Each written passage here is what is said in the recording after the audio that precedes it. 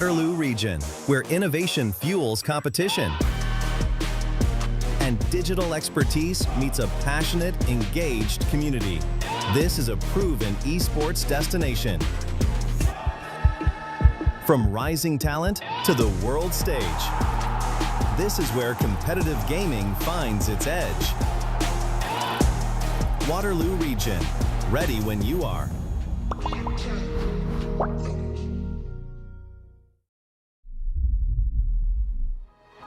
Hello everyone and welcome back to LVT Halo. We got another full weekend stacked of content and competition. This is your DSA Open number 2.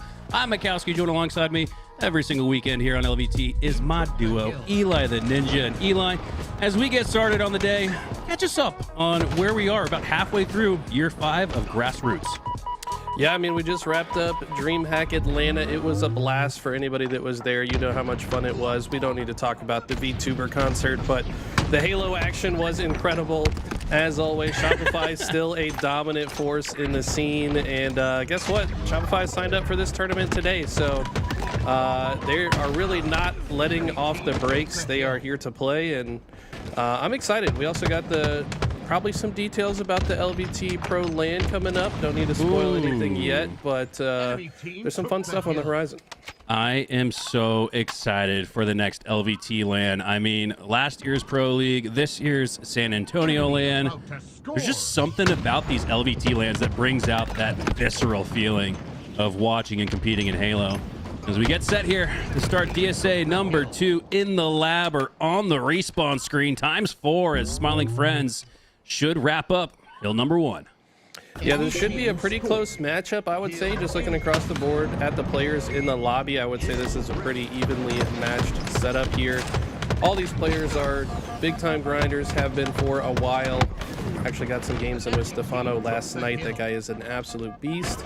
But yeah, this game type here on King of the Hill live fire, we need to hold this tower side for this rotation, and so far it looks like in the lab have actually been able to bounce back from kind of getting smacked on that first hill. They're looking a lot better for this second one.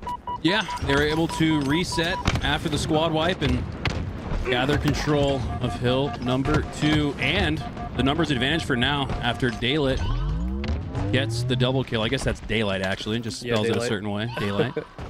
25% on the board. So while they had control of the C tower, not as much time and efficiency as you might have expected, but they can't complain. They're looking good now. All 4 players stacked up on C, and they're not 50%. But here comes the push from Stefano and crew.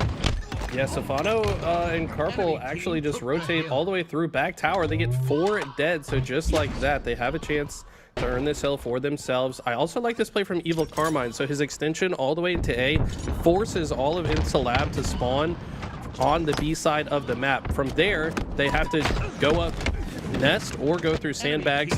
They've done a good job to move laterally and clear out Evil Carmine. A lot of teams would just hold forward and die there. So I really like the way that Smiling Friends have come off spawn. They did so with very efficient success.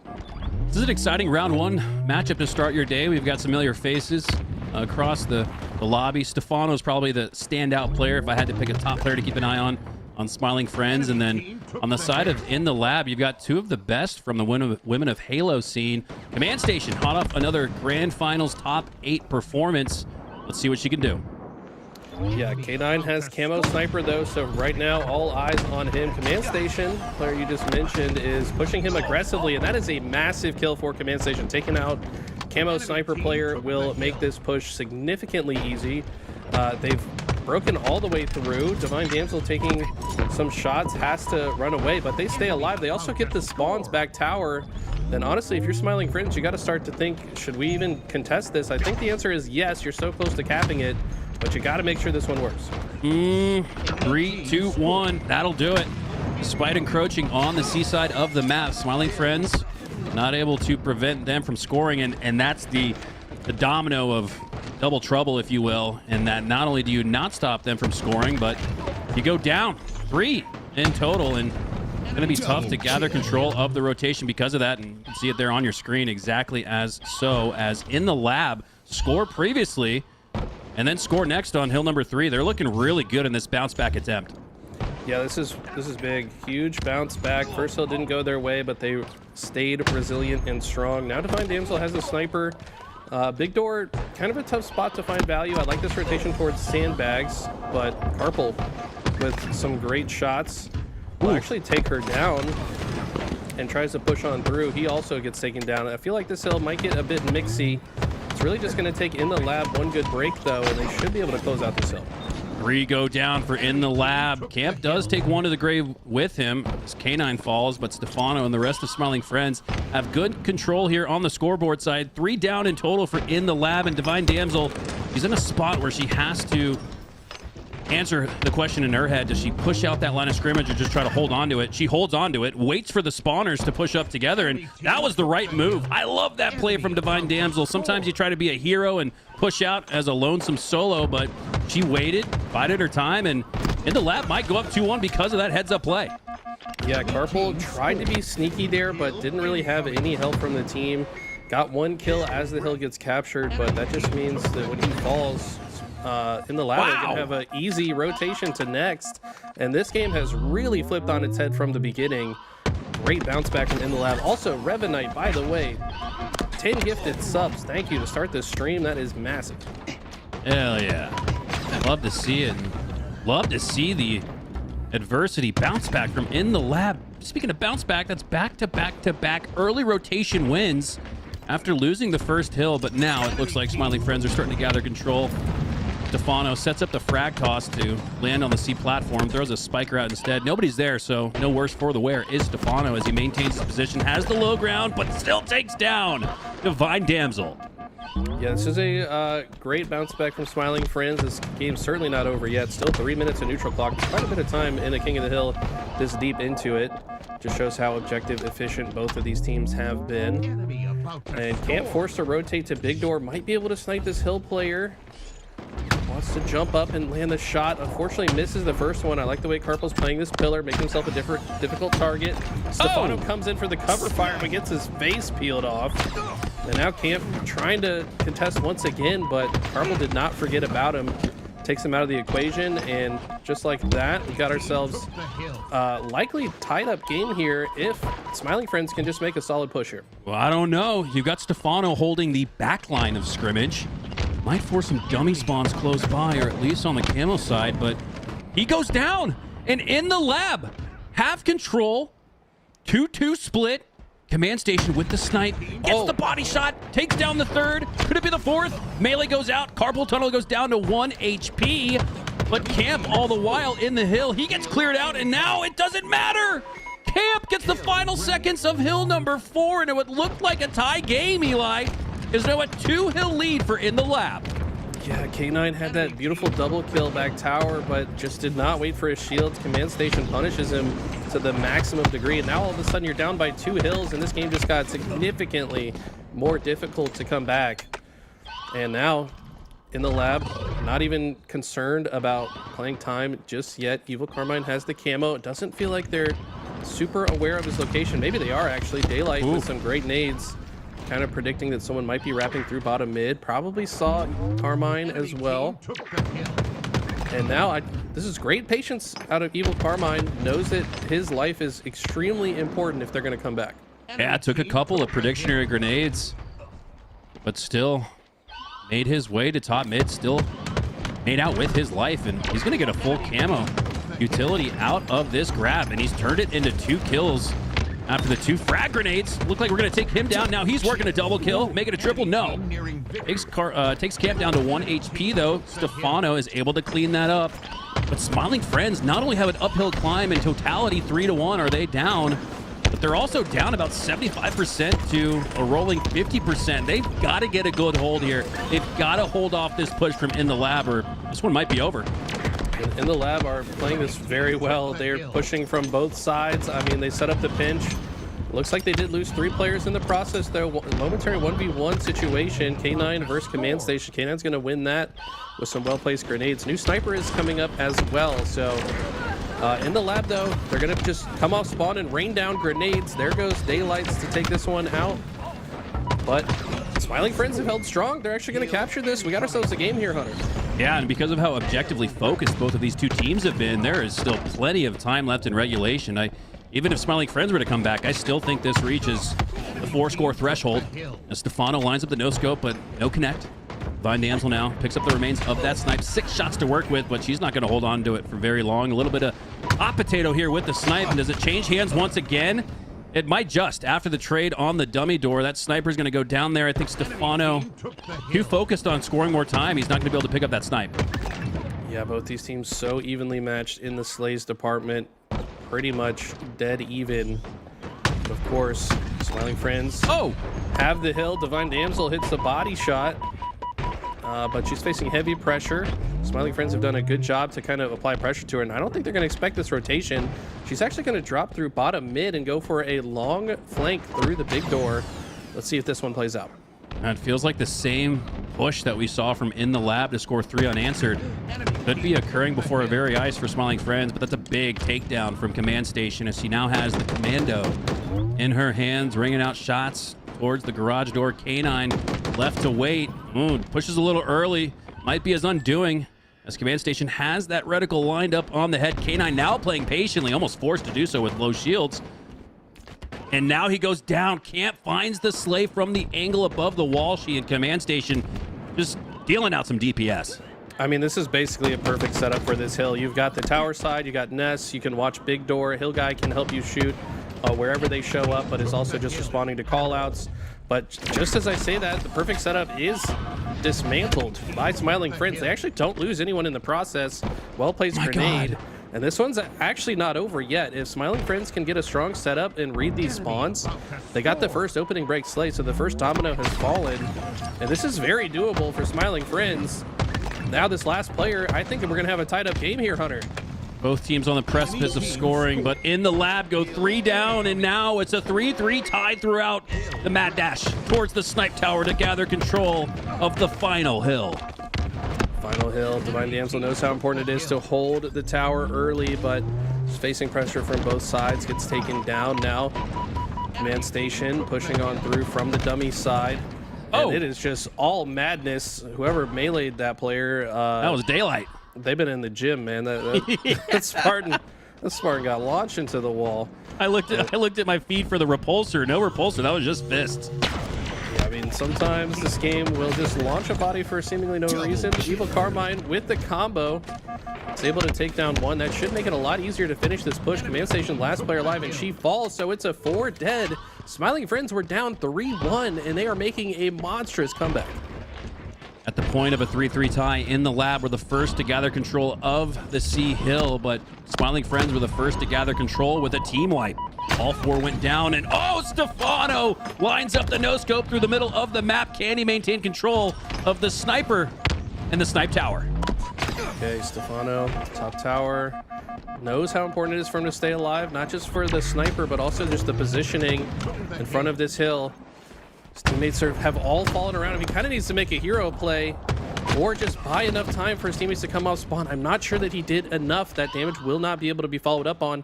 And now he's staggered, so this is going to be even more difficult. And then Divine Damsel with some beautiful snipe shots is going to just shut this push down. No shot! Strafes directly on top of the spike grenade. You never see those kill on the ground. And I think that's game. In the lab, clutch up in the end. Smiling Friends put up such a good fight with that monstrous comeback, but in the lab will close it out. The floor spiker grenade lands for Divine Damsel, and like you said, Eli, took the words out of my mouth. You would be hard-pressed to see that throughout the entire year of Halo Infinite competition, and here to start the day, it's the floor spiker grenade that seals the deal for in the lab. Wow. Yeah, I love the quick scope headshot. K9 caught sleeping at the wheel. Of course, the camo made that snipe even easier. And Carpal, this guy is pretty good at the jiggle peek, but you gotta be mindful of your toes, man. You can't just walk. He stepped on a Lego block, and that ended the whole game. It's one of my favorite fundamentals of FPS gaming, and especially Halo. Throw a grenade to the left or right, and then hold that reticle on the opposite side. So there we saw the spiker go left, held that reticle down to the right, and I think it was Camp there on the pillars, knew that that reticle was in that direction. So it's kind of a checkmate play there where, okay, I can step into the reticle and get headshotted, or I can try to stay alive and hope that a floor spiker grenade doesn't take me down. Just a perfect, again, checkmate strategy there from Divine Damsel. Earns them the 1-0 series lead, and in a best of 3, Eli, this is match point. Yeah, so the first round of winners bracket is a best of 3, as are the first 2 rounds of the lower bracket. After this, we should have mostly, or pretty much all best of 5s in the winners bracket from for quite a while here. So yeah, I mean, a lot of stakes on the line here. You really don't want to fall to losers round this early. This is a very tough matchup for both these teams. 2 very good squads that one of them's going to have to win, one of them's going to have to lose. How does it play out here on Vacancy? All right, here we go. Starting off game number 2, Slayer on Vacancy, as K9 gonna need to add a little bit of bark to his bite if his team wants to tie up the series. Gathers control of the middle of the map. Daylight dead ahead, but it might be lights out for K9 as if he doesn't turn his attention quick enough, and he does not. Does ultimately net a trade out, but still a nice start for In the Lab, up 3-1. Yeah, one thing, of course, this is the newest Slayer game type we have. I would say this map can be quite snowbally at times, not as bad as Solitude in that respect, but it is very easy to predict spawns. If you just have like one person just leaning in the direction of one side or the other, the team will always spawn on the other side. There are some spawns in red and blue, but they're a lot less frequent than the green and yellow spawns. And if you get 3 or 4 dead at the same time, you can really put the hurt on the other team, put them in a spawn trap. As I say that, In the Lab goes 3 dead. Yeah. Can Smiling Friends convert into a sequence of kills here? I was thinking the same thing. Speaking of putting on the hurt, Evil Carmine earns the triple kill to earn his team their first lead of the game, but quickly after, In the Lab tie it back up at 8. Carmine, with that attempted insta-explode, does earn the assist, now using the geometry and some swift sliding around the map to stay alive, but not for long, as he'll go down. Command Station trying to do the same, get out of dodge quickly, has one more thrust to work with. A couple of chase grenades go out. She does not land the melee, but earns the double assist. We'll take that. Yeah, Command Station starting off hot. 5 and 2, 2 assists as well. And that's the name of the game in Slayer. You got to get more kills than you die. It's that simple, Hunter. Just don't die, and you will have a good time in Slayer. This is getting pretty mixy, though. Just a 2-kill difference. Actually, 3 going down, 4 in the lab. So Smiling Friends have an opportunity, make it 4. But when this happens, you need presence on both sides. So you see Stefano pushing up on the red side as his teammates push through blue. I like this play from K9 as well, kind of cutting off the last possible escape route for the spawning players. And you see the result. They just got another 4 dead pretty instantly, and it's all of a sudden a 7-kill lead. I love when my favorite analyst in all of Halo and gaming, the smartest analytical brain, mastermind in my eyes, just simply says, just don't die. Just hit your shots or don't chase COD, because it does simply sometimes just come down to that. As Smiling Friends down in the early portions of this match, but they are up big now. And K9, we saw those 5 perfect shots. Now he's turned it into 5 straight slays and started off 0-4. So this bounce back is this lead is a big cause and effect of the bounce back from K9. Yeah, K9's a great player. You cannot sleep on this guy. I think one of my favorite teammates that I get on my team if I'm playing matchmaking. The guy's an absolute beast. Evil Carmine with an aggressive play there to finish the 1 shot, but ends up in no man's land and falls himself. They still have a 11-kill, make it 12-kill lead right now. Smiling Friends now in a position where they can think about just trying to trade this one out to the finish line. In the lab, though, they get 3 dead themselves. Can they roll the snowball down the hill the same way that just happened to them? Chance to get some collateral damage with this shock rifle. You saw both shields ping, so 3 players got weak because of that, but Carpal doesn't care, continues to push through with just 1 HP to his name, turns 2 with 1 HP, and the lead continues to grow, now 21-33. You saw Evil Carmine was thinking about the remote detonation there, but the player picked up those grenades before he could shoot them.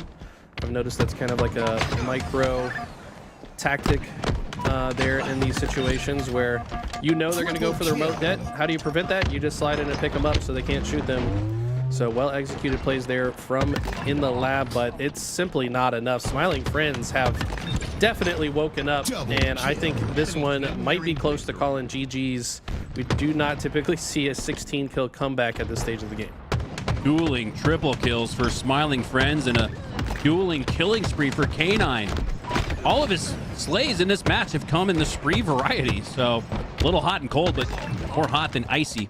And they're not going to need any ice to win game number 2 and tie up the series at 44-26. Let's just send us to game 3.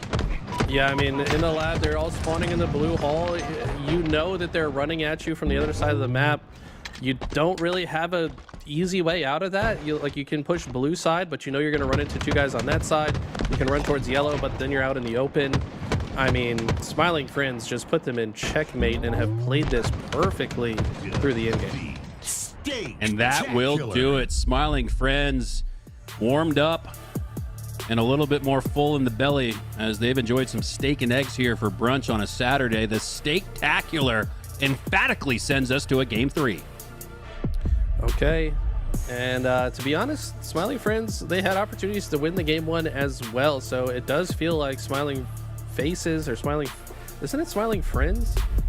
Is that the name of the team? Hold on, let me double check. Yeah, Smiling Friends, not Smiling Faces, sorry.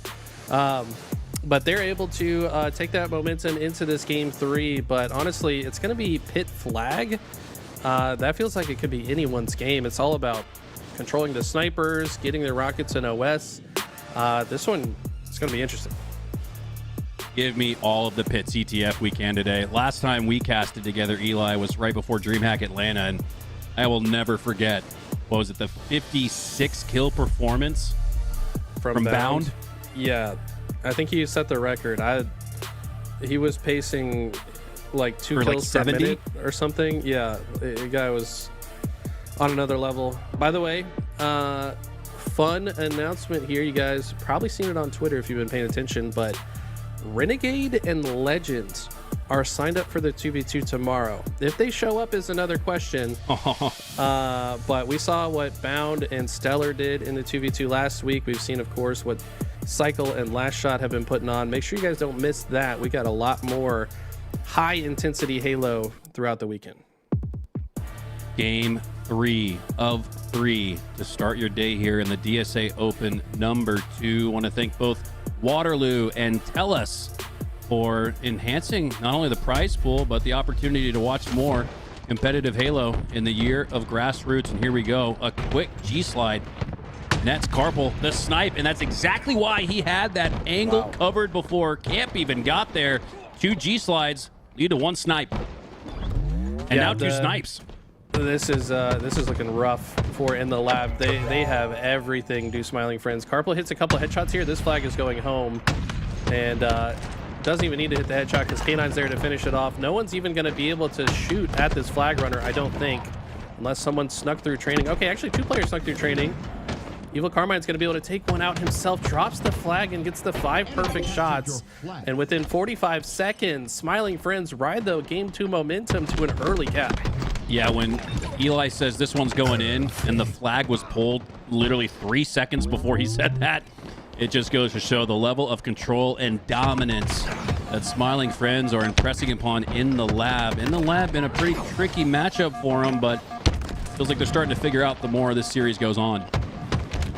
Yeah, I mean, this is definitely a game type that just one clean round of slays can lead to quite a bit of objective efficiency. And so far, they've done a fantastic job. Divine Damsel getting this kill is actually really big in this moment. If she did not get that kill, I think this would be a 2nd cap, but they do have the opportunity to stop this now with a aggressive rotation forwards, but starts getting shot in the back by K9. K9 moved very quickly through the long haul off spawn and actually gets a flag touch and gets another kill. K9 goes for the sticky trade, does not get it, does take Daylight down to 1, but Daylight has done such a good job maintaining his life in these situations. Gets a little ahead of himself there, pushing through the long haul before those shields had recuperated.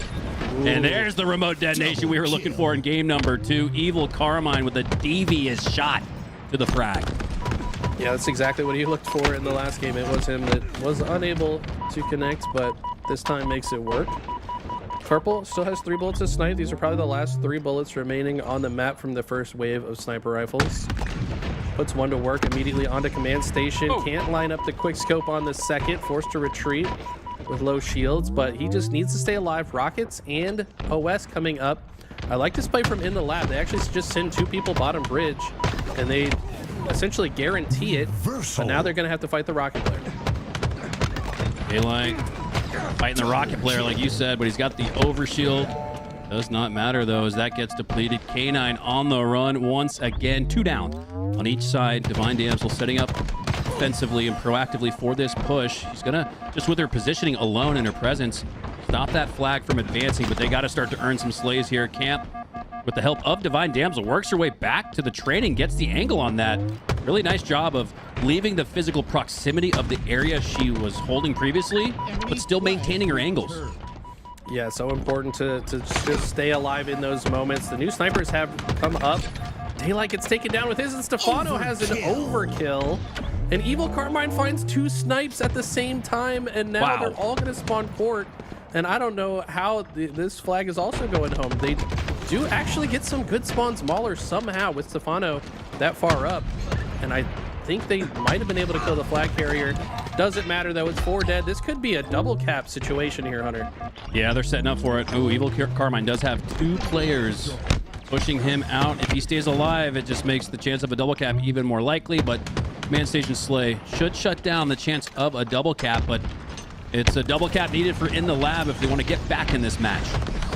Insta-splode connects for Daylight. He's able to get enough damage to follow up on it, but in the lab, also getting some kills of their own. Evil Carmine, though, just applying pressure. These kills are actually huge because in the lab got 3 dead, but if you kill a couple players, all of a sudden their attempts to pull your flag go way down. And Stefano finds a double kill as well. So even in the moments that in the lab are getting kills and advancing on the map, they're often dying shortly thereafter. Great defense that we're seeing so far from Smiling Friends. Yeah, and the few 3-4 downs we've seen in favor for in the lab are just to defensively push out. Here we go. Here's some offensive slaying prowess taking place, and this is the perfect time that they need it. Still a little over halfway left in this game, so plenty of time left, but this feels like a must score for in the lab. They just need to get something going. Yeah, one thing I'm noticing about in the lab is often in these flag runs, they don't have any presence on the training side. And that's why these runs are difficult. Like that's part of the reason why this flag gets stopped short. They might still be able to cap it, but Purple has the overshield. I think they got the rockets as well. You kind of want the 4th player to be in a position to more directly apply pressure to those spawners, and because they haven't had that, these flag runs are just not working. You saw it so clearly there, Eli. You mentioned the importance of training, and it was Evil Carmine who was holding down the training, not anybody for in the lab, nobody even close. And from training, you have a really good line of sight towards the mauler, and where a lot of people try to run that flag in to put the finishing touch on a cap, and that flag will ultimately get reset. But in the lab are back in the blue base, so the offensive pressure has been stronger, but do they have the efficiency to match to get one in? Yeah, at this point, I mean, there's still 6 minutes left. Carmine's eyes are firmly on that sniper rifle. Great death grenade from Divine Damsel. But Smiling Friends have just really applied the pressure to in the lab. And with these 6 minutes remaining, I mean, the reality is you don't even have to cap again. Of course you will if you can, but if you can keep Smiling Friends trapped in their base, never give them a chance to have a strong offensive push, that's another way to win this game. 5:44 left on the clock, and Stefano got a long-range no-scope on live fire. Now he's doing it again here on the pit as the shots lined up to the left. Has good reticle placement on a command station, good enough to take her down to 1 HP. K9 cleans it up, double so, as both command station and Divine Damsel go down, and that'll give them the green light to push through long. Okay, this is what I talked about. Keep them in the base. I don't know how that grenade launched that player so high in the air. Definitely did not have a repulse. Stefano, patient headshot there, not facing any pressure, might as well take your time. Now, accurate read on the push, but the timing kind of gets the better of him. Tries to hit the wall jump slide to get out of dodge, but is unable to escape that line of sight. And now, got in the lab, making another aggressive push. It's kind of awkward timing, though, with rockets and OS coming up. You you don't really want to invest too many resources trying to pull a flag, because if it doesn't work out, now the other team has all the items. And back to like a 2v2 situation here. Curious to see how this one plays out. Time becoming a factor here as we are 30 seconds away from the end game, and in the lab have not been able to score a single time. Daylight patiently lines up the rockets and is rewarded. Patience pays off with the double. They get 3 dead as a result. Carmine behind enemy lines with the overshield as well. Should be able to win this fight against this player. Does. Loses all the OS and has reinforcements have arrived. But look at Stefano coming in with the perfect 5-shot. It's 2v1 situation on the map. Command station, last player alive, and she gets taken out by Carpal. This might be the end of the series. Needed a couple more shots on Carmine to take him down, and he gets through the long haul rather cleanly. Now Divine Damsel on a mad dash. Frag toss goes out, but it's not clean enough. Carmine goes down though. Can they get into the base? I don't think they have the numbers, the space, the timing, and that will do it. 3-0, emphatic Game 3 win as Smiling Friends take the series. Yeah, a little bit of a slow start on the King of the Hill live fire, but man, did they turn up. Steaktacular in games 2 and 3, and they punched their tickets to round 2. Great start to the day for Smiling Friends. In the lab, gonna have to right some of those wrongs. I did notice some positioning errors from the team as a whole. They're not holding like sword and training side quite very effectively on Empyrean. Maybe just not as comfortable of a mode for them, but I think the likes of Command Station, she's a great leader. She's going to tell the team that, and they'll move forward with better efficiency in lower round 2. What a way to start the day here. A wonderful series as in the lab we saw a come from behind victory in game number 1, and then a come from behind series win in games 2 and 3. Smiling Friends seem to show up with a completely different roster, it felt like, because a lot of the mistakes, a lot of the ground they were giving up in game number 1, I didn't see them relent any of that, Eli, in games 2 and 3. Yeah, and by the way, Evil Carmine, nobody in the whole lobby crosses the 5K mark, and he's all the way at the top with 6K. This guy was an absolute force on the map, applying maximum pressure, was absolutely instrumental to their success here. All right, we got a great start to the day, and we're just getting going. We're going to go to a quick break, take 5 minutes to rehydrate, a little bio break. Make sure you guys grab a snack and maybe a bottle of water, because we've got plenty of Halo up next.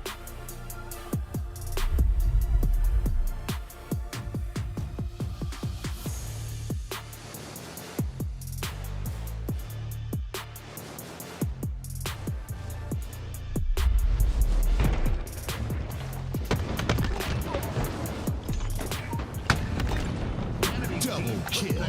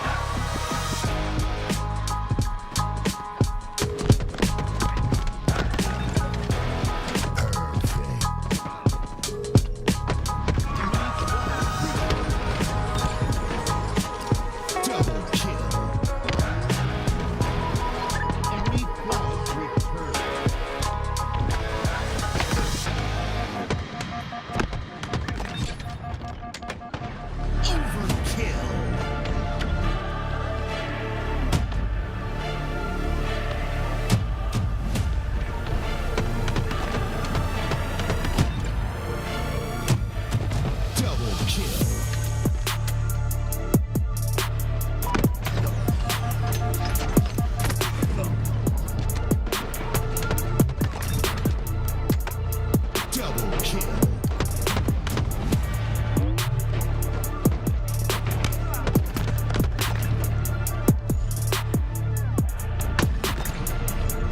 Snipe.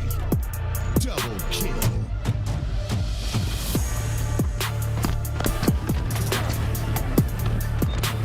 Double kill. Double kill. Snipe.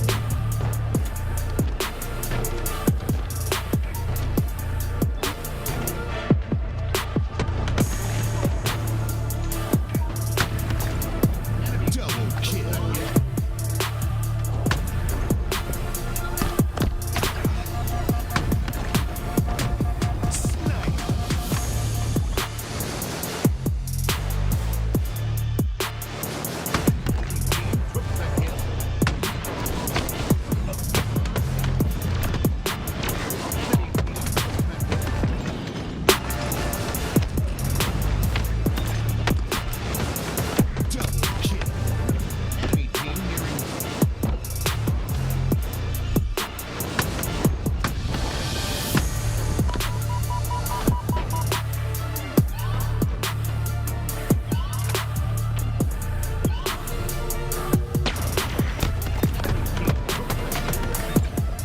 Double kill. Double kill.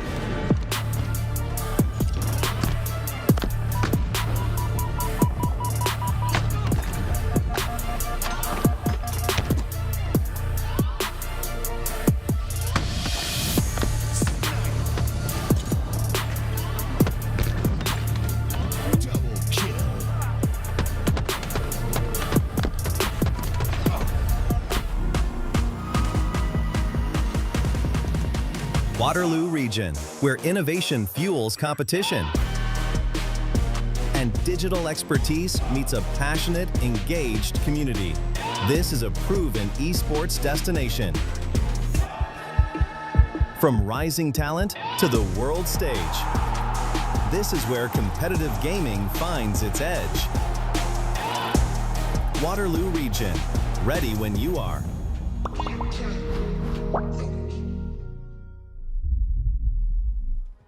Hello, everyone, and welcome back to the DSA Open number 2. Eli, we just saw an incredible start to our day. Love when it goes the distance. Will this one be more of the same, as Smiling Friends did a really good job to get here, but they've got quite the foes in front of them as Tenry faces off against Smiling Friends. A little bit of musical chairs, it feels like, for the past 6 to 8 months for Envor. I'm really curious if this is his final home, at least as it relates to the conclusion of year 5 of Halo Infinite. Yeah, he's definitely been on a lot of different rosters. I would say this is very likely kind of a pickup squad. No guarantees that this stays together for like the LVT Pro League qualifiers, things like that. But I mean, this is a powerhouse roster here. Sirion, I think the big name to look out for. This is a guy that proved a lot of doubters wrong in Atlanta. He really didn't get any team offers leading up to the event that he felt he was worthy of, and ended up upsetting Legion with, I think, the game-winning slays. Went crazy in the game 5. So I think he's kind of on a high, and I like to see him finally get the opportunity. For anyone wondering why we pronounced it as Envor, Envor himself said it was Envor. So I know everyone probably used to hearing Envor, but when the player himself tells us how to pronounce his name, we got to go with that.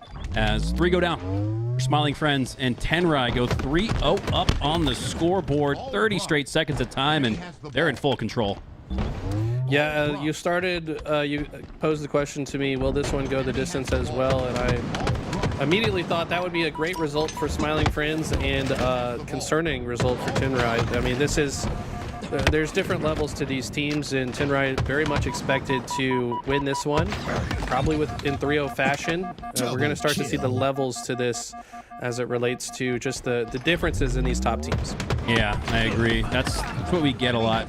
Casting the early portions of these tournaments, the levels to this really show themselves in the early rounds, where a team might look like they're on the come up, ready to take on all challengers and foes, and then they go up against a little bit marginally, or maybe even a tier above where they are, and you really feel it as they're feeling the heat. They're feeling the hurt right now. 45 uncontested seconds, and not what you want to see. Boo Boo Doo Boo, but probably the most important piece of the sandbox he could pick up. He's got the camo. Yeah, I really actually like the makeup of this Tenry roster. You got Bubu Dubu, extremely objective oriented and just knows how to win Halo. This guy's been doing it since Halo 5. And then you got some new young guns, Ezo, Sirion, who are extremely fast and aggressive. They're going to listen to what Bubu says, follow up on his damage. And then Envor is kind of like somewhere in the middle. I feel like he's kind of like a jack of all trades. He's going to do whatever needs to be done in the moment. So this roster very well put together, I would say. I agree. And I love you know me, Eli, I talk about this a lot. I love the team composition of 2 vets and 2 uncapped high ceiling potential players. And the 2 vets on this squad are Envor and Bubu Dubu. And then the 2 guys that I don't think we've seen the last of yet are Ezo and Sirion. We've seen a lot of that from Bubu Dubu. He's actually kind of picked his game up a little bit as it relates to power weapon and sniper usage this year. That was a nasty shot with the shock. Yeah, he's definitely got an extremely high ceiling as well, as he's putting on display the flying grapple, no scope reversal. I mean, Jeff Steitzer had too many things to say. I mean, this guy is just incredible. Bubu's been one of my favorite players for the longest time. Extremely intelligent and just knows how to find wins, and apparently knows how to find the flying headshot. And Carpal just got put on a poster. My God. Just harpoons his skull to the wall with the shock rifle beam there. That was nasty from Bubu Dubu. As we get rolling here in round number 2, I don't think we saw a single second for Smiling Friends. So you got to kind of walk before you run. Maybe they don't expect to send this to a round 3, but, you know, make some progress and get some time at least. I mean, you're noticing just how much pressure they're facing off the opening strat there. Somehow Tenry they didn't even really get any kills, but they dealt enough damage that Smiling Friends had to back all the way up. And that just opens the door for Tenry to get shock rifle, camo, oddball. They got everything they wanted. And the pressure just continues here. You know, K9 gets 1 kill, but Ezo answers it with a double kill of his own. And I mean, unless Smiling Friends can pick up the pace, this could be a quick one. 3 down and 3 spawning in the elevator. Ezo trying to make quick work of his opponent. Goes down, but does do enough damage to earn the trade. As Bubu Dubu once had that shock rifle in his hands. Now it's in the hands of Sirion. Bubu Dubu in possession of an overkill. Going for a potential kill-tacular, kill-trocity, but he'll go down nonetheless. But my God, Jesse, 13, 6, and 5, and he's got a little bit of oddball time to boot. You know, he was thinking about, man, this would be so sick to get the insta-splode kill tack. He would be ready to post that on Twitter ASAP, but unfortunately it does not complete. Regardless, putting the hurt on Smiling Friends early, and you're starting to see what I talked about, the absolute levels to this. We're seeing a team that has been through the gauntlet against the best teams in the world in Tenry face off against a team that's trying to get out of the open bracket. I mean, there's just... And I am a big fan of all these players and Smiling Friends, but you're just really seeing the difference here.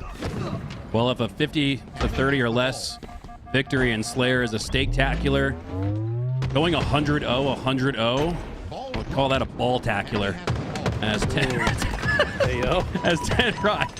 are eyeing the potential to 200-0 sweep game 1. I don't know if I've seen a ball-tacular, as you put it.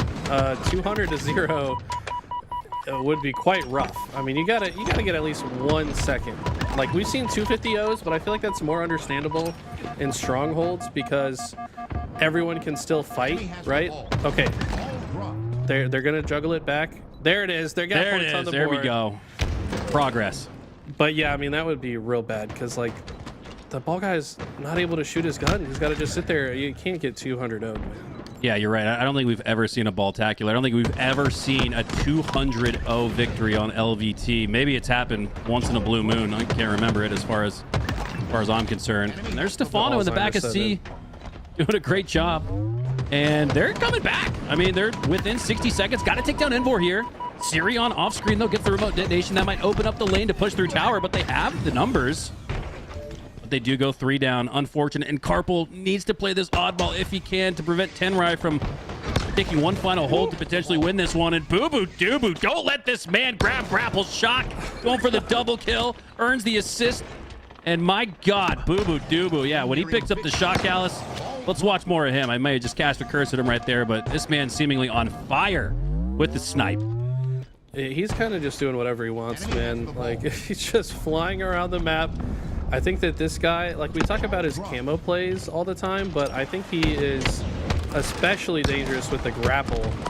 And it probably misses maps like Catalyst. We used to see his, like, Catalyst grapple runs back in year 1. Guy's just a different beast with that item in his hands. Smiling Friends able to do more than just get a couple seconds. They've turned one hold into 24, but it's less than that needed for Tenry here. As Carpal, oh, great decision making there. Just not able to land 5 perfect shots on Envor. Slippery as ever. Burns the reversal into a potential game 1 victory, as I think that might have been all she wrote. Yeah, I mean, Smiling Friends had a few opportunities this game to, like, get themselves back into it. But there was always like one player on Tenry that was no shields and would find a way to get a kill they should not have gotten. And that made the biggest difference in the Smiling Friends' ability to get any map positioning. It's like, if a guy's dead to rights, you can't let him get a kill before he gets out. And that happened multiple times that game. Right. You always say you've got to play off of your advantage state. And that's a micro advantage state. When you've got the back of an opponent that's not a Woodham on mouse and keyboard and can instantly turn and start cracking your skull with the bandit, you gotta turn that into a slay. You can't let Envor not only just stay alive, but turn it into a slay for himself. So that was kind of, for me, a little bit of a microcosm of what all went wrong for Smiling Friends, as they might be a little unhappy with their performance in game 1. What's crazy is I don't think we were on Ezzo's screen like at all that game, but he actually dealt the most damage, had the most kills. I think he had some ball time as well. Ezzo having himself a little pop off. Maybe we'll watch him a little more in the game too. But Tenry looking quite good. I think this is what they expect, as we have some replays from the previous series. Yeah, I think Ezzo had nearly a minute of time. Was that 54 seconds, Callus? If it's at 94%. Yeah, 54. Quick eyes. Okay. I'm not getting too old on you, Eli. As Ezzo, 6k damage, most frags in a minute of ball time. That's like the ideal matchmaking teammate. Yeah, he's frying. Great teammate as well. I feel like this guy's always willing to do whatever it takes to win the game. And right now, I feel like Boo Boo Doo was the star of the show with this shock rifle. Oh. Beautiful quick scope. Off the rack, killing spree, perfect reversal. He's getting 4 medals in one pull of the trigger. Another perfect reversal here. And just kind of applying the pressure to him early, setting the tone for the rest of this game. One of those kind of situations where even right there where he missed the shot, you just like, even though he missed the shot, you still almost like visualize him hitting it. Like he was that on fire with the shot, you just feel like he can't miss even when he does. As Tenry take a 2-1 lead off the start. Did you see a new ghost jump right there? A ledge jump? What was that? No, I was just never seen someone do this opening strat. They sent one guy that jumped from the light fixture to top mid. That was Ezzo. And then the other 3 all went snipe side. That's just not something you see very often from the blue spawn here. But it ends up working out. I think they're able to get, yeah, they got camo and shock off of it, which is not something I would have expected for that opening strat. Smiling Friends keeping it close within a team wipe, down by 3, but Envor now has 2 shots left to work with in that shock. A little bit of camo left to work with as well. Needs to line up and land this perfect, but he does not. Does get shots onto Stefano though, and with a little bit of camo left, he feels like he can push in unabated, and he does. Killing spree for Envor off the start, and now a 6-kill lead for Tenry.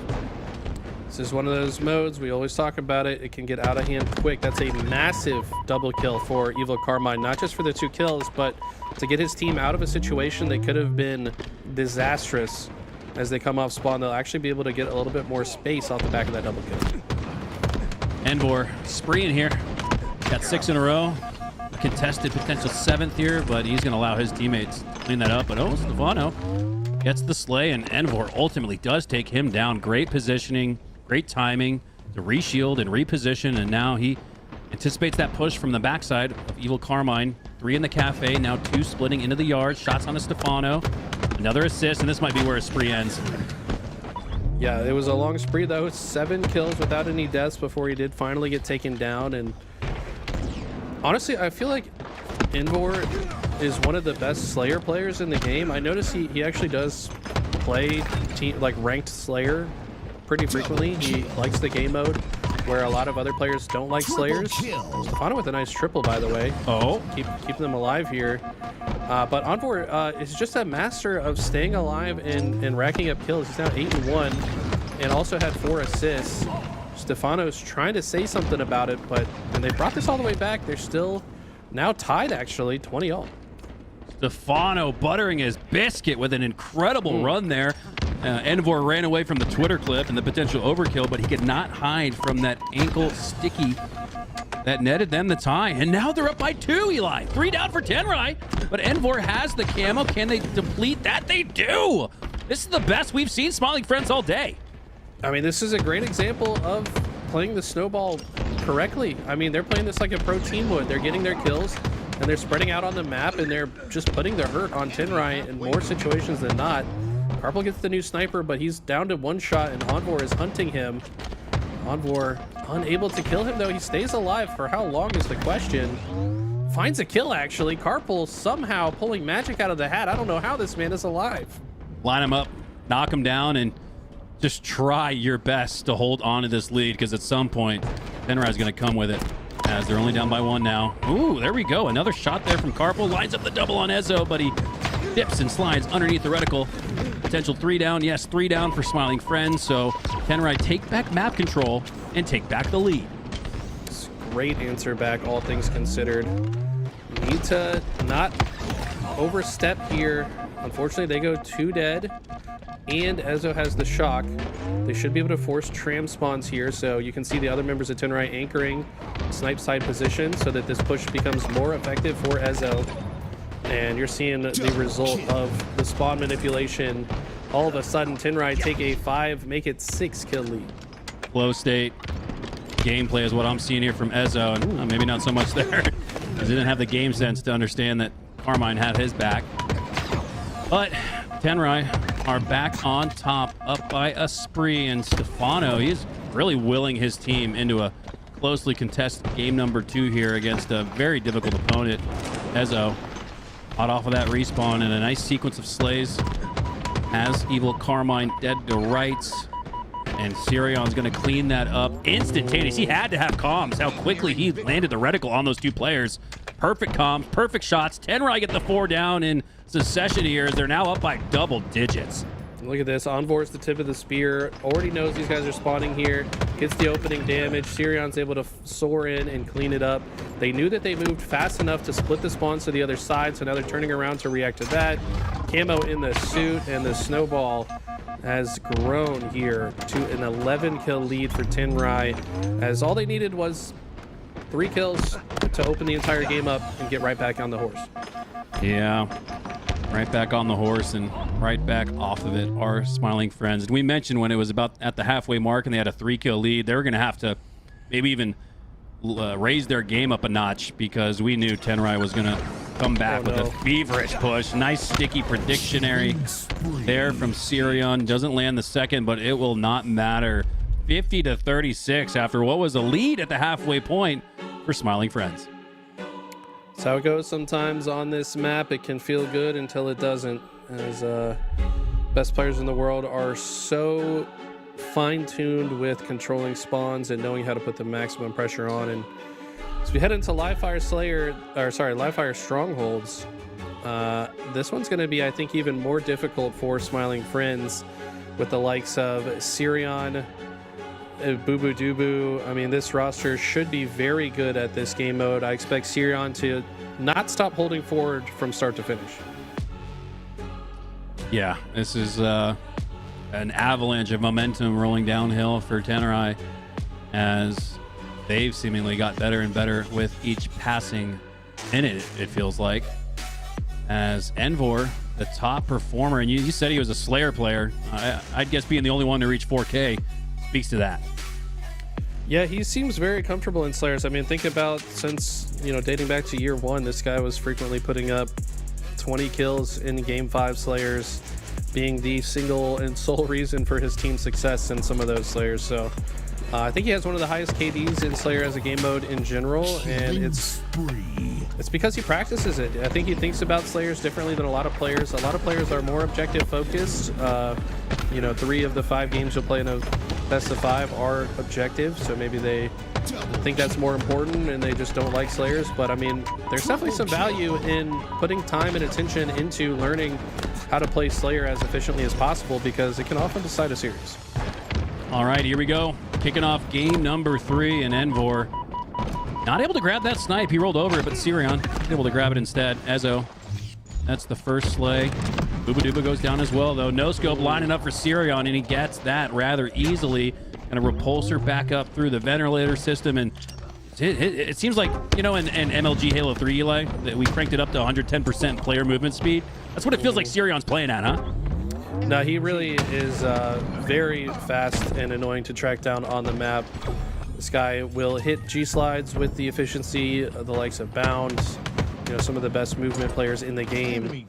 And when he's got a sniper and plays on high sense and he can hit some no-scopes as he's soaring around the map, it can get very difficult to play against. Yeah, a couple of gifted subs coming through. A 5-bomb from Pursley. Appreciate you, gamer. Toxic Gamer gifting a sub as well to Rubik's Cube. As Boo Doobu goes high, gets the back smack on the top of the skull. And speaking of Knuckles subscribing as well. That time to Eli X. Love seeing some support for one of the legends in the grassroots scene. 24-5 now as Tenry open up another strong start. Yeah, I think Pursley's 5 gifted were to Stress, one of our other co-streamers. So shout out to all the co-streamers watching us today. We love to have you here. And make sure you guys support not only LVT, but also these other communities. These guys are putting in the work and absolutely deserve your support. Yeah, love having our watch party cohorts in the shotgun passenger seat for all of these weekends. It really takes a village to bring together these community grassroots tournaments. And as we have a 41-5 match here, I want to just, and 3 down for Smiling Friends, I want to give a quick shout out to DSA, who are the absolute goats of tournament organizers. They have spanned multiple titles: Valorant, Halo, Call of Duty. I mean, if there's a tournament, they're probably behind the scenes, and now they're in the full frontal as they are putting on their first ever set of tournaments. This is, despite the years and years of dominating the tournament organization scene, this is the first tournament that they've put on themselves. So we are proud to be the broadcast partner for both Bittersweet and Frag Out, 2 legends in the scene you guys should know about. Yeah, honestly, if you want to learn how to put on tournaments, you should study Bittersweet. I don't think there's anyone. Yeah, there's sleep. Nobody in the industry does it like Celeste. She's absolutely just insane. Like I can't say enough about her work ethic. Anyone that knows her and just sees her at these tournaments knows how much work she puts in. And for her to now be hosting this, you're right, it's incredible.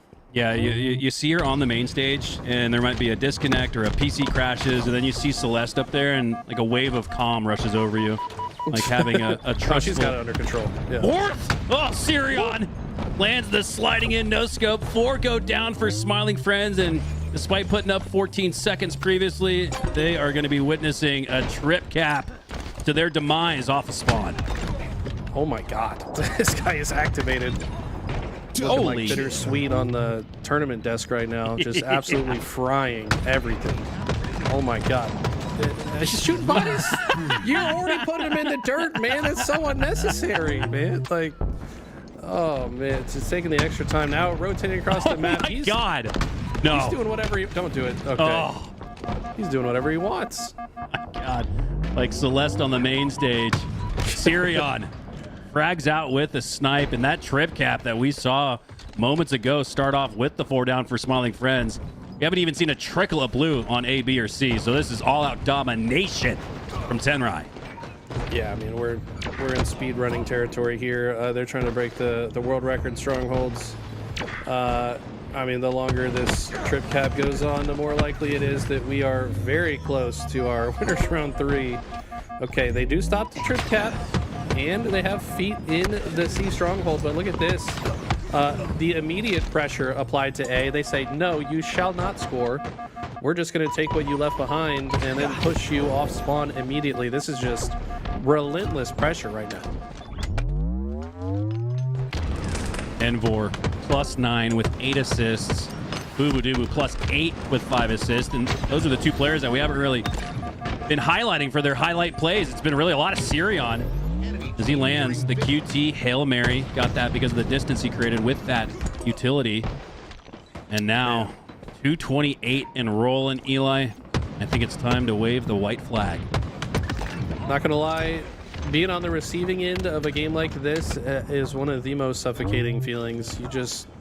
There's nothing you can do. You come off spawn, you're getting shot from the left, you're getting shot from the right. You've got to get your feet in a stronghold, but you got to get through 2 guys that are staring at you first. Like, it's just such an uphill battle. They have slowed it. Ezzo's unable to stop that cap on the seaside, but yeah, unfortunately they do push them out of the stronghold and close the deal. Tenry will advance forward. Tenry, one of those interesting rosters to keep an eye on today. And another one is that former Envy squad. I'm sure they signed up for this. I'm excited to see them play. Maybe those 2 teams match up because there's a little bit of a musical chair shuffling that occurs after LAN tournaments, and we've certainly seen that once again, as it looks like Tenry will take on setting baseline Luminon Gaming, I believe. Shopify Rebellion. Oh, go ahead. I just want to explain what that team is because it might confuse a few people. ABXLG is Common, Little Gators, Tapping Buttons, and Ryanoob. So a mesh of Ascending Baseline and Luminon. They're going to face Tenry. That's going to be a banger matchup. Would that be Ascending Baseline and Legion Gaming? Or sorry, did I say Luminon? Yeah, you did, but I kind of put the reel out in the water for you and you bit it. That was my bad. I appreciate that. Yeah. And then we have Shopify going up against Just for Fun. That might not be fun for them. It's Shopify, Eli, they've looked like the clear favorite ever since the latter half of last year. I mean, it's been a dynastic run for them. Yeah, the Just for Fun squad that they're playing against is Ice Kid, Tabvol, Magico, and Hero, which I think is Hero DNA. Very strong Latin American team featuring Ice Kid as well, so that'll be a fun one. But we will go to a quick break, guys. Don't go anywhere. We'll come right back with some more Halo action.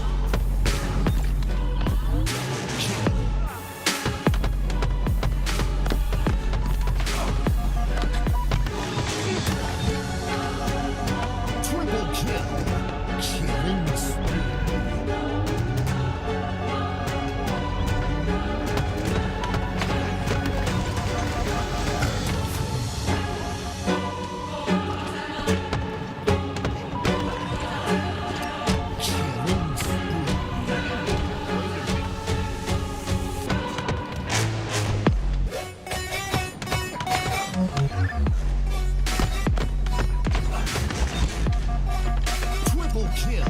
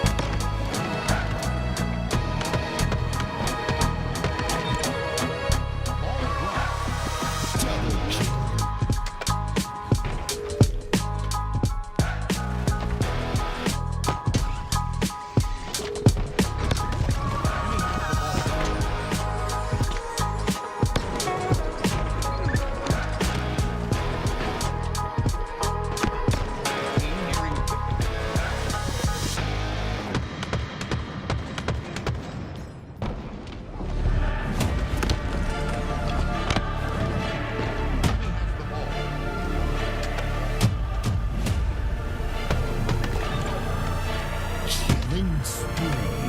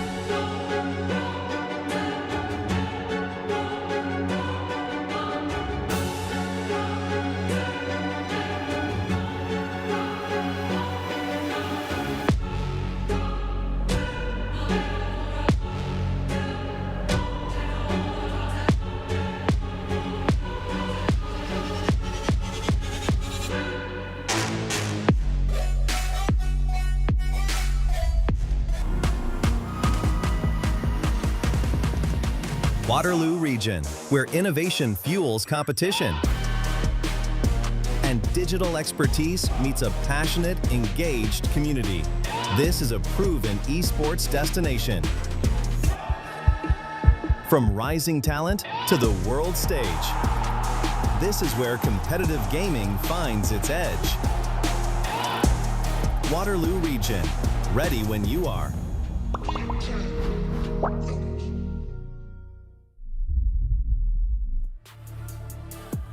Hello everyone and welcome back to LVT Halo. We are getting into round 3 action and it'll be a first to 3 here on Origin as we keep tabs with Tenry, newly minted roster after the chaos of DreamHack Atlanta. Eli, what should we expect as they go up against this ascending baseline Legion Gaming roster, which is another matchup of some familiar faces? I mean, this is just going to be scrappy to describe it as best as possible. These are two teams that just formed for this tournament. They did not team together at Atlanta. They haven't done VOD review, but it's 8 of the best players that you could ask for just going at it. I mean, this could get real mixy, and it's just really going to come down to who has better small talk, who knows how to position themselves around teammates regardless of, you know, talking strategy. You've got to be able to adapt to your teammates, what they're going for, and respond to what the other team's going for as well.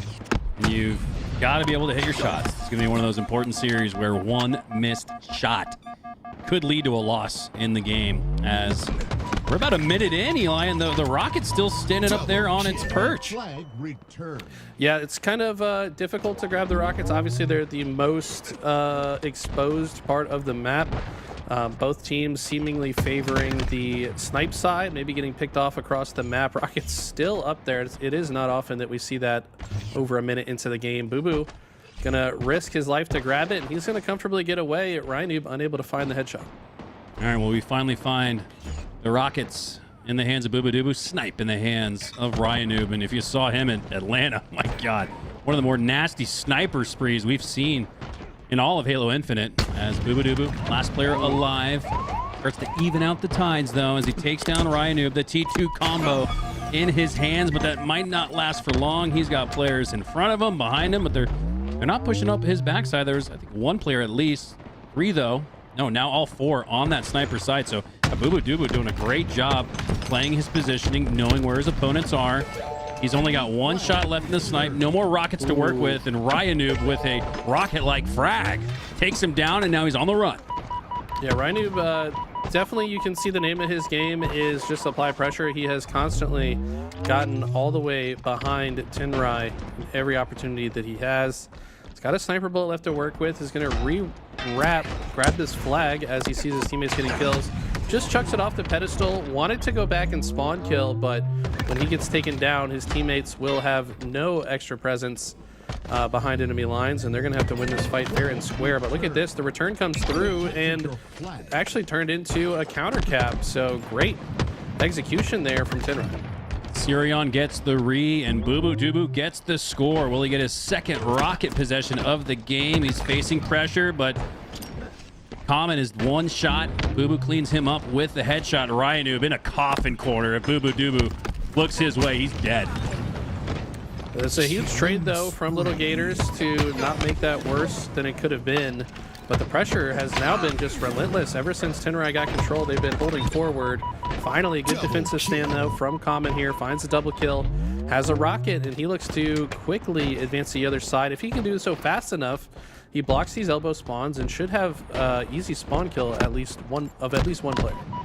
Common and Little Gator splitting from their duo teammates of Uzi and Zuzi, now pairing up with Tapping Buttons and Ryanoob. As Common has 1 rocket left to work with. Wow, despite a 1 HP Ezo and what looked like decent enough splash damage, he does not take him down with the rockets, does take him down ultimately, though. And 4 go down, though, for ABLG, as Tenry should be able to put this one in. Yeah, this looks like this flag's going home. And by the way, I don't think LG is breaking up Legion Gaming. This is just who was available for the tournament. The Twins are playing in the 2v2 tournament tomorrow, so maybe want to keep their mind in 2v2 mode as they've been practicing lots of 2s recently. And they won the 2s in Atlanta, right? They did win in Atlanta, and they also got, I want to say, 3rd or 4th last week on Sunday. So yeah, I kind of like that, to be honest. Like, it does require a very different mentality to play 2s and 4s, and they're making sure they're still in 2v2 mode. Yeah, there's a totally different cadence and timing to 2v2, so I see the vision for Uzi and Zuzi to stay locked in. They want to take down Legend and Renegade. We got, guys, not to get ahead of ourselves, this is tomorrow, but as Tenry puts in a rather easy 3-0 win, but make sure you guys set your alarm for 11 a.m. Central tomorrow, because Renegade will be joining us once again back on the LVT broadcast. Cannot wait for that. Yeah, that's been the talk of the town. Legend's been grinded, man. We've been seeing him in matchmaking, and doesn't look like he ever left, man. The guy's still got it. He's been playing Call of Duty for a while, as has Renegade. Renegade's been finding some success. He actually competed in Call of Duty at DreamHack Atlanta. Didn't have the result he wanted, but these guys are ready to get back into the Halo streets, and we'd love to have them. I mean, that's still pretty incredible, though, for Renegade to, to be a 2 esport athlete, if you will. I think of guys like Deion Sanders. I mean, the list is very short of people who have been able to compete at the highest level in a multi-prong approach. And Renegade's right there up there with the GOATs, as he's done quite well this year, rising up from challengers, making it to his first CDL land at Atlanta. And like you said, not the results you wanted, but he's starting over. He's a world champion Halo, and he's a rookie in Call of Duty, so you got to keep that in mind as we descend to live fire for game 2. Yeah, let's reset our focus here. Of course, we're excited about those guys coming back, but yeah, you're right. It was kind of maybe a surprising 3-0 out of Tenry. Kind of expected AB to put up a better fight in that game 1. Maybe they can bounce back here in the Slayer. Opening strat, Little Gators with a quick route through the pillars, but Envor seemingly ready for it. I think he just waited for those grenades. Ezra's going to clean up, kill onto Common, and Boo Boo has the sniper in his hands. New camo coming up as well. Rhinu's going to want that instead, and Rhinu has the opportunity, but it's not a good chance. He is just one shot. Boo Boo cleans him up with the body shot, but yeah, go check out LVT Halo on Twitter. Scroll down just a little bit, you'll see Rhinu's 2-minute reign of terror with the snipe, but now it's changing hands into the hands of Envor. That makes sense. Pair the camo with the snipe and pair Envor with it as well. Why not? Nice headshot. Yeah, 3-kill lead here, and they know where all of ABLG are. This is an interesting point of the game for ABLG. They kind of have to play a little bit patient. They don't know where Camo's lurking. Common gets caught off guard. Probably didn't expect Camo to come back out this way. So Envor, I really like the way Envor's played this. Like, you don't really expect the Camo guy to be out at Camo, a minute after he's picked it up. So this is beautiful execution so far. And now they're going to spawn them all at training. And this is really rough for ABLG. Envor ripping faces and Molnar armor, goes for a difficult second attempt, even a third there, but not able to take down Common, as Common will take back the snipe. But I'd say it's like one of those situations where you're okay giving up the snipe when it's only got 1 shot left and Common not able to take advantage of it. So Envor, full-fledged run there with the snipe, and it's got his team up 7. Double kill. Tapping, answers back with the double, and I feel like if ABLG come back into this, you want to see some big plays coming in from Tapping. This is one of the best Slayers to ever do it. He is 6-5 so far, but you need him to win some critical pivs. The problem is Tenry aren't really giving them opportunities for actual one-on-one fights. We're seeing just better teamwork and flow so far from them. Insta-splode attempt. Rhinu pretty heady with that, but he falls. I think he accidentally killed himself with that. Yeah, it did look. It was like insta-splode. It didn't skip at all. It just went boom. As his team facing a 5-kill deficit, tapping buttons up on the nest, has the high ground, but not the shots advantage he needs. He gets cleaned up rather easily there by Envor. Envor with a previous reign of terror with the camo, and he's eyeing it once again. I like this play from Envor. Kedor is such an important position when camo's coming up, and he wanted to make sure that the enemy could not comfortably sit there, so Sirion could more comfortably grab it himself. Sirion wins a nice fight through top center, and I mean, this is just full map control really on the side of Tenry. You're seeing a lot of individual plays on the side of AB where they're just trying to force it, but to be honest, you generally need to slow down a little bit when the other team has camo. Now that Sniper's been added to the equation, I mean, this could get out of hand quick. Feels like it is. 12 kill, 3 team wipe cushion for Tenry. And this is, could it have been a fluke in game 1, losing 3-0? This is starting to look like more of a correlation to how much better Tenry might just be. And like you said, ABLG, it's a pickup squad. Tenry might just be a pickup squad too, though. So I don't know. I can't really make any excuses for the performance we're seeing from 4 players that we're used to seeing at the top. Yeah, I mean, you got to think about, and this is just thinking like philosophically about these 2 rosters. Tenry are comprised of 4 players that have been on so many different rosters in the past year. They've had to be able to adapt to new environments on the fly over and over again. Then you got Little Gators and Common, who have had the same roster for how long now? Like 2 years or something? So yeah, it might be a little bit harder for them to like adjust to the play styles of new teammates. whereas Tenry are just, they're used to adapting at this point. Yeah, good point. 2 players falling into the fold is much more simple than 4, all 4 for ABLG. But even then, Common and Little Gators, they've got experience, I think, tapping buttons and right. So again, I keep trying to make a quote-unquote excuse for him, but I don't know. There's not really many to make. This should be an evenly matched series, and we have not seen that just yet. N4 tearing them up, taking them down, the triple kill with the melee, and they only need 4 more, and they might just be eyeing a steak. Yeah, well, steak is off the menu, but they're at least getting a side of mashed potatoes. This is a With garlic butter. Yeah, that sounds delicious for a Saturday afternoon. But yeah, this one's already over, man. Hoping that ABLG able to bounce back. I would say Ryan, one of the best leaders to ever do it. Can he give them some kind of post-game speech to power them up going into the rest of this series? I think he's going to have to, because Tenry are looking insane. Now, typically on LAN, we'll wait 5 to 10 minutes after a game 2. Online, though, you'll see a team just instantly queue into game 3. I wouldn't be surprised if we see that LAN-like 5 to 10 minute break, because, like you said, Eli, I think Rhinu's grabbing the chalkboard and some magic eraser and a little bit of a Sharpie action going on here. He's got to draw something up to get his team back. But if anybody has the big brain capability to build a parachute on the way down, it's Rhinub, and they don't take a quite 5-10 minute break, but they didn't instantly queue in. The problem is Envor's got party leader, and he just went 18-5. So he wants to start the next game ASAP. He says, I'm feeling hot. Let's get this over with. Yeah, I didn't see ours in chat too on the top right. Usually you wait for that after game 2, but yeah, I think Envor, after a game like that, he wants to run it back. Yeah, also, I mean, ABLG, they have the option to switch to Observer. That's kind of like the, shorthand in a custom lobby to say we're not ready yet. But, yeah, both teams said, let's just go next as they load into game number 3.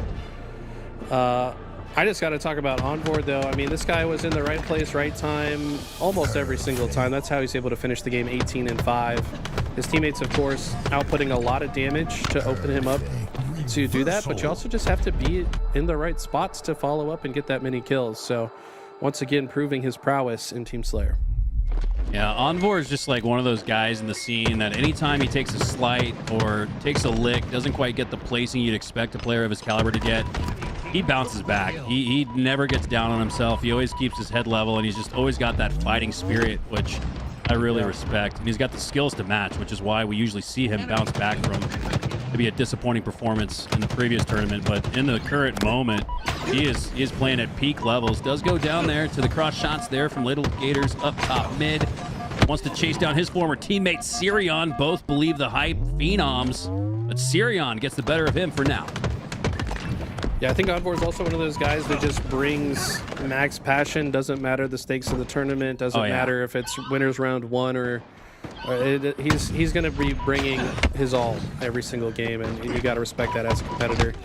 But Lattice King here, I think if there's any mode that could help ABLG reset, this is a good one to do it. It's going to be a long, drawn-out battle across these different hill points. This first one can get quite mixy. ABLG actually do have the lead, but Envor is going to slow that down with kill on the hill point. Envor trying to stay alive. Tricky shots does ultimately get the reversal onto Little Gators. Common now sliding into the ice cave. Takes down Ezo. And here we go. Did Ryanoob spark something in the pregame lobby to get his team back in this? Because, like the chat was mentioning, this is a little bit of a shocking results that we've witnessed so far, but I'm not counting ABLG out just yet. They've got the crew. They've got the tactical strategy to come back. Yeah, Ryan's definitely not the type that's going to go down easy. He's going to find some way in. I can recall his team mounting at least one reverse sweep at the course of Atlanta as Tapping Buttons Goomba stomps his opponent there. Envor's going to be able to clean that one up, but it is certainly not out of question. They look primed and ready to score this first point, but Tenry so far have control of red, which is definitely where you want to be for this next hill. Can they hold on to it and tie things up over the course of this hill? All right, here we go. Seeing a little bit of life and a little bit on the scoreboard. The first lead of the series for ABLG, and what a time to get it here in game 3. Back against the wall and back to the respawn screen are both Tapping Buttons and Ryanoob after the nice double kill there from Sirion. Envor now trying to prevent that push into red. Chase grenade goes out. More of a zone control grenade. There's the chase grenade, and it lines up for the kill, for the assist. Perfect grenade geometry there from Envor. That was a very nice play. Yeah, he just played that situation perfectly. Didn't advance too far. Understood exactly how far he could go without risking his life.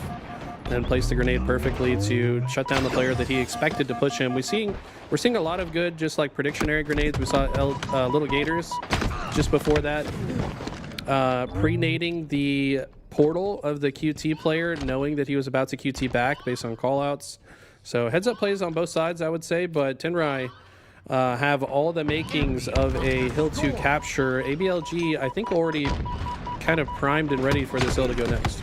Yeah, look at the L-shaped setup there, but for now, AB, LG do make it a 2-2 even split. Little Gators got to stay alive. He's got 4 eyes on him. That's Boo Boo Doo Boo.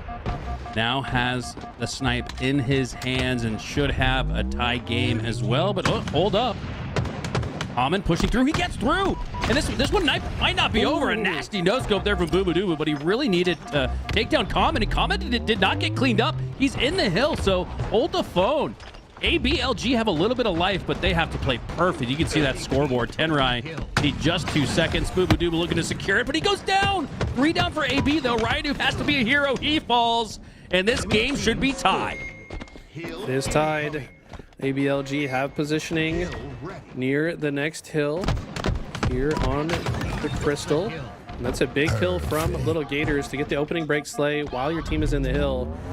Usually bodes well for a lot of potential hill time. Wants to turn it into another, has the shield advantage, but Envor with the thrust gets himself out of dodge, stays alive, and he might be able to just break the setup as a result. Envor in the hill. Most frags. Not like he's shy on the objective either. This has been a great performance so far to start the day. Common does take him down. That's going to open up the lane to push through with no pressure. All 4 fall for Tenry, but oh my God, Sirion spawns inside of blue with too many players watching that. How did that spawn occur, Eli? Tapping, I don't know where Tapping was at the time of the spawn. You can see he was advanced into red. Ryanoob was blocking the tower spawns, but you'd still think that Tapping wasn't so deep into red to force that, but Sirion was ready for it, so I don't know. Not Sirion was ready for it. Common was ready for it.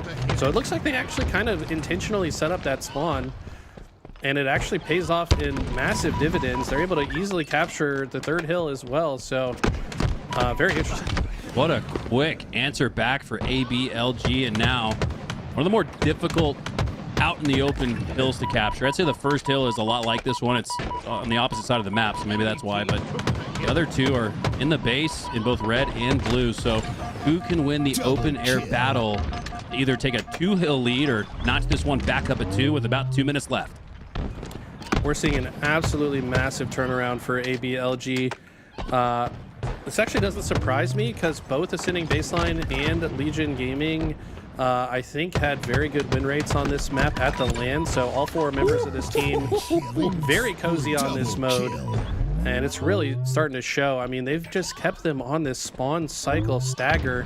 I think they actually maybe intentionally spawn these players next to the hill so that they could then collapse onto it as well. I mean, this has been really flawless, either spawn manipulation or just being able to react and understand the situation.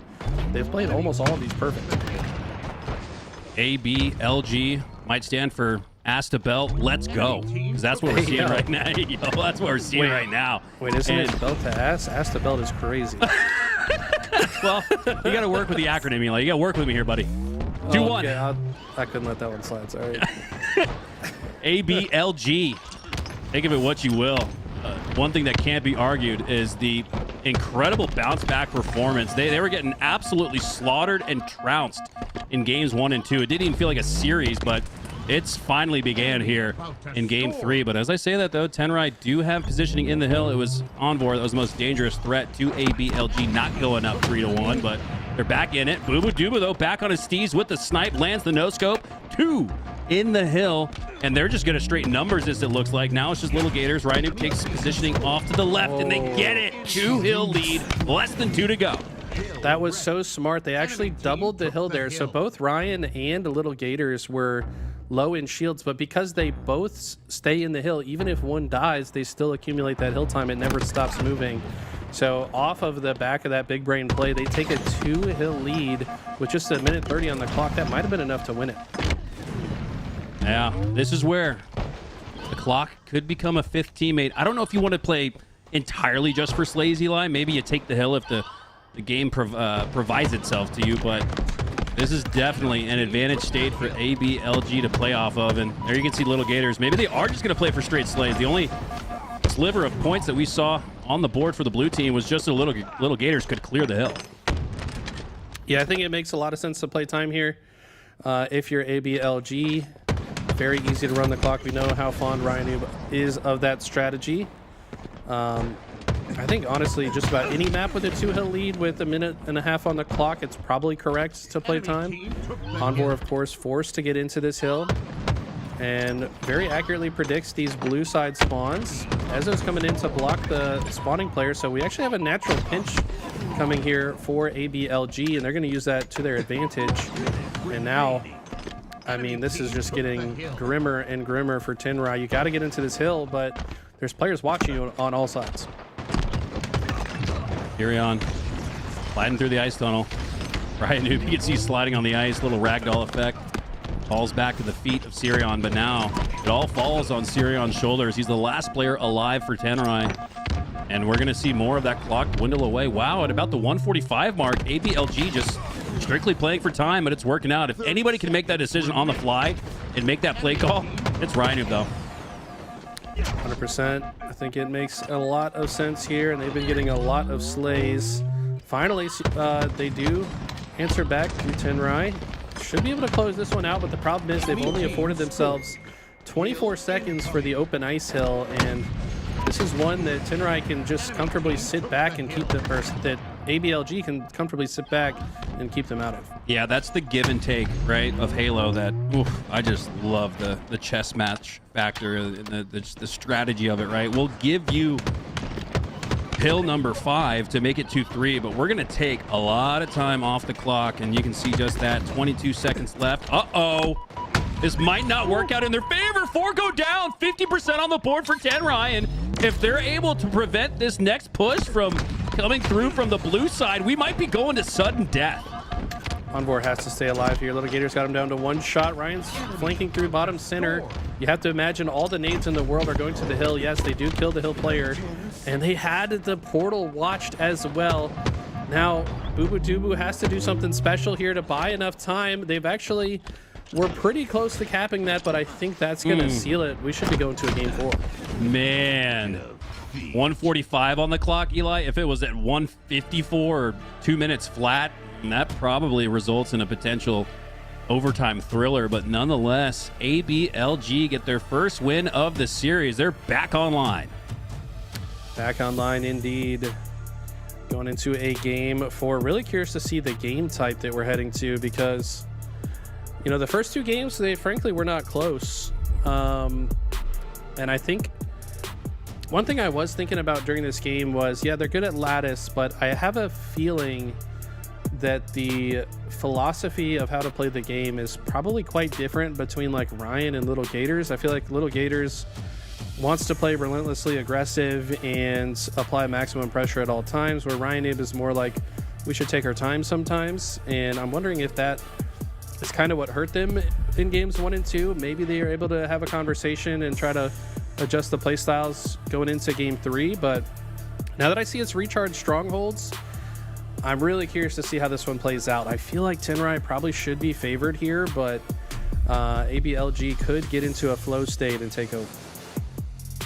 Heading to Stronghold's recharge, where we last saw Boo Boo Dubu tearing it up with the shock rifle. He'll have another opportunity to do just that, but he's facing a and ABLG that have recently put it together, and shots are landing more efficiently. The objective is more efficient, and you're going to have to be objectively efficient if you want to earn a Slayer Game 5 as Strongholds kicks off. Here we go. All right, this opening play I think going to be really important. Who gets away with the camo and can convert it into the first points of the game? Ryan Noob unfortunately misses a couple shots there. Great strafe from Envor, but teammates there to clean it up. And it is ABLG that will strike first and get their first points on the board. It's an apocalyptic wasteland. 7 out of 8 players dead in the lobby, and tapping buttons is scooping up some resources as he secures B and C, giving to them off the spawn. That'll start the scoring for ABLG, so carrying a little bit of that momentum from game 3 into game 4. Okay, yeah, this is, I mean, pretty much everything you could ask for off the opening. We will see runs go back and forth in Strongholds very frequently.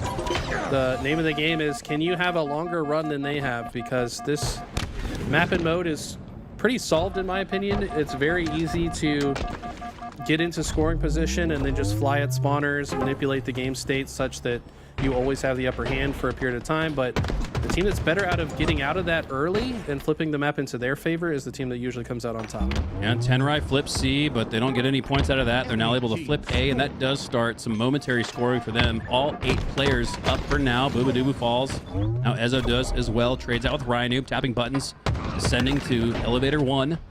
Gets the slay onto Envor, now working his way back. He's got the team support. He's got the shots himself, and he's got A back in his fold. That was a really big answer to my question from ABLG.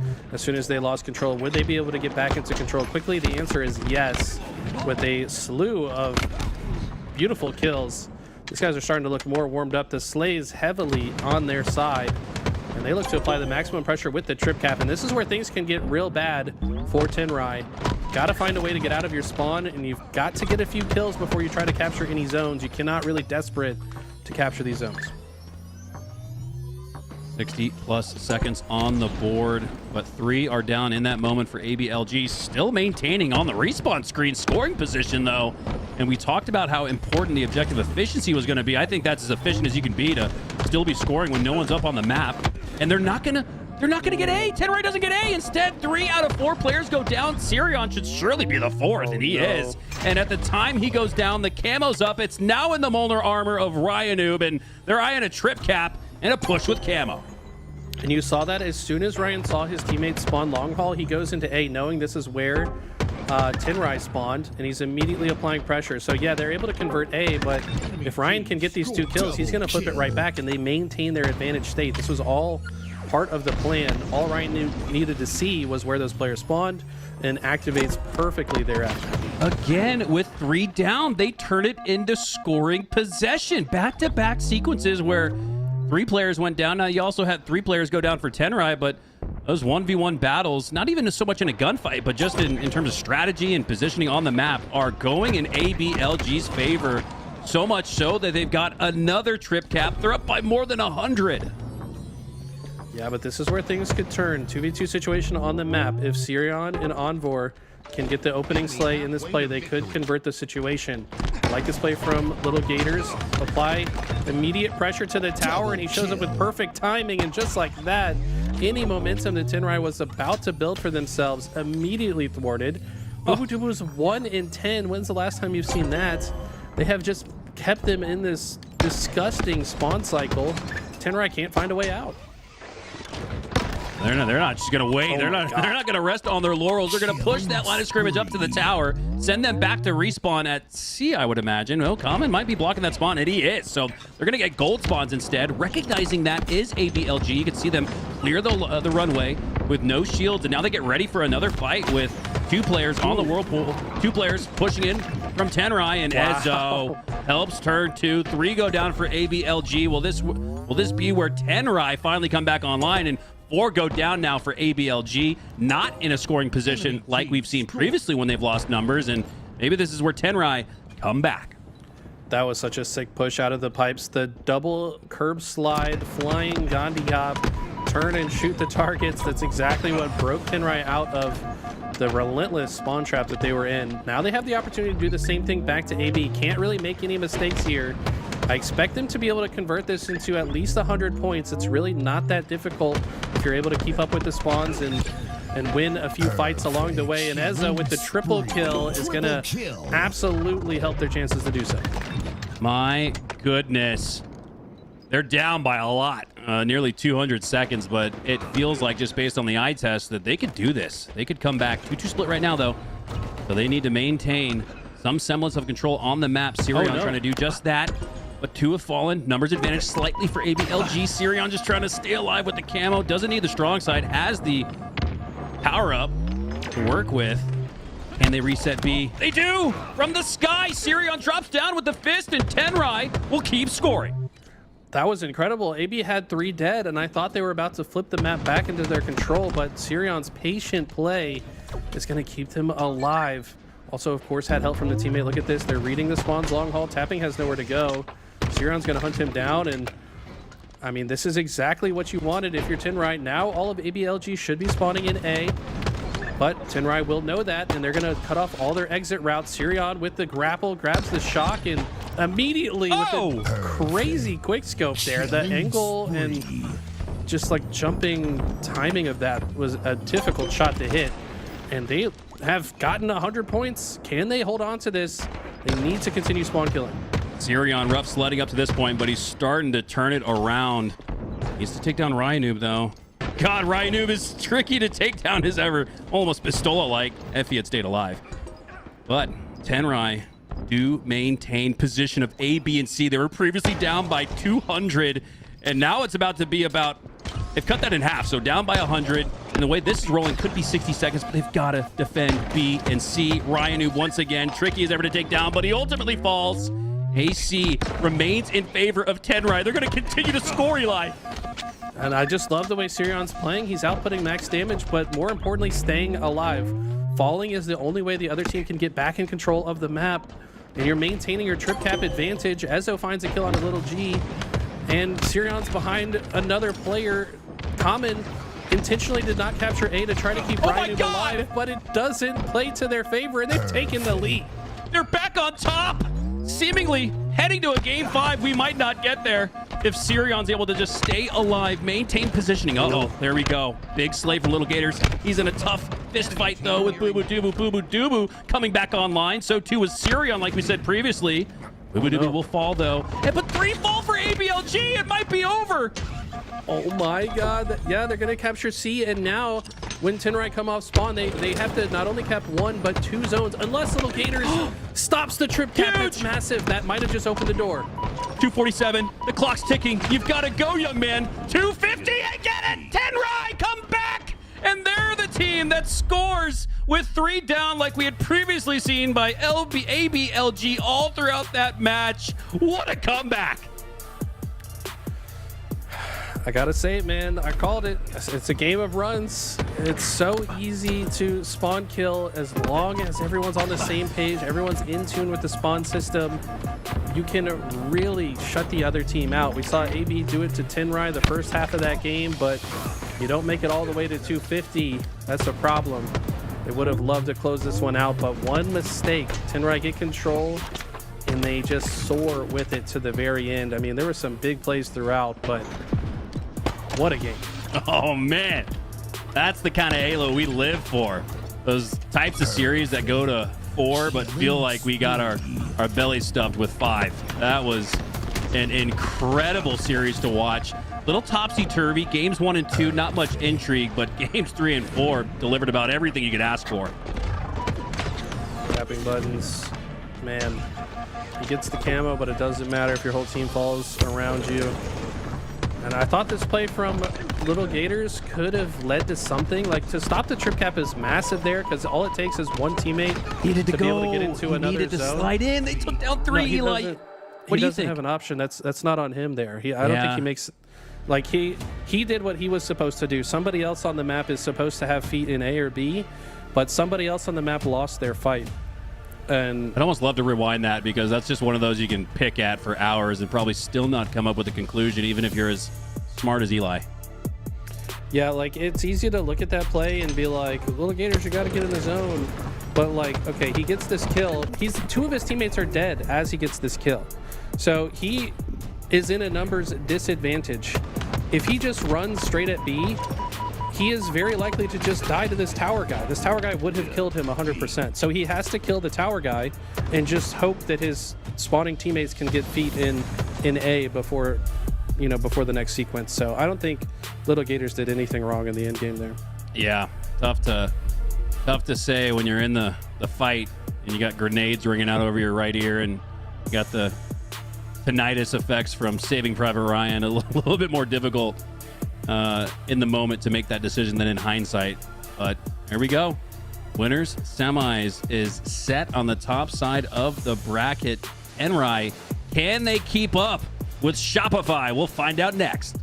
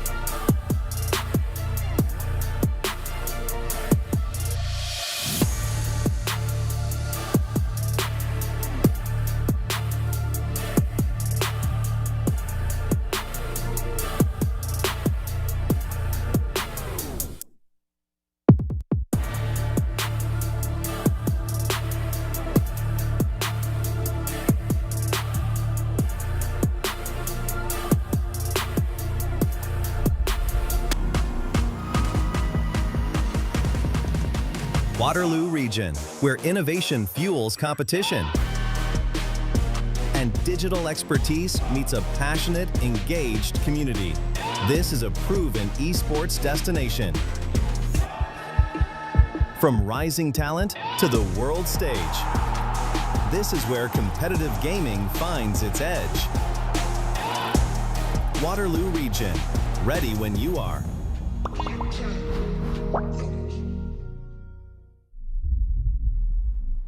Hello, everyone, and welcome back to LVT Halo, where we have the DSA Open number 2. And you might be asking yourself, what's DSA? Well, DSA are the GOATs of tournament organization. Celeste and Fragout have been the men and women on the headsets that keep these tournaments going. And all of the tournaments, whether it's a DSA Open like this, have DSA behind the scenes, making sure that players are in lobbies, stream checks are in place. If we're on LAN, they're making sure that the players are on time and in their seats. They're organizing the breaks and keeping everything on schedule. I mean, there's just not enough good things to say about DSA. They actually were founded in 2023, which I saw and I was a little shocked by because they just feel like such a mainstay and such a staple in the esports community, Eli. Well, yeah, I mean, those two have been doing it way longer than since 2023, but they officially became like their own company in 2023. They've been around forever. These guys have done tournaments for Halo, Valorant, Brawlhalla, League of Legends, Rocket League, Apex, Call of Duty, Mario Kart, Super Smash Brothers. Any competitive game you can think of, they have probably been behind the scenes making sure it goes smoothly. So shout out to DSA. Also shout out to the sponsors that make this possible with Waterloo. Explore Waterloo. They actually just hosted the Call of Duty World Championship. If any of you guys are Call of Duty fans watching, that's the group that put that on. And then there's the Telus Arena, which is a community Discord that you guys can join. You can compete in tournaments in a variety of different games. Make sure you guys join up. So thank you to the sponsors. Thank you to DSA. Couldn't do them without them. And I do see an AMD logo on there, Eli, as well. Yeah. I believe that and Louis, correct me if I'm wrong, but I believe that just by watching today, somebody from the chat, or I think in the competition, is going to get an AMD graphics card. So whether you're participating in the chat or competing in the tournament, make sure you guys get involved so you can be a part of that giveaway. Someone's walking away today, though, with a brand new graphics card. Love that. Yeah, AMD, one of the best in the business for PC hardware. So definitely do not miss out on those opportunities. As we take a look back at the bracket here, we're about to jump into Shopify and Tenry. And if you guys thought Shopify was going to let off the brakes in a quote-unquote smaller tournament here, you were wrong, because these guys love to play the video game and they want to cement their legacy as a dynasty. These guys have not lost a tournament in over 12 months now. Jeez. Whether on LAN or online, I think it's safe to call them a dynasty at this point. Will that all change today, though? They've got some interesting competition here.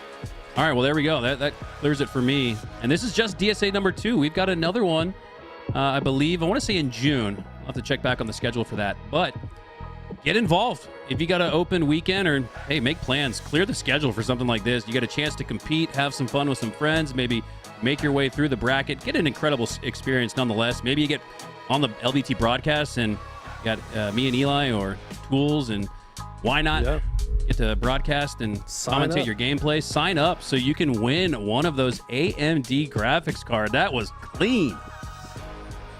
Okay, as we take a look at the series layout here, pretty rare sight to see back-to-back live fires in games 1 and 2. I think that Shopify are very good at this game mode, as they are all of the game modes. But if you're Tenry, you've played on this map just as much as they have, just not as a group of 4. It's possible for them to win this, but any games against Shopify are going to be an uphill battle. They look to win this 3-0 if they can. Actually, sorry, Recharge is going to be game 2.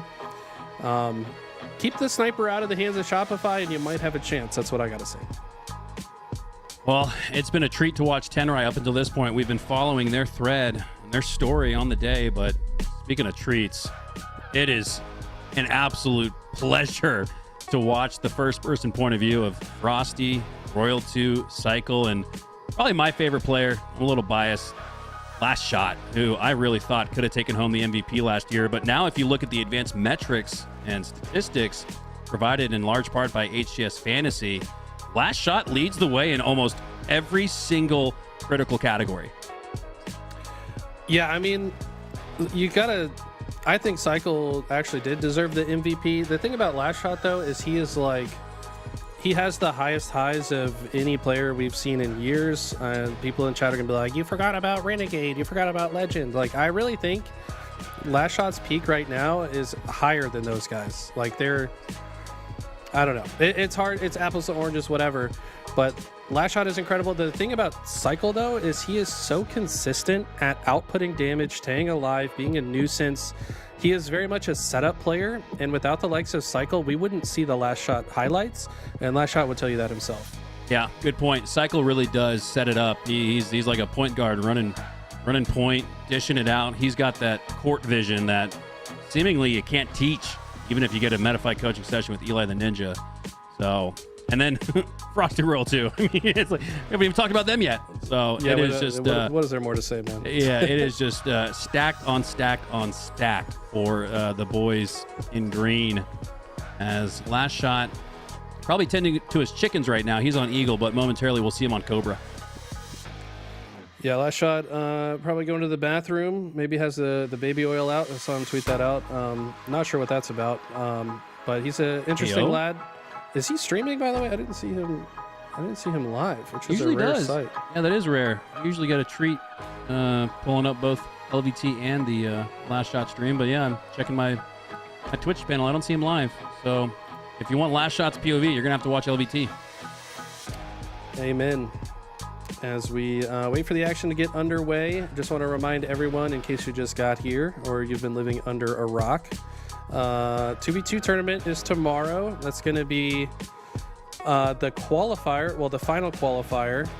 We've got some fun storylines. Of course, Cycle and Last Shot have won the last two, but we saw a very strong performance from Bound and Stellar last week. They actually took them to the brink in Game 5 of Grand Finals. And then you got Royal 2 probably still teaming with Collect. I haven't verified that, but the big story is Legend and Renegade back in the mix. Haven't played Halo all year, been playing Call of Duty, but we're definitely excited to see them. So make sure you guys tune into LVT tomorrow as well. Okay, a little bit of a clarification in the chat. It's not Last Shot we're waiting on. He's courteous time bandit, I guess, for Royal 2, who isn't here yet, but he's got short legs, says Frosty, so it takes him about twice as many steps to get to his monitor. But he's twice as good as at Halo because the circuit in the brain, it's got a less of a distance to reach his thumbs, and now he's got his own GameSir controller because of his height. So I'd say the trade-off is worth it. Yeah, I memean, being tall has many advantages in life, but I mean, I don't know if Halo is one of them. Being shorter is just OP, as Royal 2 standing at 4'2" has absolutely taken over the scene over the last several years. Now we love the short kings in the Halo community. Yeah, hopefully he can get back and get on the sticks here soon for you guys. I think Frosty's censored message was BA legs. Not badass, but, you know, the other one. So we'll let you guys fill in the dots there. But it looks like, hey, Sirion, he might be in an advantage, or at least matching the shortness efficiency, because Sirion, short king as well. He's no little gators, that's for sure. Yeah, Sirion's a beast, man. Newcomer to the scene. Why is the shortest guy in the lobby besides R2 saying short legs?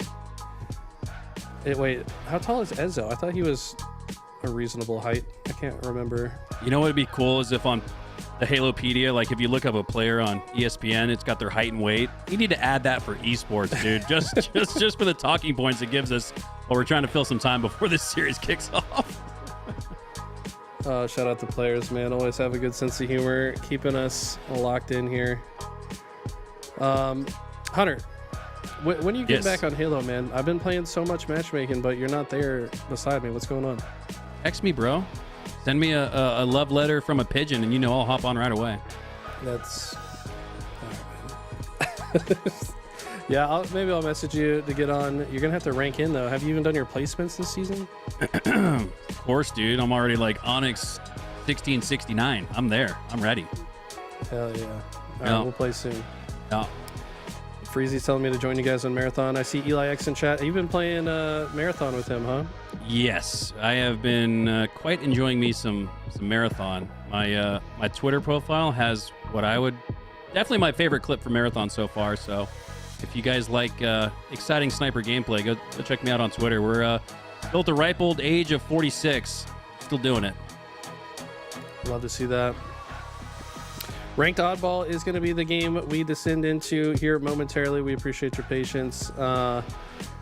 This is going to be interesting to see. One thing I noticed from playing against these guys a little bit, Frosty especially, he just goes straight for snipe. It's like the most disrespectful thing. He doesn't care if you've thrown 6 grenades. He will go through all of them and try to escape with the sniper, and somehow gets away with it more often than not. So if I'm on Tenry here, I'm already concocting some opening strats like, how do we prevent this from happening? Because that's when the snowball starts to roll down the hill, and things can get ugly real quick.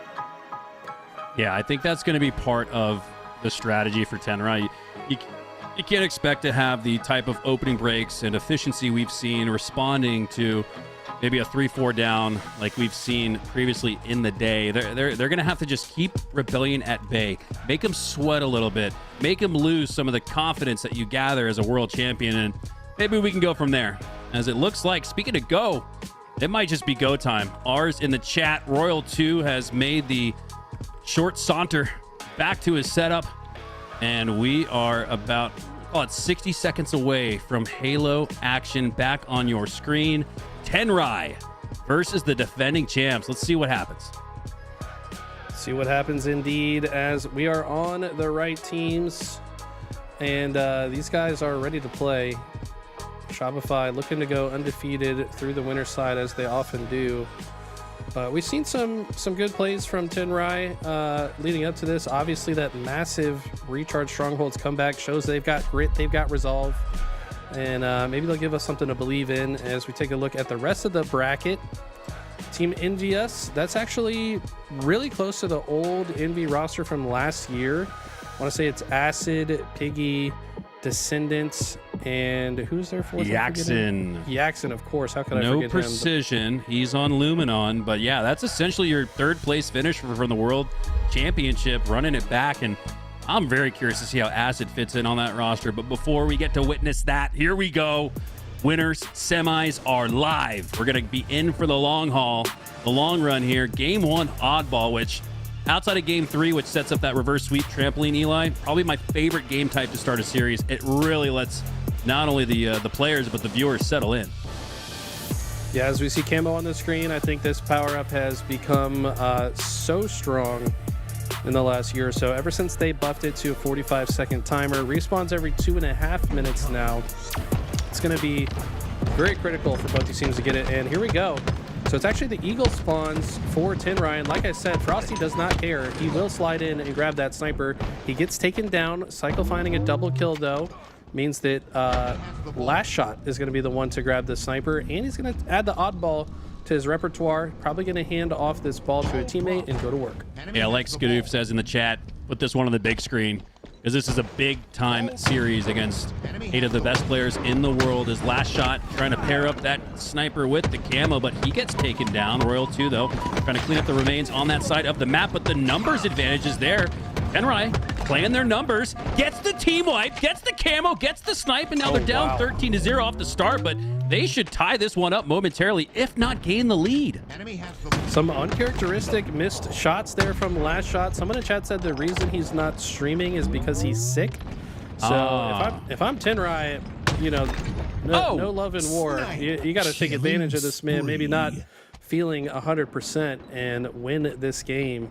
They've got themselves a great start. They doesn't seem like they know about this player that went through bottom middle. Will Ezzo have his spidey senses tingle so he can turn around? And no. Cycle able to kill the ball carrier. That's a massive pick.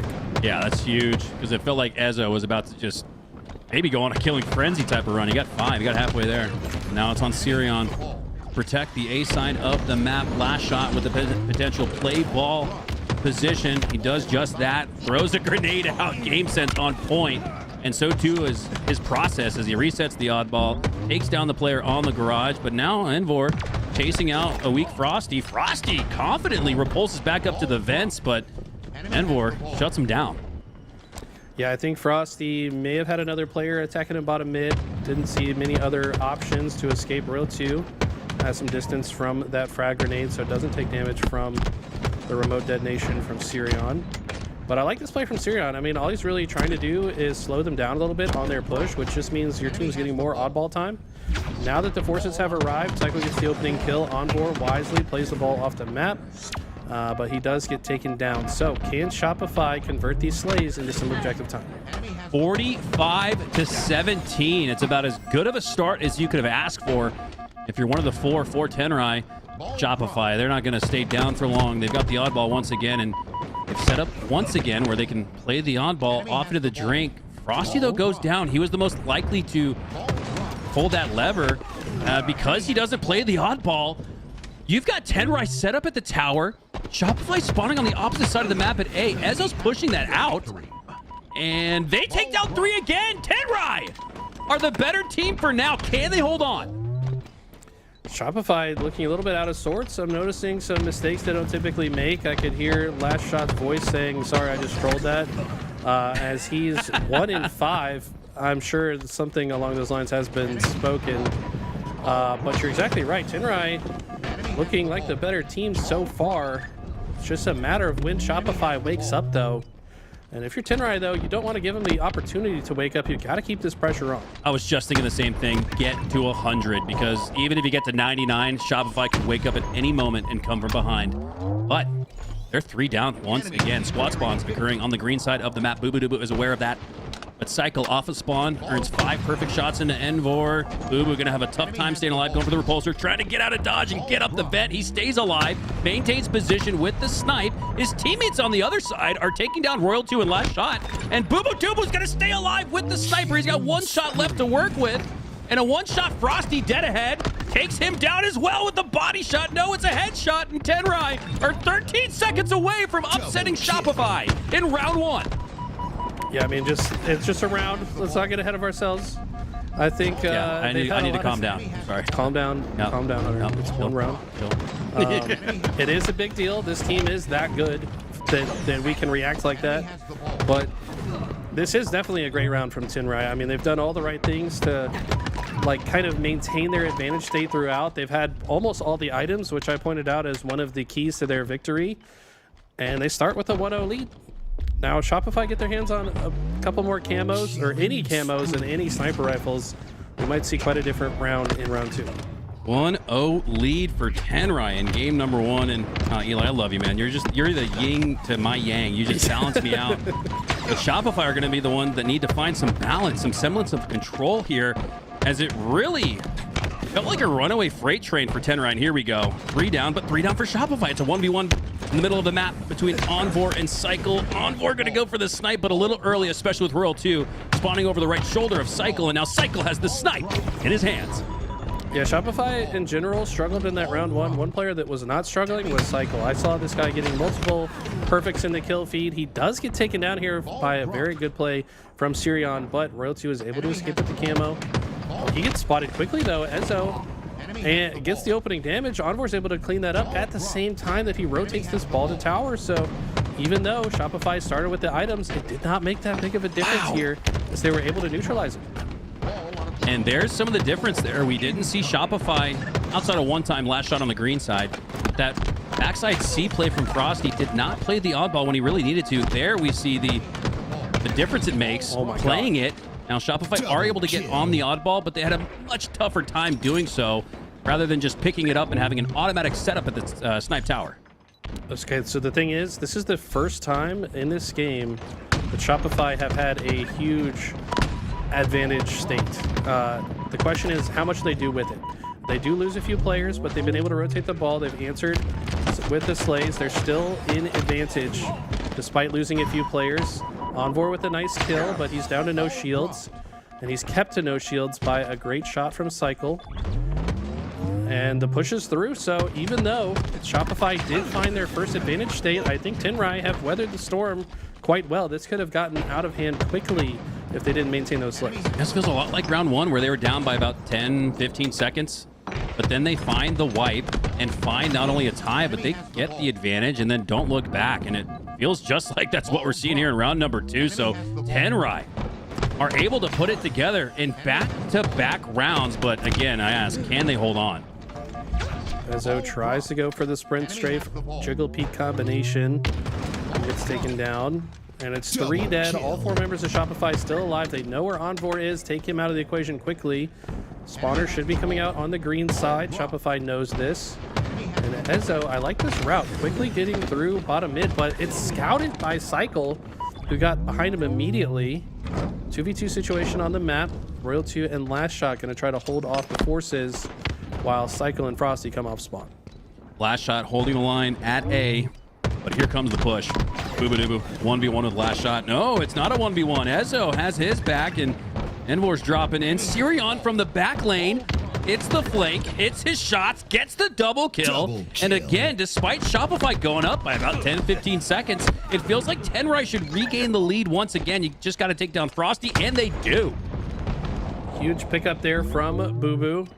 Also has a lot of snipe ammo. This is a fresh sniper rifle. Landed the first body shot onto Last Shot to slow him down. They've gained the lead with the oddball time.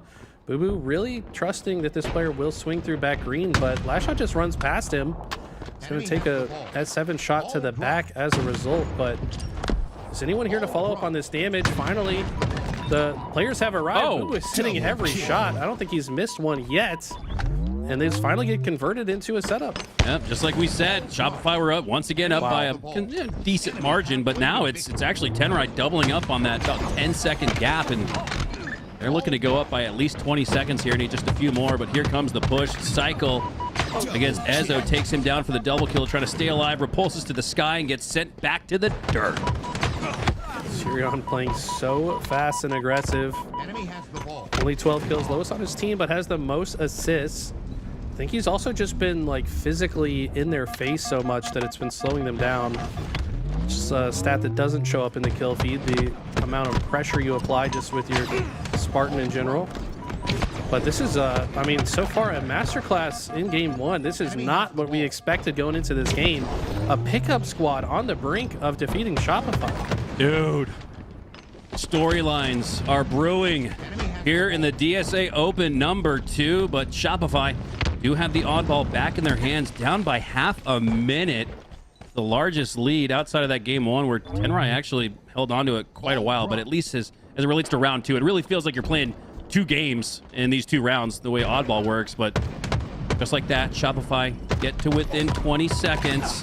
And here comes the push. Last Shot gets shut down with the camo once again, and now it's in the hands of Boo Boo Doo. Not one you want to see if you're Shopify. They go 3 down, and this could be the stretch run for Tenry to take a 1-0 lead in the series. I mean, Last Shot had every opportunity to get that camo, it felt like, but Tenry just scouted the situation a little bit better. Now Last Shot's all by himself in the back of A, and he's getting attacked from a camo player and from a player on the garage. Boo Boo needs this kill. Sirion's there to help him out, and the pressure continues. Tenry looking like they should be able to break this setup. Good patience here from Boo Boo. Oh, he turns 2. I think Last Shot contributed to his own undoing. Yeah, I think he took himself down, and that might just be Shopify down in game number 1. Is an upset brewing? At the very least, it is in game 1. They're actually probably not going to be able to close this without getting several kills here. These players are coming off spawn. Frosty did fall early, and now the desperation pushes in. Royal 2's able to kill the oddball player. He finds 2, but Ezo's still there. The wipe! No, they've broken the setup. This would be the most heartbreaking loss. Okay. Envor spawned in A. Envor spawned in A. Now he's got shots right onto Frosty. Trades out with him. I think that's going to be beneficial for him. The rest of his team spawns into green, so they're going to push through the garage door. They're not going to wait for the gate to open. They're going to crash through. Ooh, Last Shot has a sniper, but can he survive? He really needs to if they want to make a comeback in this round. This is still doable. Ezo getting the kill onto Frosty is massive. What's the rest of Tenry do? Last Shot with the quick scope, or the quick flick onto that shot. Gets Sirion as well. Last Shot is waking up. And this series is heating up. as Shopify still down by about 30 seconds. Gotta find a hold, and they don't have the positioning to reset the oddball, so they're gonna go for 30 straight seconds here, but you've got to win at least 1 to 2 battles to do so. 2 down for Tenry, all 4 up for Shopify. Watch out. This is the makings of a potential heartbreaking loss. I mean, 3 seconds away were Tenry, but now they have full setup. They can watch all the different routes that Tenry want to go through. Royalty with the jiggle peek, and Sirion kind of forced into a desperate play, hoping that these guys are distracted by his teammates. And Shopify, like you said, if you don't get to 100, they might just bring it all the way back. Yeah, sounds kind of faded to say, because usually you get to 95 and it's about it, but not with Shopify in the lobby. They only need a couple seconds of cushion, and they're liable to take it, to snatch it from your hands, as this series has delivered so far. Round 3. Oh, Sirion with the ragdoll no-scope on the last shot. I'm pretty sure last shot just broke the long jumping backflip world record mid curb slide. Yeah, watch this back. Yeah, just play this body. Join the Olympics last shot. Oh He's pole bowling without a pole. His last shot sets a world record. Get this man into Athens for 2028. I don't know when the next that's in LA. I'm losing my mind. This series is nuts. Oh, that was a great shot at a time that they needed it too, by the way. That was a clutch shot because all of Sirion's teammates had fallen before he hits that. Kind of neutralized the situation. Shopify do lead in the round so far. Last shot has a sniper, looks to bodyguard. Beautifully placed grenade, the fadeaway. And yeah, this is where it's like, all right, maybe Shopify are done playing games. Maybe they're done trolling. They're hitting shots. And if you're Tenry, you kind of felt like this was coming at some point. Well, it's here now. Tenry has awoken the beast within Shopify Rebellion as they look back in World Championship form. And last shot, a big reason for that. Look at the heads-up process being played. Wastes the last shot in the snipe. Ezzo, you can kind of see that quick turn for it. He wanted to pick it up, but last shot depleted it. 29 to a rolling 5 now as Shopify. Watch out. No, Ezzo wanted to get here to apply pressure to the spawners, but gets there a little bit too late. Shopify very fast off their spawn from elbow. Last shot's going to just cross straight through top center off of his spawn. Siren wins a big 1v1 against him, though. And now it's all of a sudden Royal 2 against the world. All his goal is now is to stay alive, maybe get a kill before his teammates come off spawn so they can continue the push. Royal 2 trying to identify any stragglers in the tunnels, any rats trying to nibble away at the heels. As Royal 2 down to about 2 shots, takes the frag, so he's going to have to wait a full 5 seconds to get back up to full, but he's got his partner in crime there, Cycle. He's got the repulsor. Sirion, though, finds his back. Royal 2 finally goes down. And Tenry, Eli, despite us losing our mind for the run that Shopify put together at the end of round 2 and the beginning of round 3, it's Tenry up by double. A lot of teams in this position would just kind of shrivel up and get ran over in this situation. But Tenry said, we won round 1 for a reason. We can win again. And they're in a great position. They've taken the lead. They've been reading all of these rotations. They're winning a lot of 1v1 fights. I got to call out Sirion. You know, he doesn't have a crazy amount of kills, but he's been outputting damage and winning a lot of critical gunfights. He's had very well-timed flanks. He's been instrumental to their success so far. Yeah, these are one of those games I love to watch. You can't glance at the stats to gather what's taking place. You got to be watching live on LVT to appreciate the greatness we are witnessing between a scrappy upstart pickup team in Tenry against the world champs. This is like the Kings of Rucker Park showing up to take on the OKC Thunder, and they're giving them hell. Yay, sports ball. All right, Cycle's got the sniper. Back green. He's going to watch the big door. And like this rotation back, when you don't see any targets, you kind of want to wrap back, get closer to the team, make sure that nobody's sneaking through from under your nose. But he gets taken down. So solid push from Tenry. Once again, they've been able to find their way through these setups. And they might force Frosty to play the ball here. Back and forth we go like a deadly game of merry-go-round, 59 to 60. as it feels like these teams are only separated by 1 second, notched up at 1 in the game. This round 3 will decide it all as Shopify take the lead, take down 3 for Tenry, and they're setting up for what could be a rotation. They're on the fulcrum at camo. Do they take it to A or C, Eli? What do you think? They're going A. Yeah, they're definitely going A. They know these spawners are coming on the B side. I think it's more so based on Cycle's position that they want to take this towards A. Cycle can play this pivot where he influences the next set of spawns and then can kind of force them back and forth. But when he goes down, Tenry now have an open lane to push through, although Last Shot immediately answers to Cycle's death with a rotation of his own. And Shopify looked to deliver a heartbreaking comeback. That's it. To Tenry, who were quite hopeful through the first, like 75% of this game. Royal 2 says, no. This is our map, and wow. You gotta feel for Tenry on that one. Diabolical remote detonation triple from Royal 2. Diabolical comeback, not only in the game, but both rounds 2 and 3 as Shopify show us what they got. Show us why they're the world champs. And Tenry, let's talk about the mental right now, Eli. This is where I think for Tenry, you got to start, maybe have a short discussion about what went wrong in game 1, but you got to look forward. You got to put your front foot forward and look ahead to game 2. I don't want to, and we don't have the comms, but I don't want to hear them, you know, almost like feeling sorry for themselves or getting too caught up in, boy, aw shucks, coulda, woulda, shoulda, right? Yeah, no, you're right. You got to have a short memory as a competitor in these tournaments. Not every game is going to go the way you want, and you don't have time to VOD review. You've got to be very forward thinking. How do we get this camo off the beginning of recharge? We got to forget everything that just happened. Yeah, we probably could have done some things differently, but it's more important that we start off on the right foot in game number 2. 11.3k damage for Cycle. Royal 2 is the next closest at about a 10 flat. So when you're 1,000 above, the second most damage in the lobby, Cycle. And you talked about it before this series started, Eli.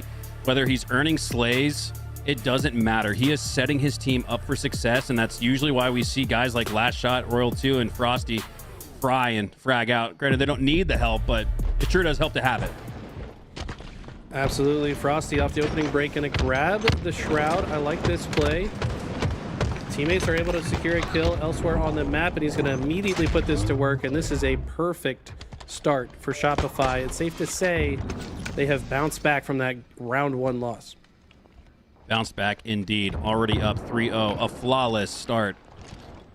4-0 now. A full team wipe before they've even taken a glimmer of Molnar armor on their shields. As Frosty has the high ground, has the camo, has the shock, has Ezzo lined up with the body shot. Oh, Frosty! Lightning tears the sky, and so too does the shock. Oh, he's so sad he had to reload there. You know he wanted that overkill so bad. That was a disgusting flick up for the triple, though. And this is an 11-1 start. Frosty has grapple shock, and he's running you down. What are you even supposed to do in this situation? Double kill. Cower in fear. Because I don't know if there's a strategy or a play call to counter that. If you're my coach, you're getting fired, by the way. Like, that's not the answer I was looking for. I'm a caster, not a coach, Eli. That's your job, bro. I'm just playing my part. This is rough, man. 16-5. Tenry have at least answered with a few and have earned some space on the map. That's step 1. Step 2 is to then put Shopify in the blender, read their next set of spawns, and keep them on respawn. Unfortunately, the 2 first spawners got kills in individual situations, and your third player just traded out. So you got to start at step 1 again. Step 1, get a few kills off spawn and earn some space on the map. Let's see if they can do it again. You make it sound so easy, Eli. If only it were. My God, Shopify. What a performance. And Shopify's the kind of team where even if they're absolutely dominating the competition, it's still a lot of fun to watch. They're the best in the business, and we often love to watch the way they work, because they are just incredible at what they do. They've won every tournament they've entered for 12 months now, and they look to continue that streak. Tenry are doing a solid job of keeping this close, though. This could easily be 30-5 right now. But it's 26-16. That's such a hyperbolic thing to say, but it's actually accurate. It sounds hyperbolic, but it's really not. Oh, man. I need to go to the hyperbolic chamber if you're Tenry. They need some rest. They need some ice on the skull because they've been taking a lot of dome shots. Sirion has camo, though, and honestly, he's been a standout player for them as of 9-6 as well. I think he's been playing quite good so far this series. You know where Frosty is. Frosty's unable to get out of here. Now, just need to continually identify where the next target's coming from in team shoot. So that's the way you're going to beat some of the most individually skilled players on the planet. You've got to work together. And still an 11-kill lead, though. 20-31. We're still at about the halfway mark when Slayers unofficially begin. And if they could just start to chip away at this, I don't think you can take a bite out of the elephant all at once. You got to cut it into tiny pieces if you want to take down this beast that is Shopify. Sirion just did a tricky little jump there. Almost got on top of the stacks. Camo runs out. Boo Boo has shock rifle. And if I'm on Tenry, I'm doing everything in my power to keep Boo Boo alive and like create a distraction. Let Boo Boo go to work. Problem is, all of the players that could have done that just died. So Boo Boo does as well. And now the shock is back in the hands of Shopify, and they have only extended their lead. Just the fork in the road that Halo can be sometimes, from up 1-0 in the oddball to being 3 seconds away from sweeping Shopify at a game type that they're very good at. It's all crumbled away, it feels like, right now for Tenry, and Royal 2 continues to deliver devastating blows with that shock rifle. 41-27 now as Shopify are in the fast lane. Well played sequence here from Boo Boo. He does get stuck as he gets that kill onto Cycle, though, and I feel like that's one thing that Shopify does better than anyone else is their ability to trade out in situations when they are 100% dead to just keep their numbers advantage into the next play. And it's what makes them so hard to play against. You might win a gunfight against them, but it doesn't matter if they take you down with them and your teammates can't capitalize off an advantage state. You just got to start over from square one every single time, and that's difficult. You might win the battle, but more often than not, you're not winning the war against Shopify. 49 now to 33. This one is all but over. The last kill, just a technicality to add more numbers and dots to the stat sheet, as that will do it. Shopify, from what felt like should be a 1-1 series tie, are now up by what feels like 3-0. It's 2-0, but my God, Shopify. What a performance from them since they went down. Yeah, that's tough, man. And now they enter Empyrean CTF. These guys are very comfortable on this map. I think Royal 2 is the best Empyrean CTF player in the world. This guy has been playing Pit CTF since the Halo 3 days and always just looks so comfortable. He always knows where to be, where his timings are. This is going to be difficult. I need to see a lot from Boo Boo Doo Boo on this map, I think. Sirion's playstyle, in my eyes, it's definitely aided by maps where he can get mixy, like take a quick route through bottom mid, flank behind people. You can't really make plays like that on Pit. But yeah, Frosty's triple kill here was disgusting. He followed it up with a double kill shortly thereafter. I think right here, this guy is just next level with the shock rifle. Dude, what a sequence from Frosty, staring up into the sky, and the heavens answer his prayer as he lands that headshot on Envor for the triple, and he wasn't done there. Yeah, this map, I will say, has some upset potential because there are so many items on the map that you can just kind of overpower the other team. I just think Shopify is so good at getting the items. They're going to be behind you when your sniper's coming up to try to steal your sniper, so you don't have that resource. They're going to have their own sniper to add to that, and it's just not the type of situation you want to be in. Royal 2 going to be the one that grabs the Shopify sniper, and everyone else seemingly really interested in this overshield. Sirion wins the 1v1 sniper duel, and just like that, it is Tenry with the early lead. I think, who's got the rockets? I think another member of Tenry might also have the rockets as well. No, Frosty got the Boo boo. and yeah. What are you about to say? I was just gonna say Frosty gets a double kill with the Rockets, which like kind of neutralizes all of the work that Tenry just did to get full control. Huge play from Frosty. And they're not going back for Boo Boo. They're gonna let him linger in the back of their spawn, and they're gonna get to the back of Tenry's base instead. And because of that, Boo Boo Doo Boo doesn't really have many options. He's got last shot, but sure, that's about it. They know where he was, but I mean, Boo Boo now at this point is like, I've been out of the play for so long. He does have a teammate that joins him, lines up the slowest flick of all time, and now rotates back to the court. But yeah, I mean, I love the way Shopify played that. Just leave the guy at your base. What's he gonna do? We can pull their flag. We can be in their base with one less opponent to fight. And just like that, they pretty much flipped the entire situation and nullified any type of momentum Boo Boo wanted to build for them. Frosty moving so confidently on the map. Despite being one shot, he continues to advance that flag forward, and now he's going to let his teammate do the rest of that run, and he's going to sit tight on the reset, gather it, capture it. 1-0 Shopify. I mean, you watch the first 10 seconds of this game, Sirion outsnipes Royal 2, they get overshield, they have 3 people pushing in their base. You fast forward 2 minutes and it's Shopify that scored first. Like, it's... I don't know, man. It's so hard to play against this team. They played at that situation perfectly. The tone in your voice sounds dejected, Eli. How do you think Tenry feel like right now? Put your coach's headset on for me, and what do you say?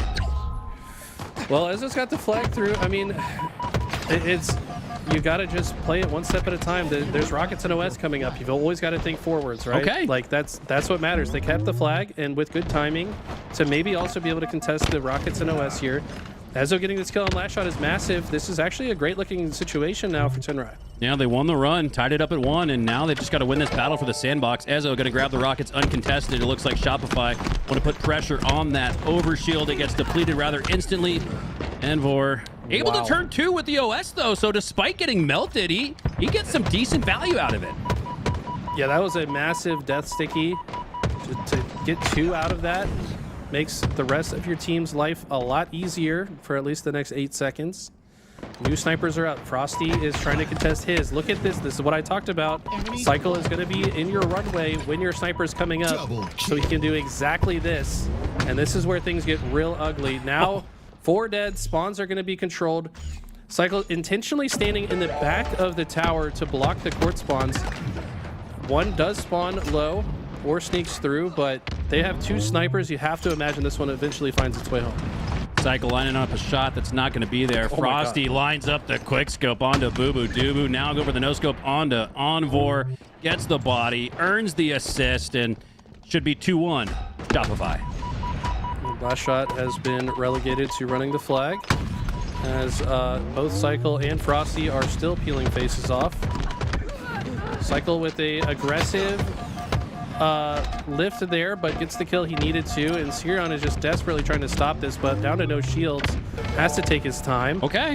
Envor's here with him, though, and they might have the reset because Shopify left the flag too far into their base. They got it! They get all the way to the 99th percentile, but they don't score, Eli, and now a counter cap might ensue.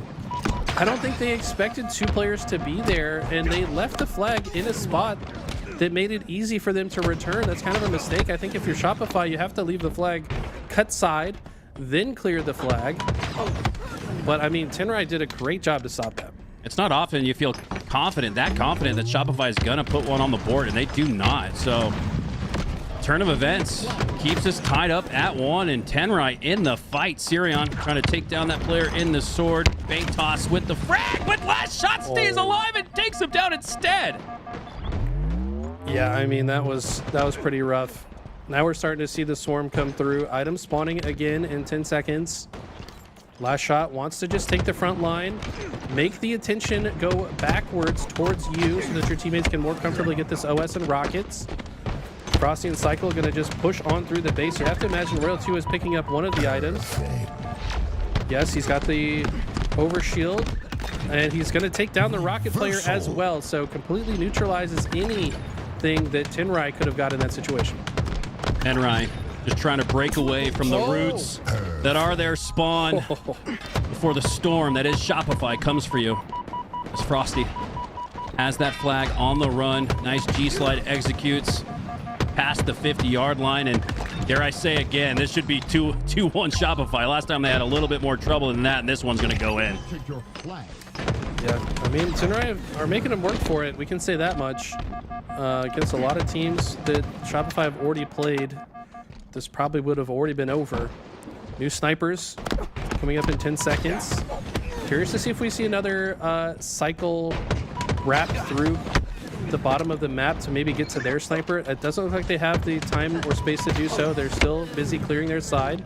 Huge kill from Ezo. That means their team should be able to get their sniper quite easily now. And Ezo might be able to get it now. Frosty with a beautifully placed grenade. And now we got a bit of a sniper duel between Boo Boo and Frosty. Entry denied. So too was the steal and swap of the snipe. Do have a dueling battle though, potentially setting up between Frosty and Boo Boo Doo. Boo Boo Doo can just get that angle onto Frosty. He does, but a D-scope keeps him off his mark. Frosty still goes down. 4 go down for Shopify. And this feels like a situation where Tenry got to get across to the other side. They have Envor in the base. He's on the run. Boo Boo Doo was hitting his shots. The double kill might just open up the floodgates for a 2-2 tie. I love the way they play this. Ezo gets a double as well. This flag is definitely going home now. If you can continue to spawn kill, you could actually win this game. Oh my God. This series is delivering once again, and we had Tenry on the mount. Matt, the ref was counting to 10. He only got to 9 though, and Tenry still have life. Depleting life from the side of Shopify. 2 go down on each side. Boo Boo Doo on the backside with the snipe. Trying to line up the headshot onto Cycle. He de-scopes him, makes it a much more difficult shot than he would have liked. And now he's the last player alive. Things will settle down for a moment, but Boo Boo Doo is not. He gets the double. He stays alive, and that flag might just as well. Boo Boo is just trying to buy so much time for his team to come off spawn and get through the long haul they have. And I think that could be game. All they have to do is hold him off the training. Royal 2 has the OS, though. He has what you would think he needs when Sirion has the rockets, and that's game.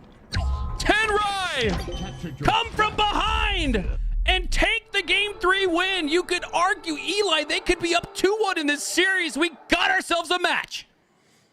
And Why Not is not here, but I know he would be saying Majin Boo Boo with the double kill. Sick. I mean, this was such a smart rotation. I actually want to go back to the Boo Boo double snipe real quick, if I can break down the flag run that they did. He's going to pull it up for us. But what you'll see is Boo Boo actually rotated all the way over here because he saw his team was right side. He knew they would run the flag long. They're actually blocking the courtyard. You can see where Ezo and Sirion are on the right side of your screen. They intentionally set up the long haul spawns. It's kind of like based on your entry route to their flag is the way you want to run the flag, because that's how you're pushing the spawns to the opposite side. Boo Boo reading the situation perfectly to get those spawn snipes led to them winning this game. And he went on to live the entire time. He did not die at all after this cap. And because he stayed alive there, he continued forcing the spawns into the court. The rest of Tenry can push up and get these kills. This is all off of Boo Boo Doo Boo's positioning, by the way. He set this up in masterful. It was beautiful. Am I tripping, or did that flag ultimately get reset after the double from Boo Boo? Because now they're, or was that the tie at 2? Well, that first cap was the tied at 2, but this is the same life that he started with. Is what I'm saying. He stayed alive in their mauler and continued to spawn them in court this entire time, which makes the game so much harder to play. If you're Shopify, you have limited options. Yeah, you found the overshield, but Sirion is in the perfect spot to grab the rockets and take some right out of the equation. And we've shown a lot of love to DSA today, AMD, TELUS, and Waterloo, but can we get some W production in the chat for those advanced level replays after the game, and then even providing in-game slow motion replays when we ask for it? I mean, this is the broadcast stuff of legends. Like $1 million tournaments sometimes don't have production as good as what Louis twists and turns when he's on the knob. Absolutely. This guy's best in the business, as our DSA. Shout out to all our sponsors. As we get into game number 4, a lot of people probably would not have expected Tenry to take a game, but they almost took game 1. Game 2 wasn't close, but they iced up in game 3. And now have a chance to actually win this series. It's going to be a tough one on vacancy, but I'll tell you what, Shopify don't really like this game mode, so this is a pretty good game for them. Roll 2. Good shots, cross map, long shots at that. Turns 2 after taking down Envor, and then Boo Boo Doo in quick succession. That'll open up some time for Shopify, but off the start, Tenry did have a momentary lead, so they're not going down without a fight. That's one thing for certain. Okay, I love this rotation from last shot. He only saw one person back yellow, either had comms or just read the map and said, I should see more people by now. Rotates through bottom mid to take those 2 players out of the equation, and this should be an early first hill score for Shopify. They're already thinking about the next one. Darion trying to clear the hill in the middle of the map, but Frosty will not be denied, and neither will Shopify as they turn a momentary deficit on hill number 1 into a 1-0 lead. And this has just gone from bad to worse. I think you might have pissed off Shopify with that game 3, to be honest, because they are looking primed right now. Ezo and Sirion still only on 1 kill each. Last shot is in your face, shooting you in the back as you try to rotate through the map. Yeah, this is getting ugly quickly. I suspect this is going to be a 2-hill lead with the way that last shot is just in their face, disallowing them to cross the map. Shopify starting to regain their form, and I think you're right. Just like we saw in game 1. You kicked the beast in the cave, and now he's awoken and tearing you up with his claws and his teeth. As Shopify turn a 1-0 lead into a potential quick 2-0 deficit for Tenry. And honestly, Tenry just won that last sequence, but somehow go 3 dead immediately, and Envor's location is known. I think Envor just kind of has to back up. Yeah, he's dead to rights now. I mean, perfect positioning here out of all members of Shopify. Cycle getting a trade out before he dies means the next rotation should be easier. Sirion's trying to hold the line, though, and Boo Boo finds the back smack. So we do have control on this side. Shock rifle is up. A little bit dangerous to grab it. I think someone might have grappled the shock. Yeah, it was Boo Boo. Okay. And he needs to do something special. He will not. Look at that South Park episode. And it's gone. $2,367 deposited, and it's gone. That's kind of what that felt like right there. And yeah, the hope and the life force of Tenry is starting to get constricted like a boa in the rainforest. Damn. That's deep. That's a... It's not a fun analogy if you're the one getting strangled. But yeah, 2-0. Still a ton of time on the clock. This is a map where comebacks are feasible, but the way Shopify have been playing, they seem quite locked in. They feel like they're definitely doing a good job of like isolating targets, taking them out. Envor though landed the opening shock rifle headshot in this play and follows it up with a kill onto Royal 2. So this is actually extremely likely to be a Tenry hill. Enemy about to score. Ezo, we're going to make sure that's the case, and he's starting off with a headshot on the cycle, and I think Shopify may have just decided GG's go next. No, they've actually rotated into the hill. It looked like maybe they're playing both sides of the coin, and Ezo still got a little bit of meat left on the bone. He's got more work to do, and again, what looked like could have been a score for Tenry is not going to be as easy as it is said done. Yeah, to be honest, you playing at Shopify, like the margin of error that you're allowed, you literally cannot miss a shot. Unfortunately, Ezo missed one shot, and now they're losing the game. Like, it actually is that different. Whereas he hits that shot, gets that kill, this entire situation is very different, and they're likely capturing this hill. But you're just not allowed to miss against these guys. Yeah, I mean, that's how we set it up before the series even began. And now it gets really fun and tight, where one missed shot could mean one more game lost than you expected, or one more hill loss than you expected. Tenry though, 99%, and they bring it back to within run. I like, no matter what happens in this series, Eli, you've got so much to hang your hat on and so much to work with. I hope this pickup team sees the light like we do and tries to run it back and maybe form the squad for the LVT Pro League. Yeah, I mean, this is definitely an early good look for them. I think they're playing great. I think Shopify definitely making more mistakes than they typically do. Like we said, we know last shot is sick. I don't want to take anything away from Tenry, but I think it's a mix of like them playing up and maybe Shopify not being quite as tight and proficient as we're used to seeing from them.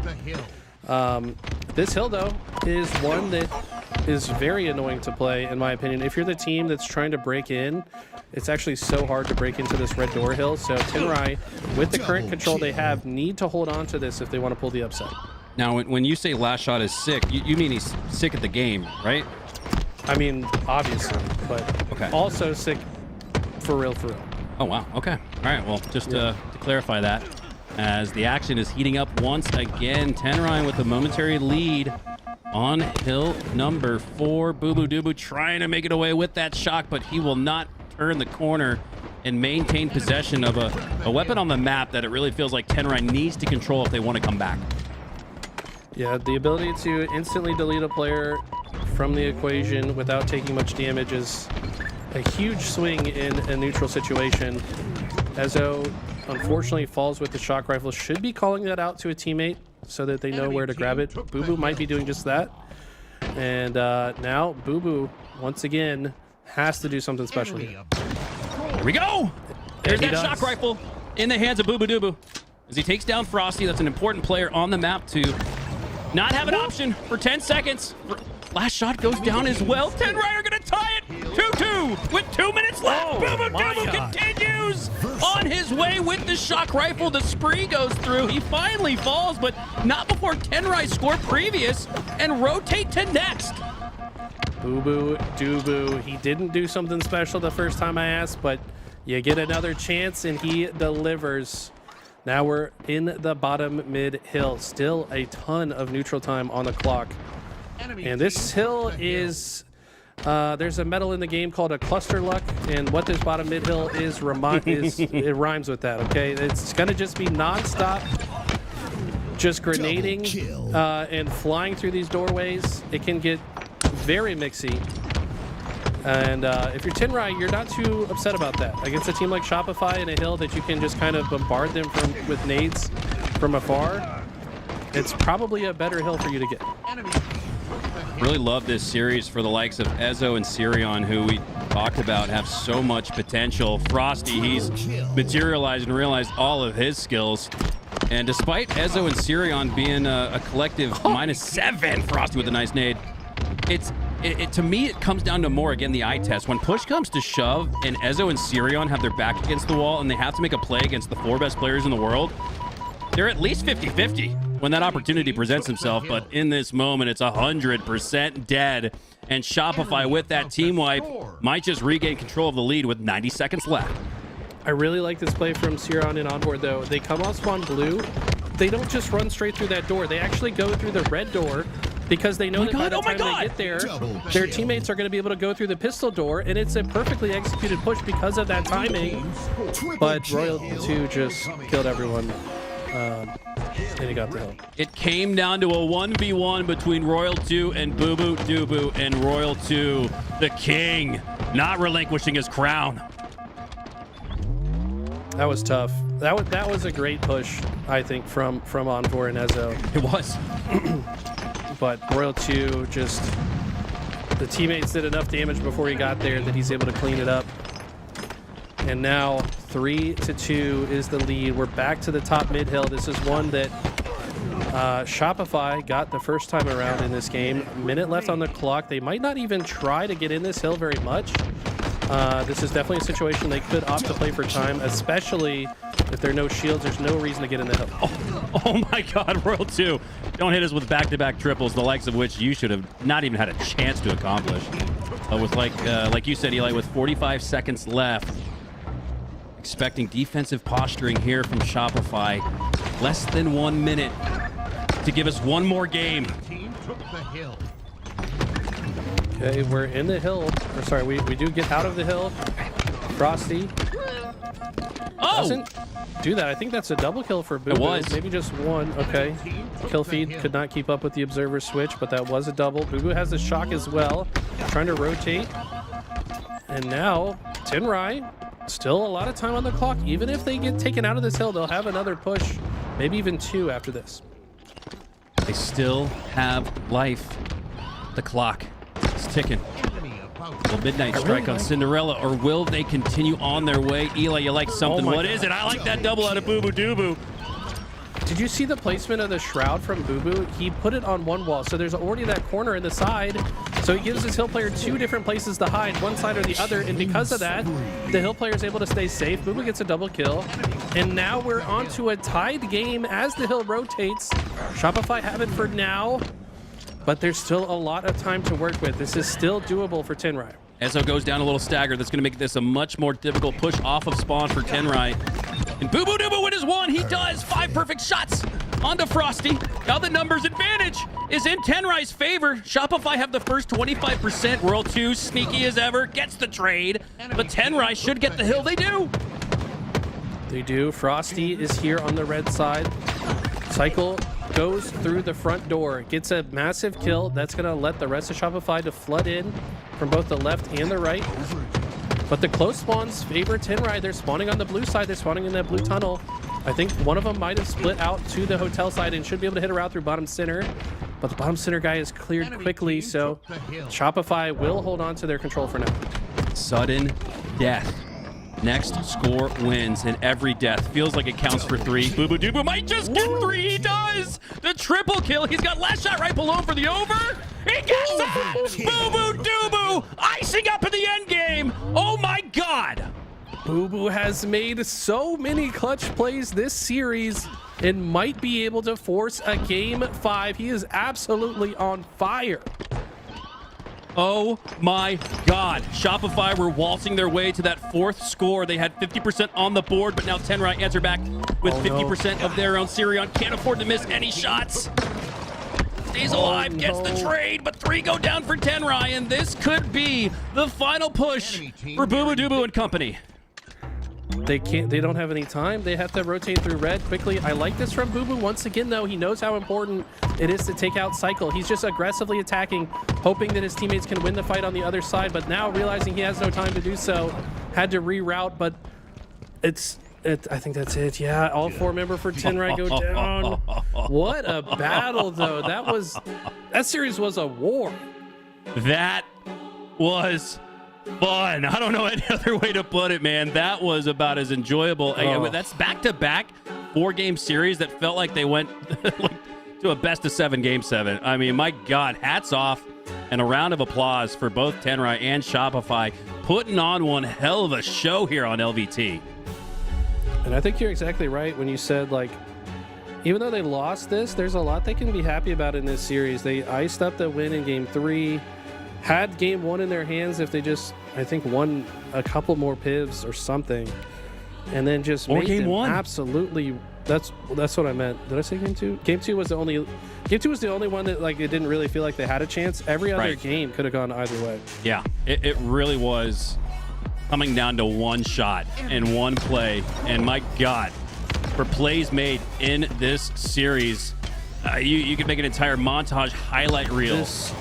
This is so smart here. So Boo Boo knows that he just got called out shock at blue, so he leaves blue so that they don't expect him to be here, and they don't, and he just hits every shot from here. Finally misses one, but I mean, really opened the map for his team just by being elusive, finding timings to get behind them when they don't expect it. And yeah, this hill, they could have had this one too, but I want to see the Envoy and Ezo push. I think after this play right here. Double kill. Boo Boo behind enemy lines. I'm not sure if we'll get the exact moment. Yeah, this is afterwards, but it doesn't matter. Royal 2 cleans up on all the damage perfectly. And then Boo Boo just goes crazy here. Is this the overkill? Double kill. Not yet. He did so much. It was an OT about a minute after this, but my God, Tenry, 3 seconds away from potentially netting themselves 3 wins in this series overkill against the defending world champs. 3 perfect shots long range. Those shots are not easy to hit, by the way. Just Bandit is not that easy to shoot long range. And I mean, granted, all 4 kills were already weak. Oh, man. So, but like, he had to listen to the comms and decide exactly where to go to make that happen and just force the last hill. I mean, play after play. Finishes the game 31-26. And definitely wish that one ended a little bit differently. But that secures Shopify Rebellion in the winners finals. They will face the winner of Envy and Majin. We got some more Halo action, guys. This is going to be fun.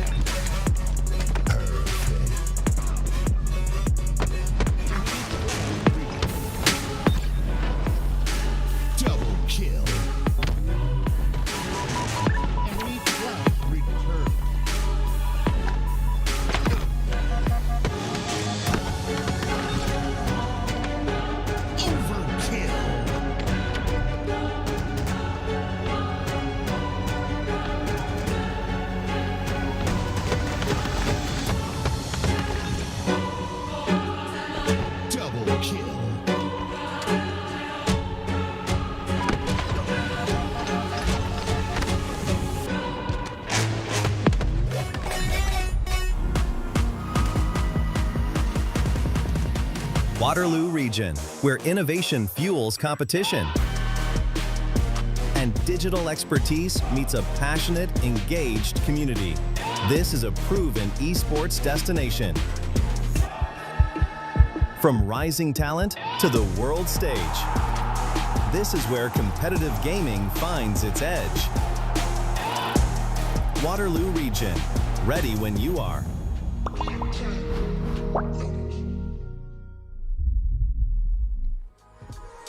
Hello, everyone, and welcome back to LVT Halo. Mikowski on the mic. Joined alongside me is my duo, Eli the Ninja, and we are live for the DSA Open number 2.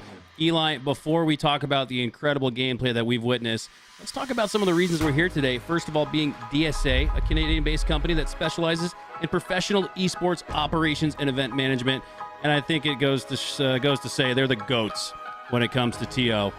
They founded in January 2023. They've been doing this for much longer, though. It feels like they've been stalwarts in the scene for decades now. They've worked with Halo, Valorant, Brawlhalla, League, Rocket League, Apex, Call of Duty, Mario Kart, Mortal Kombat, NBA 2K, Super Smash Bros., COD Warzone, CSGO, Street Fighter, EAFC, Madden, Tekken, Rainbow Six, Roblox, and Take a more. breath, So it's a laundry list of success and just incredible tournament organization work from them. And then we want to shout out AMD as well. If you've been watching from the sidelines and want to get in the mix and potentially make your way onto the LVT Halo broadcast, you might just win an AMD graphics card as well. And then Eli, we've also got Waterloo and TELUS supporting the day. Why don't you tell us a little bit about them? Yeah, TELUS is a community Discord. Community is all about gaming, making connections, finding teammates, and earning cash. Free-to-play tournaments all year long, internet and mobile promotions from Canada's telecom company. Join the community and start playing today! !TELUS in the chat. Well, again, without those lovely, lovely sponsors, which we want to give thanks to, we would not have just witnessed what might have been one of, if not the best series online of the year between Shopify and Tenry. I think at least, Eli, we can say it was the best series that didn't go to Game 5. What a treat that was in the top side of the winter semis bracket. And now we get to see another team that we have been very excited to see. We talked about Tenry and the musical chair shuffling with that roster and how excited we were to see how they performed today. And now we get to see Team Envious run it back, Sans Precision plus Acid. And then on the other side of Majin, we've got four of the best players across the pond. So if the top side of the winter semis was anything to write home about, this bottom portion of the bracket might be as well. Yeah, I think this Team Envious roster is going to be pretty insane, if you ask me. They're going to make it difficult for our friends across the ocean. That's a strong team as well, though, for Majin. As we take a look at how the lower bracket is shaping up, there's some teams left there, and definitely don't want to run into Tenry. If I'm anyone there, I feel like they're going to carry some momentum despite the loss to Shopify. They're going to be feeling good going into their next series. Yeah, they have to feel like the lower bracket's theirs for the taking, right? I mean, you almost sent Shopify down there. You almost made a trip to the winners bracket final. So, man, this day is just about, I'll call it about the 50, 60 percentile. And I can't wait to see the conclusion of Tenry's run. But for now, we're going to set our sights and focus on the return of Envious versus Majin. Yeah, so I've anyone that's been following me on Twitter knows I've been grinding matchmaking in the high Onyx lobbies recently, and I've been doing pretty well. I feel pretty good. You know, I beat some pro players here and there, but I tell you what, the other day I played against Acid on Vacancy Oddball. This guy dropped like 65 kills. He was an unkillable machine. I don't think I won a single piv against him. This guy is just something special. His presence was definitely missed in Atlanta. I think that he's ready to play. He's been grinding online. Yaxon, same thing I could say about him. Piggy's just super solid. And then, of course, Descendant. This guy plays some of the fastest Halo that we see, and I'm just excited to see how this roster kind of comes back together. I think they're excited to kind of have the band back together as well, and having that positive energy in the Discord call goes a long way. Yeah, Descendant, the slowest to join us in this lobby, but it's not a reflection of how fast he plays Halo Infinite. Arguably the fastest player in the game. Sometimes he takes on fights that maybe you think I don't know. That was pretty risky, but he usually wins it. So Yeah. Descendant's a lot of fun to watch for that reason. 100%. He actually talked to him quite a bit at the after party. We had a good chat talking about his career in general. He's very self-aware as well. Like he knows when he's messing up. He knows when he could do better. As we have our second observer in the Tenry ABLG game. This should be fun. There's a replay. This is a replay. This was fun, though, if you missed it. It was fun. But yeah, Descendant, good head on his shoulders. I think he's like, he's still growing as a player. He's yet to reach his ceiling. And I think that ceiling is going to be very high when he gets there. It's just a matter of time. Just a matter of time before this series gets started. This is your lower portion of the winner semis side of the bracket. A trip to the winner final is on the line, and if you drop down to the lower bracket, you got to take on a Tenry that looks like they're punching way above their weight today. Yeah, they looked very strong against ABLG, arguably even stronger against Shopify despite losing. Seemed like they're getting better throughout the day. That's typically the sign of a good team, as really making Shopify work for it. And there's not many teams that could say they've ever done that. I mean, Shopify just got done beating Luminon 4-0 in the grand finals on LAN. Didn't look like they had to work that hard for that, but Tenry made them work for that one. Triple kill. What a fun day, and it's about to get even more fun as we have all 8 players ready, available, and on the sticks as Descendant has joined the lobby. Here we go. If the game 1 audible on Livefire was anything to remember, which it was, I'm thinking we get more of the same here. The long haul. We're going the distance to start off this series. Last time we saw this, it was when Tenry really started off hot. They won round 1, were up in round 2, but could not close it. This case, the underdog are our boys from overseas. This Majin roster, we haven't talked about them too much. They will be playing on higher ping as far as I'm aware, but there's a ton of talent on this roster as well. SLG and Bastos. I know Bastos has been playing with Legend quite a bit as Legend gets his feet back into the scene. And then I don't know as much about Zove, but then you've got Mighties, who is a beast as well. Here we go. Kicking things off. Shots ringing out across Livefire. This is no training exercise. This is the real deal to earn your opportunity deep into the bracket. The winner's final. After this, as 3 go down, though, for Majin. A nice start here for Envious as they'll turn the 3 down into 3 seconds and maybe a little bit more. No, but an interception. Majin's actually on the ball first, despite going 3 down. Was that an error in rotation, Eli, or how did that happen? I'm not really sure. I mean, Piggy actually took a little bit of extra time to grab the QT and then found the sniper, so I think he's more concerned with getting the sandbox than the oddball in the opening, because it can lead to a setup, and that's pretty much exactly what happens here. Piggy still has, I think, a little bit of QT left. No, it's out, but doesn't matter. He's hitting the shots. Found a very sneaky corner there to cut off Majin, and now they're forcing these spawns mud by pushing out green. I really like this. If you have the oddball in A, you really don't want to let the other team spawn here on green and have an easy push. So just by taking that space, you force them to spawn on the other side. Another 3 down in favor of Envious, and this time much more efficient with that oddball in their possession, as if 10x that 3 seconds they got after the first 3 down and turned it into about 30 or so. But here comes Mighties and the rest of Majin. Chase grenade goes out. Piggy cleans it up, looking to turn 2, and he does. That's actually Descendant instead. Nice little bait and switch combination there when you got Piggy and Descendant at the back of green. Absolutely. It feels like Majin, they're trying to follow up on this damage, force their way in. Bastos had a good route, but as soon as he takes the frag grenade, elects to continue into A to get his shields back. I like this play. Mighty's had stayed alive for quite some time, but is finally taken down, and we finally get some ball time on the board for Majin. Here we go.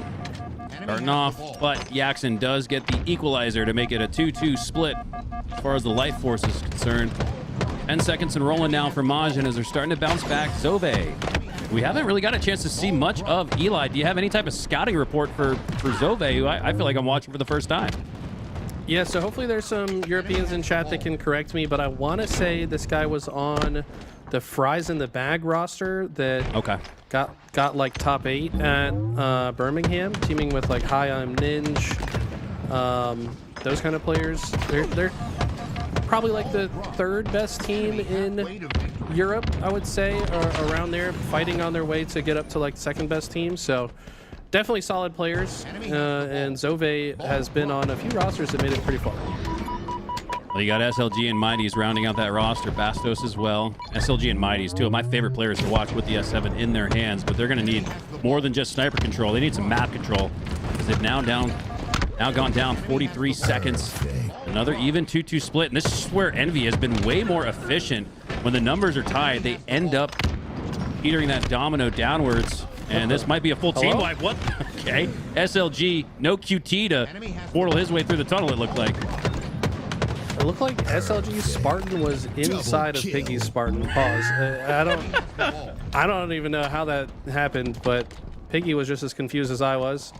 Majin's going to take advantage of the confusion bottom mid. Now have a tower set up, and Mighty's can be quite dangerous with this sniper. He's got to hit some shots. Well, ooh. Answer. There you go. As he. There's that setup you were talking about. Or go down. Mighties with that headshot from the sky sends all of Envious back to the respawn screen, and they're down by a somewhat considerable margin, 30 seconds, but they've now got 30. And this could continue to roll if Mighties is able to line up more shots with the snipe. His teammate actually cleans up on Yaxon at the scoreboard. Ball resets. Felt maybe a little early to do that. They were facing heavy pressure. It's never a bad idea. You don't want to take the risk. Like if things are starting to go south and there's a chance that you could lose the setup, you don't want to give that over for free. Might as well reset and play for next, especially with teammates coming off spawn. They can more easily contest the new ball than they can get into the play. So I think it's a solid thought process. It is still a marginal lead for Team Envious. And a couple of big fight wins here from Mighties. Starting off strong. Yeah, great recognition of from Mighties there, realizing he got the 2 shots plus the melee, meant he only needed a body shot to clean up his opponent. Played that process perfectly well. As Piggy going to trade out with SLG on the garage door. Ball rotates from the C platform into the A side of the map. And it looks like they're trying to rotate it out towards green to potentially play the oddball, but it's up to Zove now. Acid, that grenade's going to hurt him. And Zove threw a grenade just for good measure. Yaxon, though, with the fist, pushes through the garage door. Very back and forth fight on the garage, but it looks like Envious come out on top. The other fun storyline here is Yaxon and SLG were teaming at the last event, now playing against each other. I don't know if there's any love lost there, but you always want to beat your former you always want to, like, even if they're your friend, you still want to beat them if you play against them, right? Like, it's your fault we lost, not mine. Kind of feeling. Majin do go 4 dead. Mighty's coming off spawn, wanted to hit a quick route, but I fear his ambition might play heavily against Majin in this situation. You really want your first spawner to survive. Like, take space, but do so in a safe manner. And since he fell, it's going to be a lot harder for the rest of the team to get through. And just as Majin brought it back to within 6 seconds, Envious has gotten back on the oddball, but Mighties has the snipe back in his hands. This is what sprung them the last time they brought it back to within that 6 seconds. Can Mighties line up another performance with a snipe? Okay, repulse helps a lot in this situation. Get a better line of sight. Maybe make a difference in this fight, but look at the way Team Envious are playing around each other so well. You get one of them to one shot, they're just going to hide. The other guy's going to take the front line. Beautifully executed set of plays there out of Team Envious. They're going to get the ball right back in their hands. Yaxon goes down. He was the bodyguard to prevent the push through the dummies, but Acid does get to see cleanly. Now he's looking to gather, not the high ground, but he might be working a tricky rotation here. This might take Majin off guard. And yeah, you can see why he wants to rotate. The push is coming through on the tower. Heads up play to rotate, but Majin are countering. They're playing this really well. They do go 2 down, and now that oddball is going to go right back to C. Yeah, that play was probably off of a comm. I spawned green, and that just tells the oddball player where the safe part of the map is. So he's going to posture so that the green player can cover him. And they've They might just close out the round here. No, they're going to opt to play the ball. Wow. I think after they saw this Nest player, Bastos, Double kill. that's probably the correct play. And Descendant's already ready for the next one. Can SLG stop him, though? Seen some rather cautious play balls in this oddball. 30-second lead here for Envious. Just 5 seconds away, though, from securing a round 1 victory. Zove, though, has the camo in his hands. Mighty secures the double kill in the back of A. Here comes the third. He gets the melee trade onto Piggy, which makes him an easy cleanup. And 4 go down! 4 go down. So down by 30 seconds, but Envious are looking at maybe 1 or 2 pushes back up the map. And this is going to be a crucial one here through the garage door. Yeah, they've got to make it happen. They can't go too fast, though. You feel like you just need 5 seconds sometimes with 20 seconds on the clock. So this is where some people can make mistakes, but a perfectly executed push, they get 3 dead instantaneously. That will secure the first round. 5 perfect shots in the end. Round 1 for Acid, just for good measure, just to assert himself a little bit more on the map. There you go, clean potential late jump there, was not tricked by the movement of Zove. As we hop on board and stay on board with Acid for the start of round number 2. It's Descendant, though. We're going to want to watch him with the snipe in his hands. One of the fastest players in Halo, and he's nasty with the quick scopes as well. I like the option to use the bandit in that second engagement as well. What are you doing, man? Okay. I mean, he didn't have many other options, so he went for the trick shot. I respect it. Hell yeah. But he knew some montage kids were casting the games. Might as well go for it. And Mighty's now doing what he can to try to contest his camo, but when you miss 2 no-scopes, you do deal 0 damage. I think this might end up being Team Envious camo, but no, Zove finds the angle, and SLG will be the one that earns it. Piggy has eyes on it, though. I don't think SLG is going to get away. He does not. Great job by Piggy there as the last player alive for Envy, making sure to negate the power-up. Now he's got the power weapon in his hands, and the oddball, too. Okay, all members of Team Envious kind of hold up here in garage, which is not a bad strategy if you can hit some shots like Piggy is. Ultimately, though, the push comes through. 2v2 situation. Huge grenade comes in, and Envy were spawning on the dummy side, so they're able to push through. But look at this. Majin trying to just run the ball out of garage to make the next play a little more difficult, but ultimately Envy does get it back in hand. Now Majin have to make the push. Piggy taking on all challengers at the back of A, and he does so once again. Ooh, team nade there. Takes down his opponent. 3 go down, though, for Envy, and they weren't able to really do much from that sequence out of Piggy. It's going to be Majin, actually, who tie up the game, but looks like Descendant took a trip to the home screen of his PC. Unfortunate. The ether. What do you think Descendant's PC background is? Like when his game crashes and it just his wallpaper shows up? Some kind of anime god. Anime shit. Yeah, dude, it's gotta be some anime shit for sure. It's like, I don't know, it's like him in anime god form, probably. It's not even like from like Hunter x Hunter or, you know, it's like some AI conglomeration of like himself on like Naruto's face or something. Yeah. Wielding a big stick like we see on the left side of your screen there. No, Descendant Spartan's the one on the right. Like, what is on your head, bro? He's a Greek god who's with like I got the lore from for you. Lord of the Rings eye. Okay, no, he's from the ages of Middle Earth. He's felled a dragon or 2, actually 2. He's got 1 on his shoulder, and then he took the eyeball out of a slayed dragon, put it on his own face, and that's why we see him dressed in that red, white, and gold combination. What a badass, bro. That's definitely Descendant. It's good lore. That's how we got here. And then one of them is wearing a Santa hat in May. Yeah, just waiting for Christmas in July, I guess. I think the Santa hat.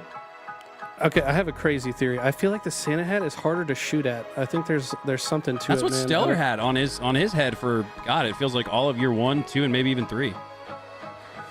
It's got aura. You know, he's just delivering presents to everyone in the server, I guess. I don't know. Wasn't there like a demon version of Santa that came out in a movie at some point? I think that's what Stellar was going for. Like the horror movie Santa? Yeah. Yeah. I can see that. Something like that. someone in chat, all caps, Santa is real. I mean, I can't argue against that. I don't have any evidence to refute. Could be real. Why not? Where were we in round 2? Was it a slight advantage, it felt like, for Majin? I forgot everything I've ever known. Yeah, you got the Descendant What's my lore, name? and yeah. I Elu. couldn't tell you, man. Can someone help me out? So apparently, Where I were say we? Eli a lot on the broadcast. It's just my affection for you, I guess. I don't know. You are my co-caster, though. Yeah, the cease and desist letters are continuing. We're bringing that back. The restraining order, I think I got to renew it soon. But as we wait for Descendant to get his internet working, I know. Okay, so for some background story, Descendant has some of the worst internet of all the Pro Halo players. If you try to watch his stream, he'll frequently spike to like 900 ping, and he just literally can't play the game. So his call out is 3v4. Like that's how he tells his teammates, like, I am not a factor in this, so you guys just got to figure it out without me until my ping reduces. So hopefully that's not the case of what's going on here. Talk about practicing with the ankle weights on. He could be Rock Lee in another life. I could see that. Definitely could. I think I saw Mighty's in the chat, just that friendly EU type of behavior, to suggest that they would actually do a full reset despite being up by, I mean, it was the start of the round, so it does make sense despite being up to call for a full re, but yeah, pretty sportsmanlike there out of Mighty's to be up by, we'll call it 10-15 seconds and just go again. Full re. Yep, there it is. Yeah, Mighty's a very respectable young lad. I don't know if I've ever seen him when he's not smiling. Does that guy ever stop smiling? Him and He just SLG. seems No, SLG has a more serious side of him, I feel. But True. Mighty's, Yeah, you got to wait till after the tournament on Sunday night, and SLG won't Yeah. stop smiling. That's a good point. Yeah, he'll yap to you for hours about Halo, but I feel like Mighty's just always got a good attitude. You got to respect that. Well, as we wait for Descendant to get back in the lobby, we have had ourselves, man, a hell of a day. Even the amateur grassroots scene was showing out there in round number 1. We had a game 3 best of 3, and then we took hold of the Tenry thread on the bracket, and I'm glad we did because we got to watch them win 2. A rather dominating performance against the likes of Ryan Noob and company with that AB Legion Gaming crossover roster. And then they went up against Shopify, where it felt like, what, 90-10 edge if you were a Vegas odds betting favorite or something like that? Yeah, if I was the guy that lays the betting line, it's got to, I mean, just about anyone against Shopify is like 90%, I would say. Yeah. And they still brought it all the way to OT in game 4. That vacancy king of the hill, the CTF on pit for game 3 was right before that. And Shopify had a 1-0 lead, and then I want to even say a 2-1 lead. And then, man, Tenry really showed us the ceiling of their potential. They're a pickup squad, so not guaranteed to play beyond today, but that's one of those pickup teams that I'm a little biased and almost in the ear of the guys saying, hey, man, you guys might want to stick this out and see what you can do on LAN. All right, well, thanks for the reminiscing. We're actually going to go to a quick break while we wait for Descendant to get his life together. We might be waiting a long time. Just kidding. Don't go anywhere. We'll be right back.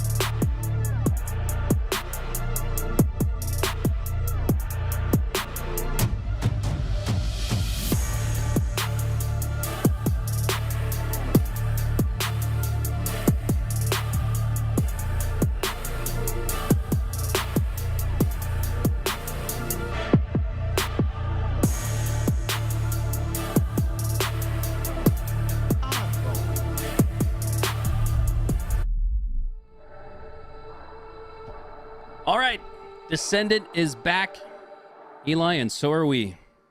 And if you're just joining us, Descendant just DC'd, so we had a momentary break in the action. Currently stands as Envy with a 1-0 lead in this oddball game number 1. Majin did have about a 10-15 second lead in game number 2, but the sportsmanship across the pond, strong as ever. Mighty has actually requested a full reset, so that's where we are. Full reset and a 1-0 lead. Love that ability to pick up where we left off. You can actually see the dot filled on the bottom right of your screen, so you don't have to do any guesswork. Here we go. Yeah, shout out to Halo Studios introducing that mechanic into the game, so no confusion here. New camo, or sorry, first camo is going to be very important off the rip here as we go back to square one. Uh-oh. I was saying in the break, I was a little concerned with the status of Descendant because it took a little longer than that 5 to 10 minutes usually afford a player to get back in the lobby, and for him to just lag right back out. I hope we can get a Frontier tech out to his house pronto, because he's having internet issues abound. As we reset and try to get Descendant back in the lobby. Don't go anywhere, guys. We are just getting started here on LVT. We'll have this series back on your screen here soon.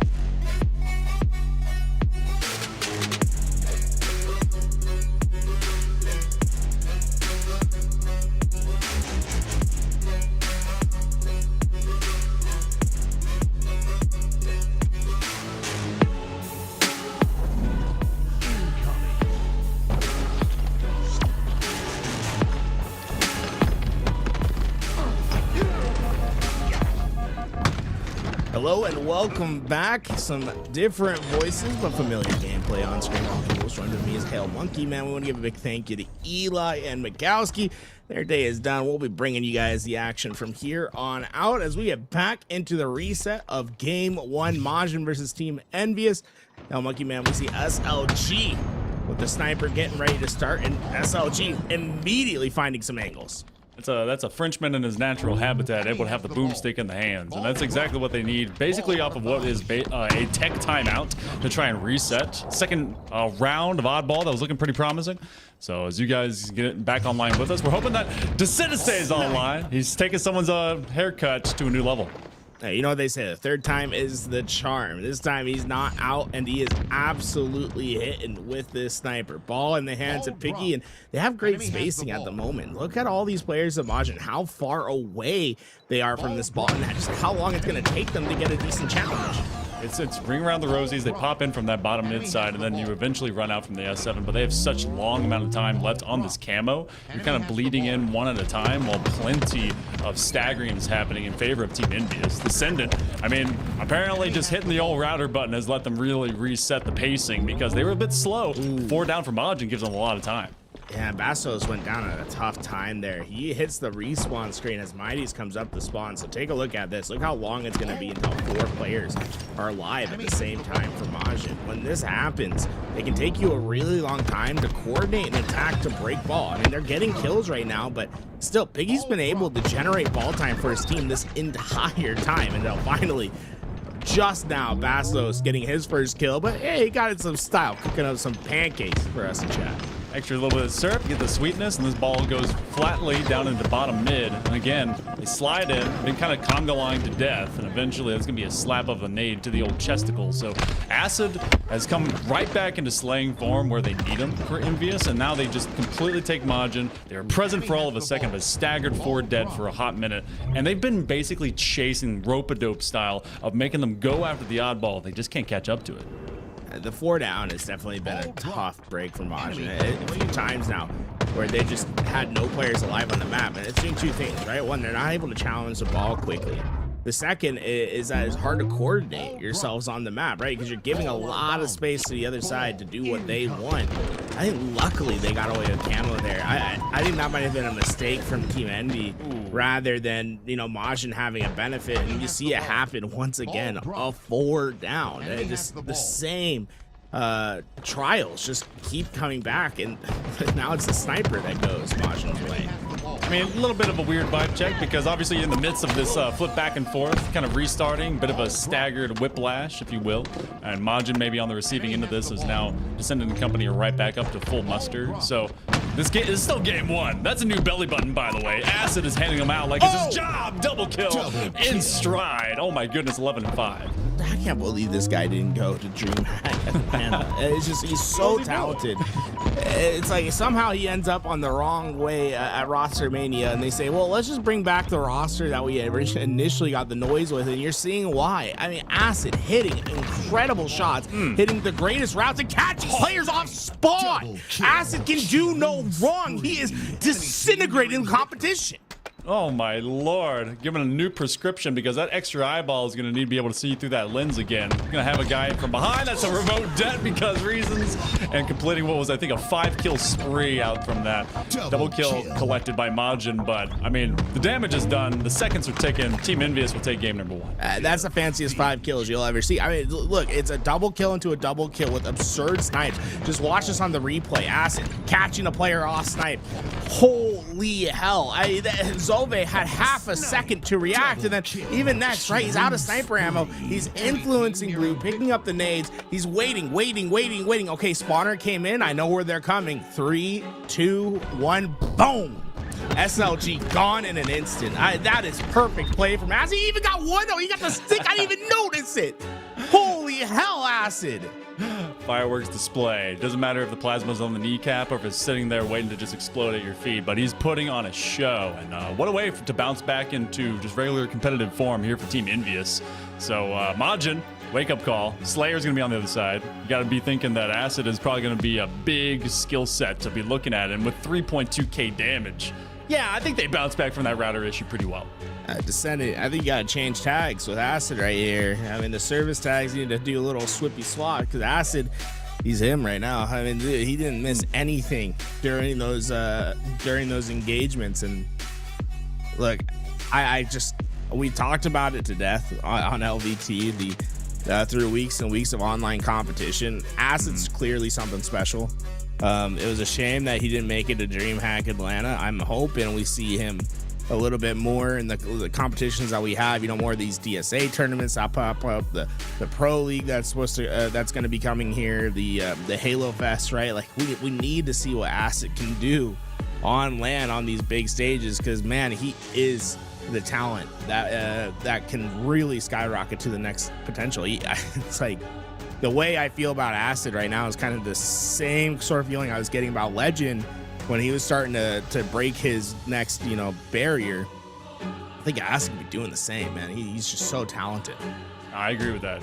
Breaking that kind of that regional jail, just be able to go up and be able to see who they can sit with, and we saw that even before Atlanta, man. Like when we were looking at them going over to the UK to do that side of things, and absolutely tearing through people. That's got to be something that if you're Majin, you got to slow them down.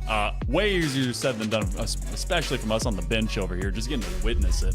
But an amazing player all the same. So they're going to have to go to some Shock Rifleville, though, with Recharge. So if there's anything to be said, that was a weird kind of situation, off a situationship, if you will, for some of you, from that oddball on live fire. So they get back into maybe proper form. Hopefully Majin isn't still recoiling as we hit the sticks over here.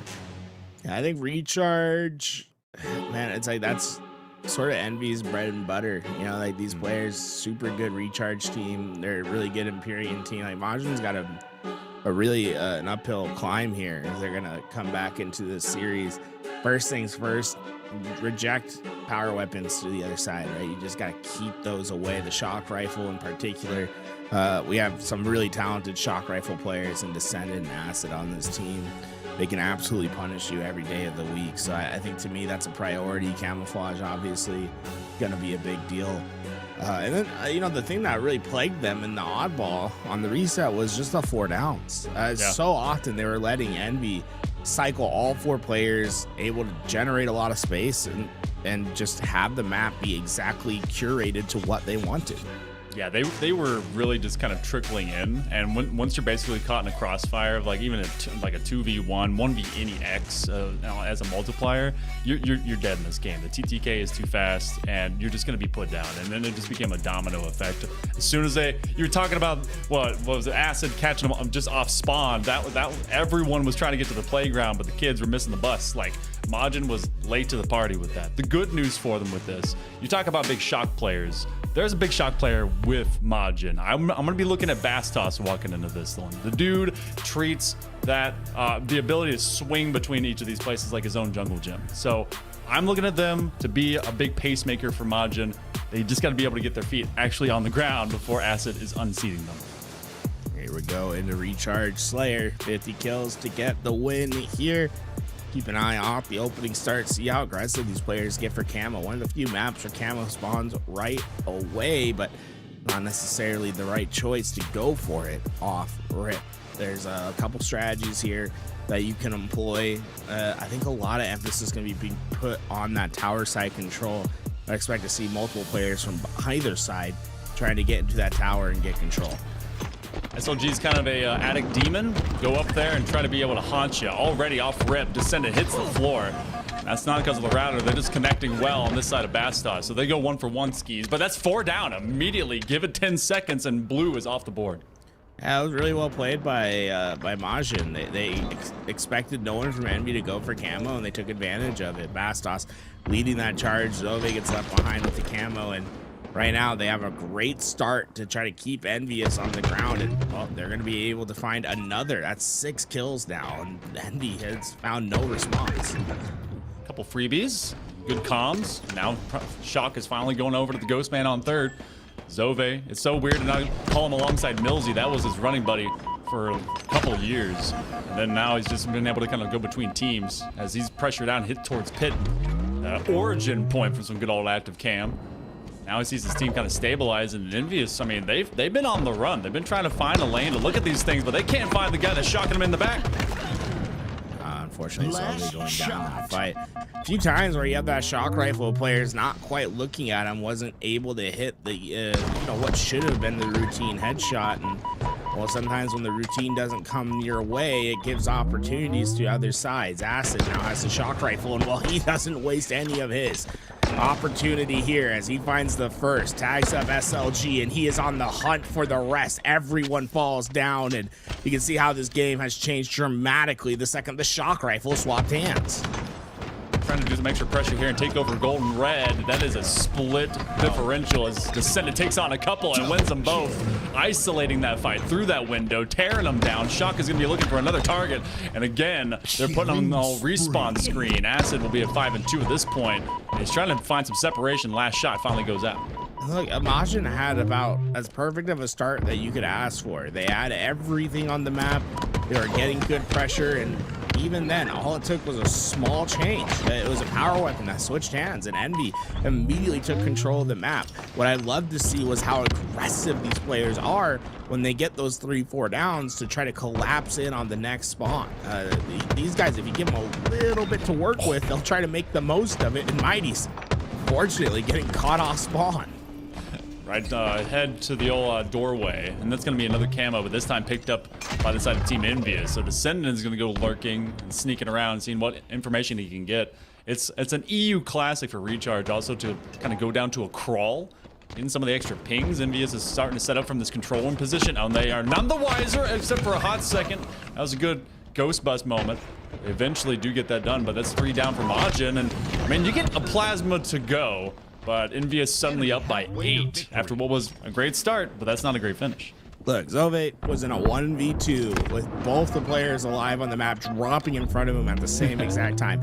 Getting a stick and getting away with the trade there, you'll call that a win, but the reality is the macro elements of this game have not been going their way these last few minutes, and something dramatically needs to change as a team on their collapsing, on their just individual, on their macro fights, right? How are you going to handle this as a team? Because right now, Envy has them absolutely discombobulated. They have not been able to get a team shot. You see them constantly going down one by one, and more importantly, they need to clean up some of these kills. These one-shots, they keep getting left behind, and that might have finally just changed as a couple of one-shots fall. Fantastic, at least follow-up and finish. Sometimes you put some damage out there and you let the Spartan live a little bit too long, but good comms out by Majin as they do at least are able to capitalize. That's gonna be a missed plasma, still chasing his teammate, trying to protect him. That's gonna be a back tap in stride as Majin starting to play some catch-up, now playing some defense, but both of them go down there in the pit. Might be a third on the follow-up as they do the wiggles. That's a triple kill from out of Yaxin. Looking for one more. If they pop out of glass, they end up going down themselves, but good multiplier right there as Envious still stays a little less than 2 hands worth of fingers ahead of Majin. Yaxin 14-7 now in this game. Descendant gonna have his turn with the shock. Just one bullet left in this, but just Envy putting on her. Ooh, okay. Okay, I was like, I don't think you want that combo, but interesting nonetheless. I think Descendant just saying, hey, well, you know, if they can't use it against me, that's all true. Good as well. Yeah, you know, you got some lightning, you got some plasma, and then you got a lot of quiet. Oh my goodness, popping in from behind. That's gonna be a nade you don't want to step on. That is the kill pitch. That is basically every single nade that existed in the back pocket. Maybe all the distraction, throwing out the grapple hook, saying, don't come over here. Don't do it. I don't think and Descendant's gonna get pushed anytime soon. They know that combo's in that room. They know it's an instant death if they try. They force him out. Descendant hitting a couple jab steps there, but not quite able to get the aim back. Problem is these small wins are not going to be enough to change the overall trend of what's been happening in this game, which has been Envy winning these big engagements, going positive on these big team fights. Every single time we see them, especially setting up that nice crossfire, wide open spaces where Team Envious has just not been threatened and they've not been punished. Majin really has been there in multipliers. Ass is going to be by themselves off this other side of Hydro. They're going to slide straight in. That's going to be a plasma to go. No. Okay, that one goes past. So at least finding one. They're just down by 6. I say just, but that's a mountain to climb. That's a huge blast right in the face of Mighty's 10-8. Trying to protect themselves up here in top control room. They're going to get their teammate. Now as they kind of rope a dope back in, and now good extra jump just to elongate that fight. But still within 5 to finish this off is Envious. This 6 to, dare I say, 7 kill lead for Envy has just been really insurmountable for Majin, and what they need are some of those untraded kills, but they just come at a premium. We've only seen a couple of them throughout this game. Envy's just doing a good job to secure their trades throughout, and now with just one left, Yaxin will close down that space. He finishes the game with 18 as they take a fairly dominant 50-41 win. When you look at that scoreline, you know, we say dominant is a stretch term, but it really was. Like, there was a great start. I think it was, what, 10-4 at one point for Majin at the kickstart of Recharge Slayer. But everything that compiled thereafter was Envy just cooling the jets, getting Majin separated. It's like when they, you know, shuffle sheep into 2 different pens, the ones that got to get sheared and the other ones that got to get shots. Well, they just completely never got to see their friends again. The entire herd of Majin was just completely segmented by Envy. And so they brought him on. And Yaxin, what a performance from him. Yeah, look, he was 14-7. I think he was a big catalyst as to them taking that initial lead that Acid gave them with the shock rifle and translating it to even more dominance, to having that double-digit lead for a lot of the game. It's because of Yaxin's aggression, what he was able to do with those players off spawn. And no, it really was like herding a bunch of sheep there. And by the end of it, I mean, Majin, they were all sheared, and they definitely got shot in that game too, because there was nothing that they could really take away there that was a positive for them. Instead, they'll have to find an answer in game 3 on Empyrean Flag. Majin naked and afraid, but not dead. Empyrean is going to be a big separator for this squad because, I mean, once you hit that midline, if you're not set up to try and already be nipping at the hooves. Well, they're going to run away from Envy. They want to run away from this and go into a winner's final where, you know, your grand prize is to face off against Shopify Rebellion. But the task at hand, you got to be able to get these flags. Key attributes that Majin needs to have. They got to make sure they're playing a lot more for that life, because as soon as they're not finding the numbers in their favor, they're just turn into a caterpillar that's legs getting cut off one by one. Overshield that's gonna be a priority. This is something we've seen develop in the last, year that we've seen Empyrean back, and how much pressure these teams will put on Overshield. All of the players on the map essentially trying to play for it, but it's going to be one that goes Envy's way, and now it's down to the duel of the sniper as the Overshield gets into play. Acid trying to get into the back ranks, and oh my god, like a rook hitting the back lines. He's just going first, and he'll say, hey, the rest will catch up. And they did. Holy. It's just a swarm, an absolute storm of them coming through. Envy, just absolute disrespect, because they know that as soon as they take that space and then apparently own this spawn side, Majin is just not going to get to exist. Oh, it is spawn screen simulator from out of Majin, as this probably should be a free flag coming out. SLG not going to be able to get much further. Acid cuts him down. But he did slow down the fly by getting that last second kill. Ooh, I just don't think it's going to be enough to stop Team Envy from getting this one home. Maybe Bastos, no. He trades out. That's the first on board. And how many times are you going to see that on this map? Look, if the opening starts go your way, oftentimes it's going to result in a flag capture. I think it's more than 50% of the time. Honestly, if you are able to win 3 or 4 kills unanswered, you just get a capture. Yeah, the geometry and the setup of overall Empyrean is punishing in that capacity. The mean streets out here just don't let you exist, and so does Bastos. Finally gets himself a nice power weapon. The S7 will scream out and take it down a couple. So Majin needs to press up with some space. That's the key thing here. But also, I want to see them in 1s and 2s together. Nice couple of connections. They're trying to play sneaky on the other side of Long Haul, and Majin is suddenly putting Team Envious backwards. Bastos catching a really great pocket of timing there. No one player during that engagement was just looking his way, and sometimes you're able to take big advantages when you find an open lane. Bastos using that to his best ability there, as Majin has a great attack opportunity.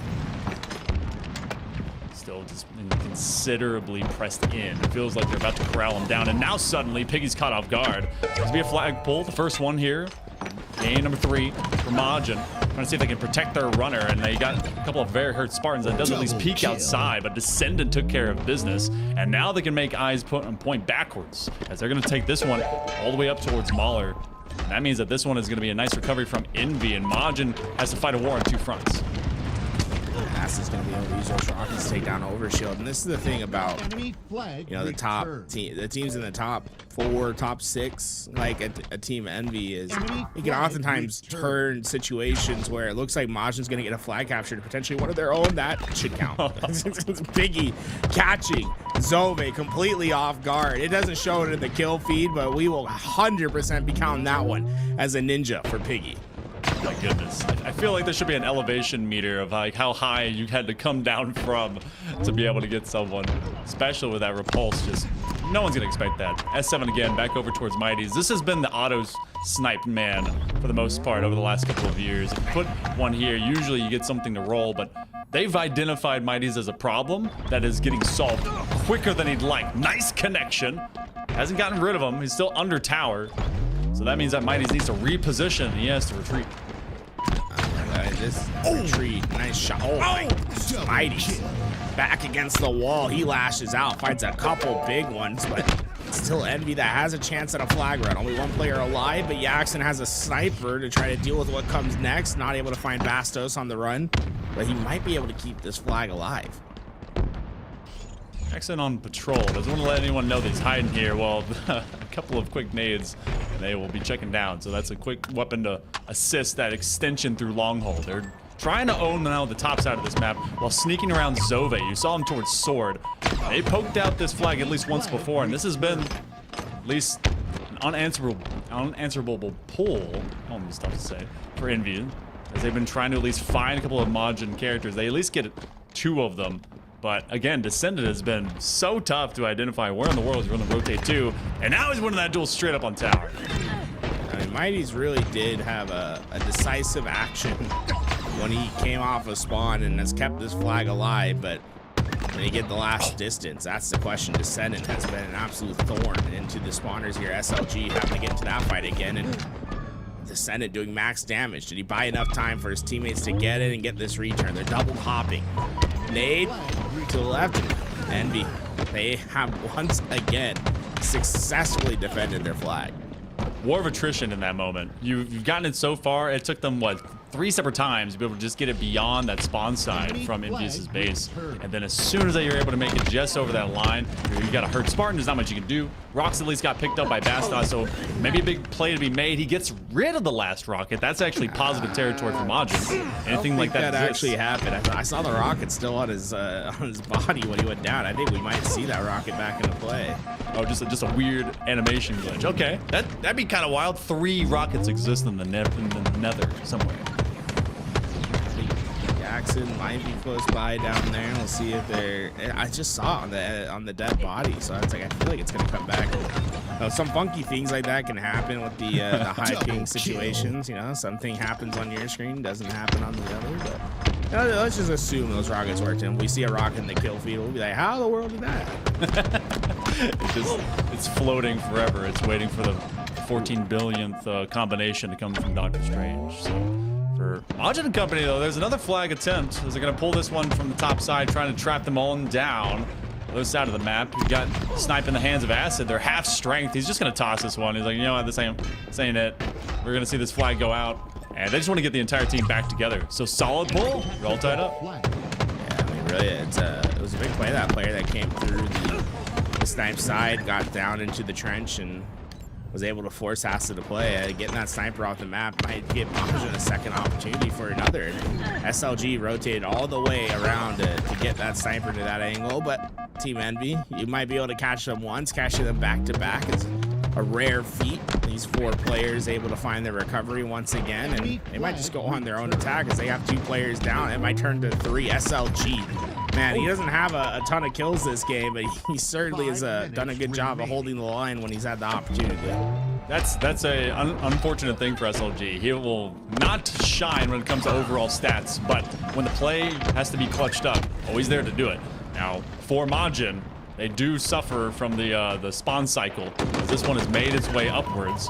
So a quick blitz coming out of Acid's hands, and this one is now prime time for Envious to walk it down this long haul. And this is going to be that one big jump. They can make it over that line, might be able to get it. They do make it over the ledge. Bastos trying for a last-ditch effort, but now they go up to 2. Just need 1 more to put this series out.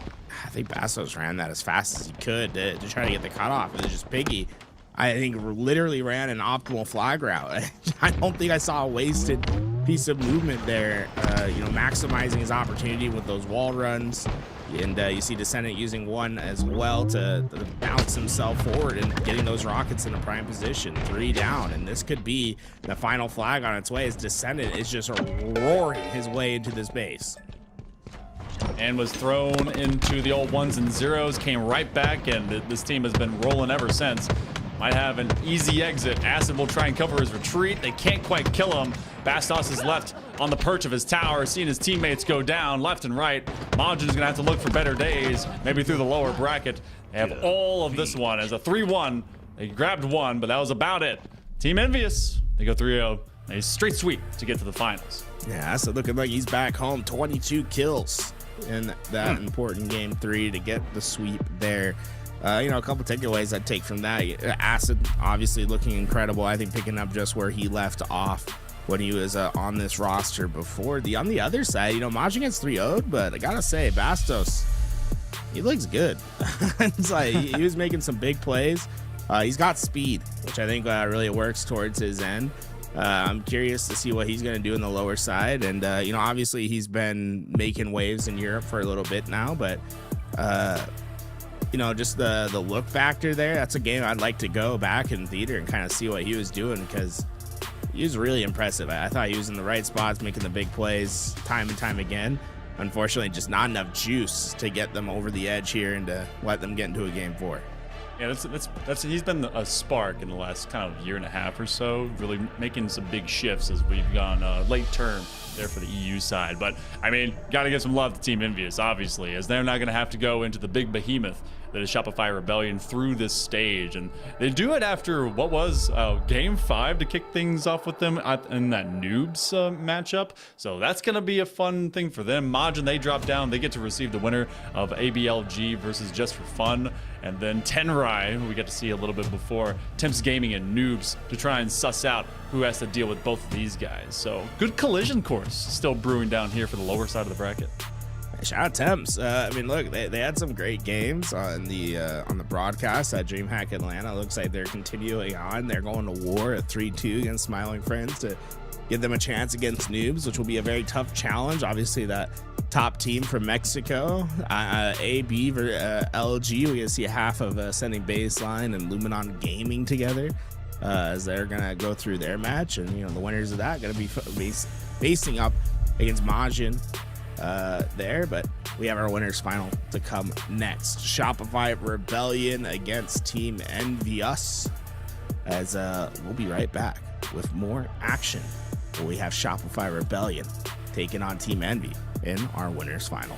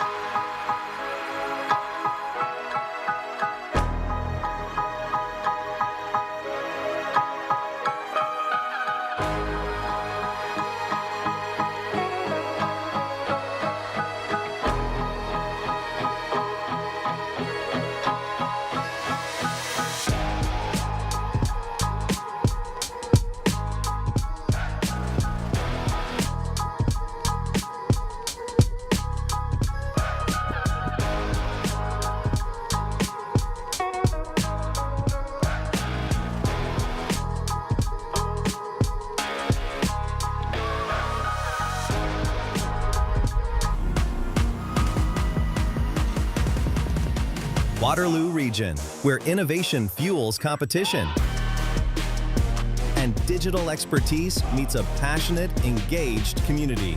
This is a proven esports destination. From rising talent to the world stage, this is where competitive gaming finds its edge. Waterloo region, ready when you are.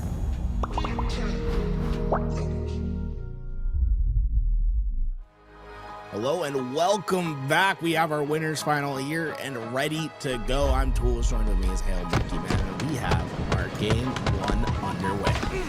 Already in it and gonna begin it as we got Shopify Rebellion coming at you live and loud, especially alongside their competitor. As we get into this one, a lot of speed brought by Team Envious. We're gonna see if they're gonna be able to continue that as we go straight over to recharge. We got Strongholds. I didn't get to see this a whole bunch when I was doing Collegiate Halo finals. We kind of segmented that away. So seeing off of this rotation, already getting that camo. Frosty getting cut down from the top row. Yeah, with that, I mean, look, Team Envy, they're able to get the first, little bit of spurt underneath them with the getting that shock rifle, but it's Shopify Rebellion that has control, in my opinion. It's just, yeah, they might not be scoring right now, but they certainly are applying pressure. It's just a matter of time before they find their break as Frosty pushes into the front lines. Royal 2's behind to help him get those kills, and they might not be satisfied with just 2. Wouldn't be surprised if we see an aggressive position here to try to keep a trip cap. Might very well be able to just keep them bleeding on the backside of Hydro. That's a tough position too, because you get basically stuck into a funnel of blue pipes, and otherwise, even if you've extended one man up like Last Shot was beyond that control room, you have everyone having to fight all guns on just to be able to get it done. B, weakness, 33 points. That's a 20-point swing already. I know I'm throwing numbers at you, but that's how I do. But quick double melee doesn't happen as Royal 2 clears the board. Might be able to do it again. They find the next man up, but again, look how Envious continues to be staggered out. Yeah, they're just not getting space on the map either. They've been stuck in these long haul spawns for quite a while now. Frosty has just been on an unrelenting push. It feels like every life. He finally gets punished for it as he goes down after taking some damage there, and looks like Envy has decided that B is going to be their outlet. They sent a couple players out towards that high side of the map, going to try to get the breakthrough there, and Acid, a nice patient play, will be able to get his kills, and looks like he'll eventually be able to transition to A. But even now, when all those things were going right, it's still the end fight that seems to favor Rebellion as they get the break right away, and they're going in for trip cap pressure once again. They have a consistent anchor off of this ship. Even with that rotation that was able to be disguised just enough in that low side pit and outside hall, they still were able to see, all right, they're going to be able to come up towards elevator, and we're just going to shut them down. They put one little toe onto C, it splits that spawn, and they come right back to crush Envious out. They have 2 down already. Shopify Rebellion continues to be the big man at the door. It's not going to let you into the party. C is just lingering. A camo picked up for Last Shot, and Shopify Rebellion has owned every toy except shock rifle. I'm sure they're going to add that to the collection soon. I think they can feel that pressure coming in through the pipe side as well. Frosty gets his first kill, and Last Shot is looking for what's been left behind, but Envy has been able to find a little bit of spacing here. The problem is you need spacing and numbers, and they've been severely lacking in the latter throughout this entire game, just always having a player onto that respawn screen, and Last Shot looks to find the first kill once again. Quick little bleed out of that shield. He didn't get out and extend this information life off of that camo.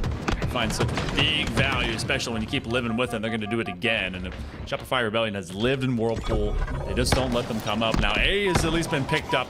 You got shock rifle in the hands of one of the most dangerous dudes out there. He's only 2 and 4. World 2, opposite side of things. It's 10-4, good buddy. And that's another trip cap temporarily. Envious has been living in blue. That's not where they want to be. That's why they finally are able to extend it to mid.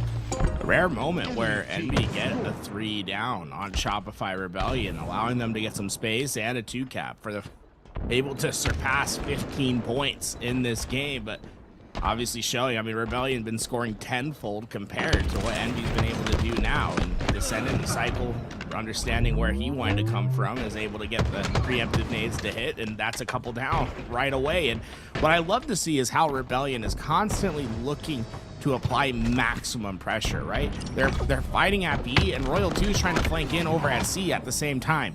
Double dilemmas have been such a pain for Envious. They never have quite enough numbers, quite enough firepower to deal with either at the same time. Double Dutch damage and distance that must be applied by Envious is dragging behind by all of them a microsecond. Shopify Rebellion goes BC to be able to stop that hemorrhage, and now you basically entrap Envious into a cage over towards this elevator in. You have them double stacked, one high, one low. Shopify Rebellion does go down 3. They can be able to work with this if they can be able to extend beyond that whirlpool. They do cut one down. Acid comes alive, and he absolutely needs to start getting Shopify tripping if they're going to be able to find this work. And now they have them in the pit of misery, but only briefly. I think the one way to think about Strongholds is almost like how modern baseball works these days. You know, back in the 40s, 50s, 60s for baseball, it was all about just getting a player on base and, you know, eventually getting them back home. Modern baseball, you're going for a home run every single time you're at bat, right? That is what the analytics tell you what you need to do. And right now, if you're NB, you're the same thing. You're Shohei trying to get up to the plate. You're trying to crush one of these out of the park. You need a trip cap to try to bridge the damage that's been done early in this game. And the way to do that is to swing for the fences, to be aggressive when you get these kills, and to try to get yourself into a position where you can trip cap. And right now, Descendants leading that charge. That insta-splode, though, didn't go off. And Frosty capitalizes. A two-piece for him. And what a change in situation. That should have been Envy ready to be on the attack. Instead, they're staggering on their back foot. That was wonderful timing, knowing that they could be able to set that plasma and then looking for that extra immediate explosion. And I mean, I feel Tools trying to summon Barry Bonds for the side of Team Envious, but they're just not hitting that home run derby at all. And it seems like they're just kind of going full Little League on this one. Coach pitch engaged. And for Shopify Rebellion, I mean, they're not letting them hit easily. C is actually under threat. Just as they tried to clear out, you know that Envy knows that basically this little hallway between control room and otherwise is going to be that major connection point. They're going to have that stolen away, and the trip cap's never going to come. They've not been able to stabilize even with just a couple. What a perfect shot coming out of Acid. To be able to do it again, they skip one nade, grab themselves a double. Acid able to get away with his life. He took a ton of damage, but the reality is, as long as he's alive, they have a chance here at B, and the shock rifle back into play for the first time. It feels like Rebellion's on the back foot, but as soon as they are put on their back foot, last shot just opens up a path nonetheless. And all it takes is a little bit of damage, and these guys will try to take what they can and get maximum value. They're pressuring a trip cap, despite only having a 1 kill advantage during this engagement. 200 has been breached. Final shot in the old shock rifle is now out. And Team Envious has a chance to maybe start getting at least a few points and put a band-aid on this bleeding limb. So, Rebellion, it's all about time. And it feels like an inevitability, especially as they surround the key site that they've been consistently forcing Envious to start from, and that's C site. So B under that major flip, they're going to have this other end of recharge under direct control, and now they're trying to blast out Envious just out of spot. Oh, with that, Envy is going to have only a few seconds to make some decisive plays. The first going to start at B. Yaxon trying his best to stay alive and get the capture, and successful at that. The pressure tries to come, but, you know, Axon staying alive with the help of Acid. And now the next priority, find the camo on the map. Where can you take down last shot? Struggle to spot him. That's a great actual defensive position. If they're going to be threatened to be, they can just slowly enclose everyone from Envious into this long haul. Oh, catching him with the one. Goes low for all of a second. At least they have a good response, but with a trip cap now up for Envy, still see that double threat on both B and C. They're trying to at least win that duel. They get rid of one. C isn't sure, but it comes up now, Big Blue. And Envy has been able to at least survive. You were saying they needed to be able to make a solid critical moment into a team play, and they do. Yeah, they have a 1v2 advantage for a little bit on the map, and they try to take as much space as possible, jockeying themselves to the traditional setup for AB, crossing players at Acid and Descendant, but they're not going to be satisfied with these just 2 crossing players. They know they're going to need more eventually. The first step to that is by finding kills in your lane, but Royal 2 causing all sorts of chaos. He gets 2 before Descendant's able to get the beat down, and well, him getting those 2 kills across the map opens up the lane for his teammates to get in and find their capture. 25 seconds to go until this one is all said and done. Here for game number 1. Try and stand on seed. A nice win individually out of Acid. Seeing if anyone's going to come in to try and finish him off, but no, he's got team support sliding over to C-Plat. He's under fire. At least looking to steal this one away. It is a momentary trip cap. Nothing is going up as of yet. Now things begin going sideways. If you're Envy, you've got to be able to step forward and take control, but that's just not going to be easily done. You're going to be able to borrow them out from this doorway. One last fight. They go from underneath elevator. Jackson is low. He's got a teammate to try and at least follow up. As they stand on B, the timer will still. Oh no, last shot, Frosty, Cycle, they all just won their gunfights, and with it, there's no more chances. They've run out of luck in game 1. Goes Shopify Rebellion's way after a hot start. They got a 150-15 lead, and well, that barrier was just never quite breached after such a hot start. They just set a wall at the middle of recharge, like call it an L shape if you will. Didn't get to entry anything to top rafter from control room into A. They had to take the longest yard to get there, as they then finally started putting up at least more substantial numbers when they were threatening B, but felt like they were just putting a pin, the old baby cage, and they just had to stay on the perimeter of so much of this. And in the meantime, Shopify Rebellion owned those points, and they were able to just completely numb them out, especially in those last 2 team fights.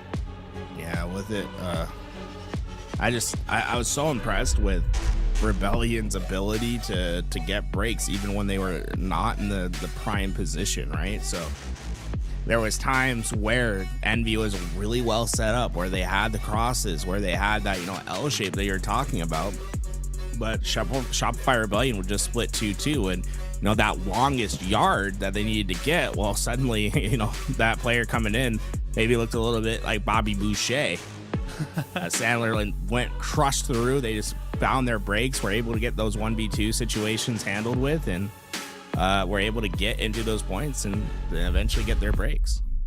Scary moment too, because Envy, they were trying to carry a little bit of momentum that they found through beating down Majin, and with a good old Strongholds, that gave Shopify Rebellion plenty of time to make sure that they were in right pace and right timing to be able to take on Envy. We go to game number 2. We got some Slayer here on live fire, and S7 to be picked up. A lot of squads to be able to at least start working maybe into a 1-1 or a 2-0. Ooh, big blast for our first blood. So you've been playing a very interesting position, and that ends up working out.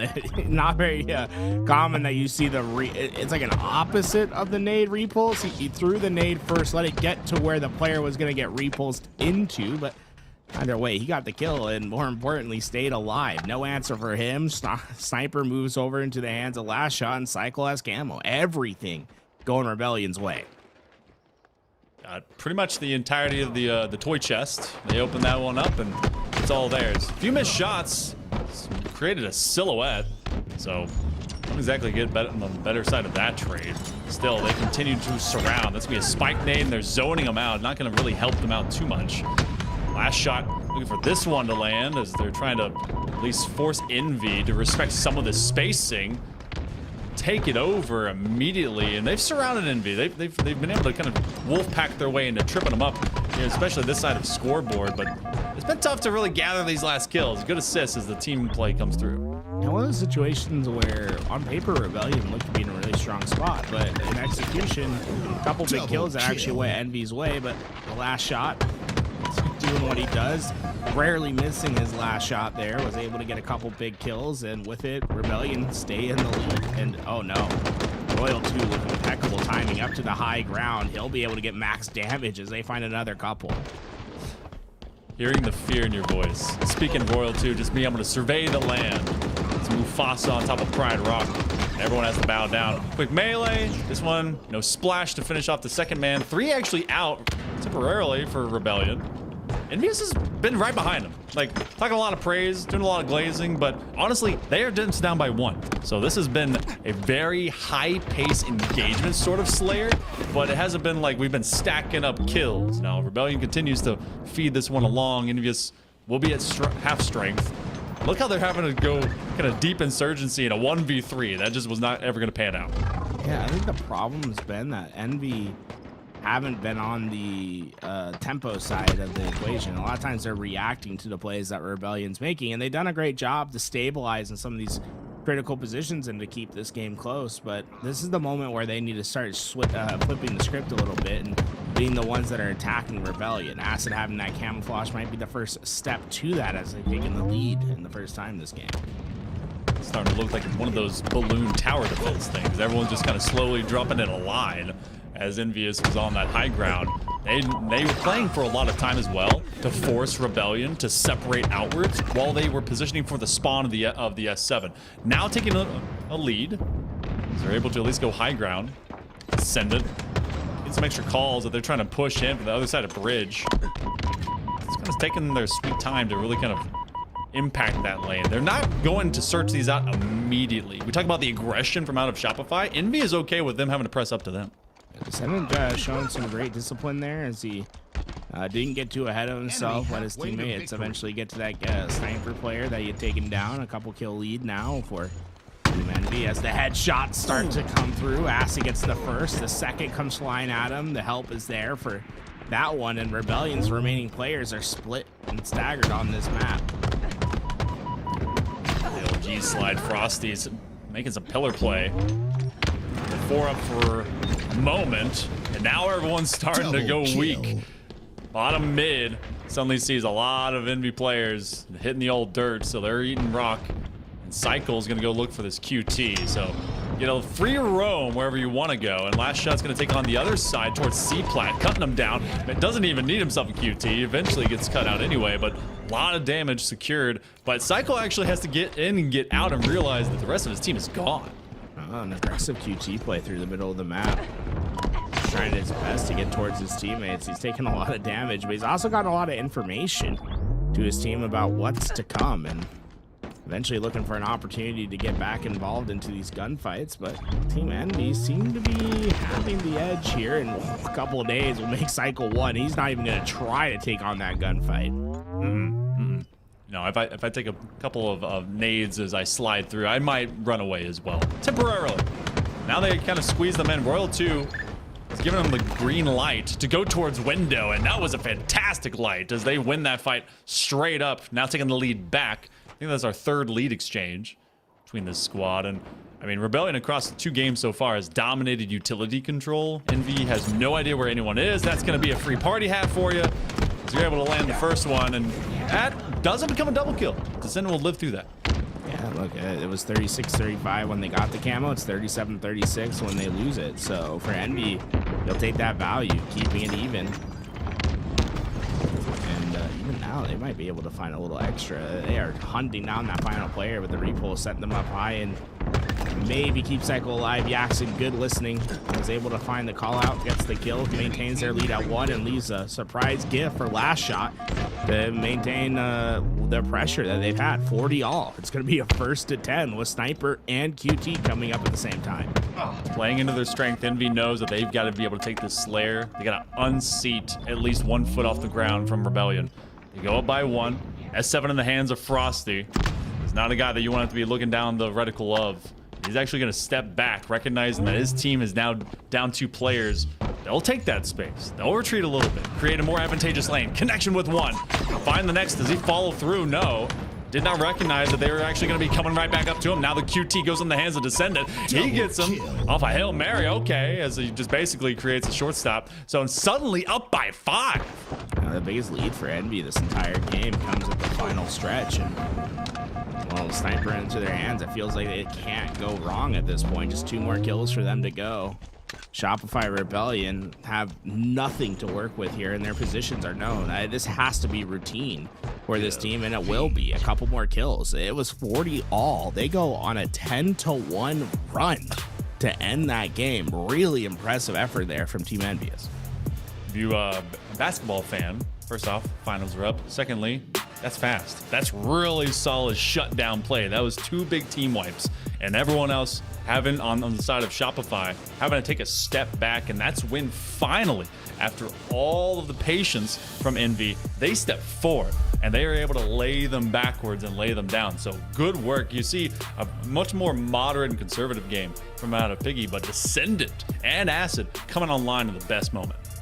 I think maybe we saw a little bit of a timing misjudgment there from Frosty at the end when he had Sniper. You know, didn't have a great game, but had Sniper in his hand, hit a big shot, and just thought he had the time to get away when he needed to stand strong. And small things like that, when you're just not quite on the same page as the game state, can have a big impact. I think one thing we'll be looking towards in this game is to see the bounce back of Frosty, right? Had a really rough game too. I'd not expect him to stay down as we go into the map that has the unofficial nickname of Frosty's Playground, Origin. This is where he cut his teeth and has clips that, you know, would satisfy anyone's montage he has on this map alone. So definitely going to be a player to be looking out for. As it gets colder out there, just because we got a whole bunch of rain, maybe it starts getting a bit icier on these plains. We'll see if this one turns out the right way for Rebellion, or does Envy string a couple big wins together. That's going to be a fun telling point as well. This one's all about execution, all about what you got to be able to at least do into the kind of immediate game state. Because if you're doing Slayer on Origin, you're typically heavy-sided over towards that pyramid side. You want to get the S7, but when you're trying to open a lane for exit, especially if you're going to take that first minute cap, I mean, you're hitting 2 lanes, maybe a 3-1 splits, but we got a guy down, so we're chilling for right now. So we actually got some love over for all the partners that we've been able to have with us, making sure this all happens with TELUS, with AMD, of course, like everything from the side of Waterloo. Really cool to be able to explore them and helping with this, with the prize pool for the Halo community, and of course for the giveaway. That's, I think, that raffle that's happening for the AMD GPUs. I have a 9070 XT. I can vouch. It's actually really freaking sick. So make sure that you guys get some love over to them. And of course, for the HCS grassroots program and everything that DSA has been working out with them. So this has been a great tournament so far, and everyone's really been showing up this Saturday. Yeah, look, the DSA tournament series aren't over yet. There's still some more on the calendar, and you know, this tournament I think is really cool because just participating in the tournament itself, if you're a player, you get a chance to win yourself an AMD GPU. And you know, look, there's nothing I like more than getting up on a weekend playing a little bit of Halo. If you get a, you know, if you get to do your standard routine and then you also get to win a graphics card, what else could you ask for? Big shout out to AMD for bringing in some support and giving away a few graphics cards to the Halo community. We love that, and we love getting back into the games. Game 3, Origin CTF on its way. Also, not to be forgotten, make sure you guys obviously give some love to LVT. Good old LVT Halo, giving the greatest sights and sounds that you'll see here for some Halo Open Series. But let's get into it. Game number 3 will decide who has match point. What it's going to be looking like for game number 4, anything but decided. They want to go into a fast sprint. Acid and Company and Team Envious wants the high ground. They get the S7. That means that everything else is running down on the other side of rocks. Last shot falls. Flag is already pulled. And Frosty is very wise. As a lone survivor, maybe not to expose themselves, but they're about to be at least surprised from behind.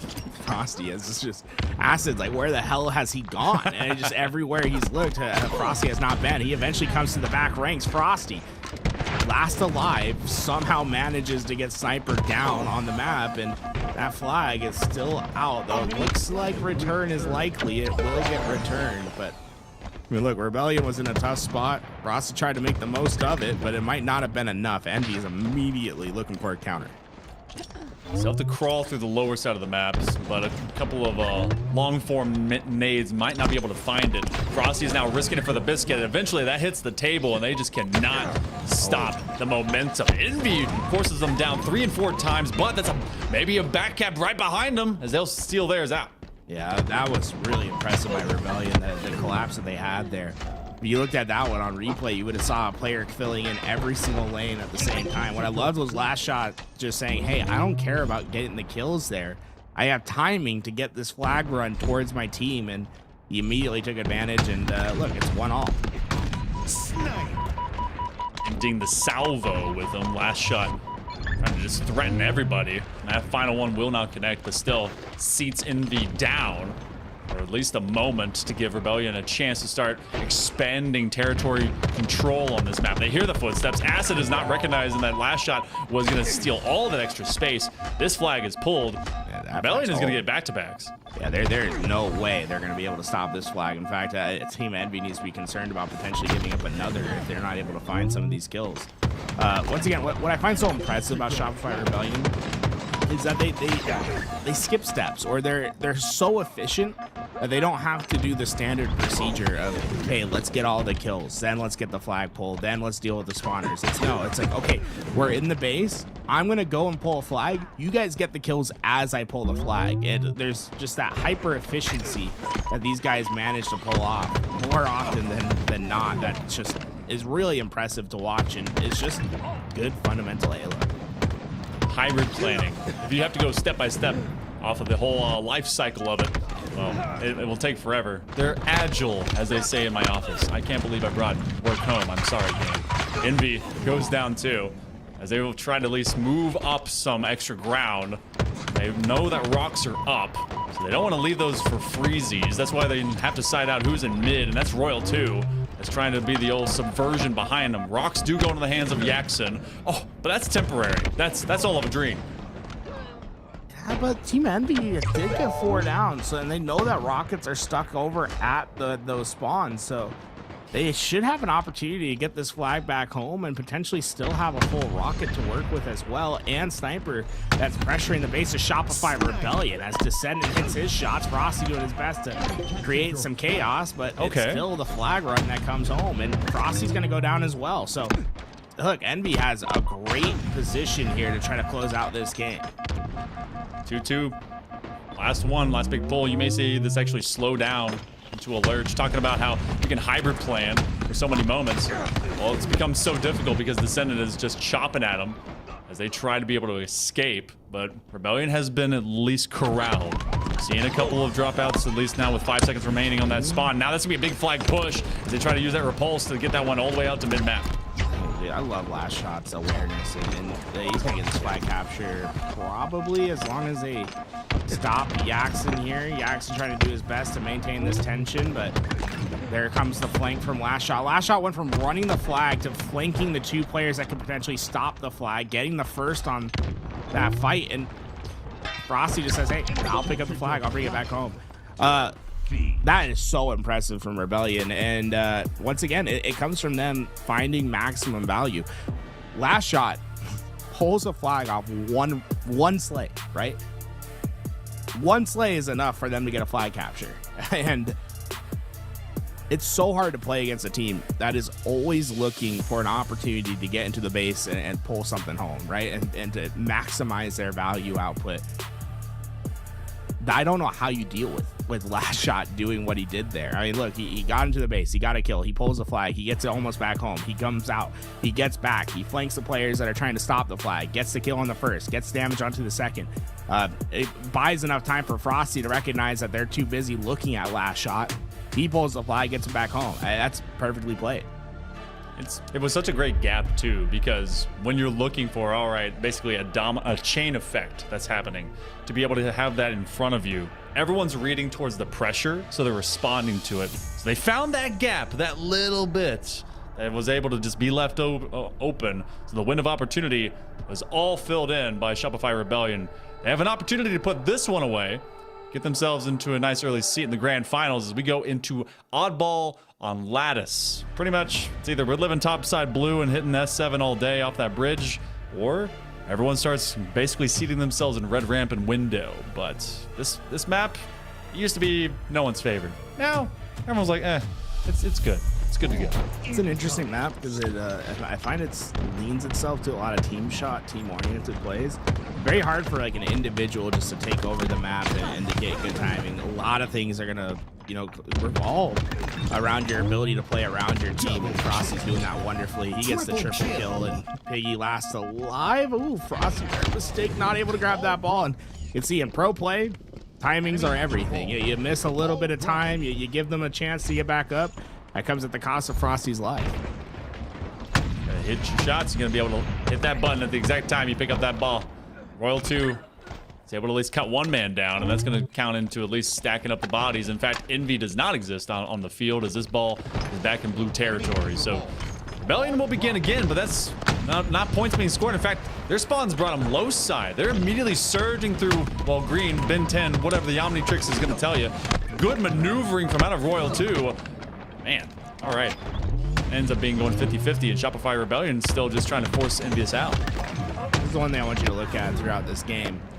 Is that assist column. It's something on this map that I think is pretty unique to it, is you see a lot more team fight orientation than you do, you know, individual plays. And you see that from Envy right now. I think every single kill that they have has been assisted in one way, or I think it's like maybe one kill that hasn't.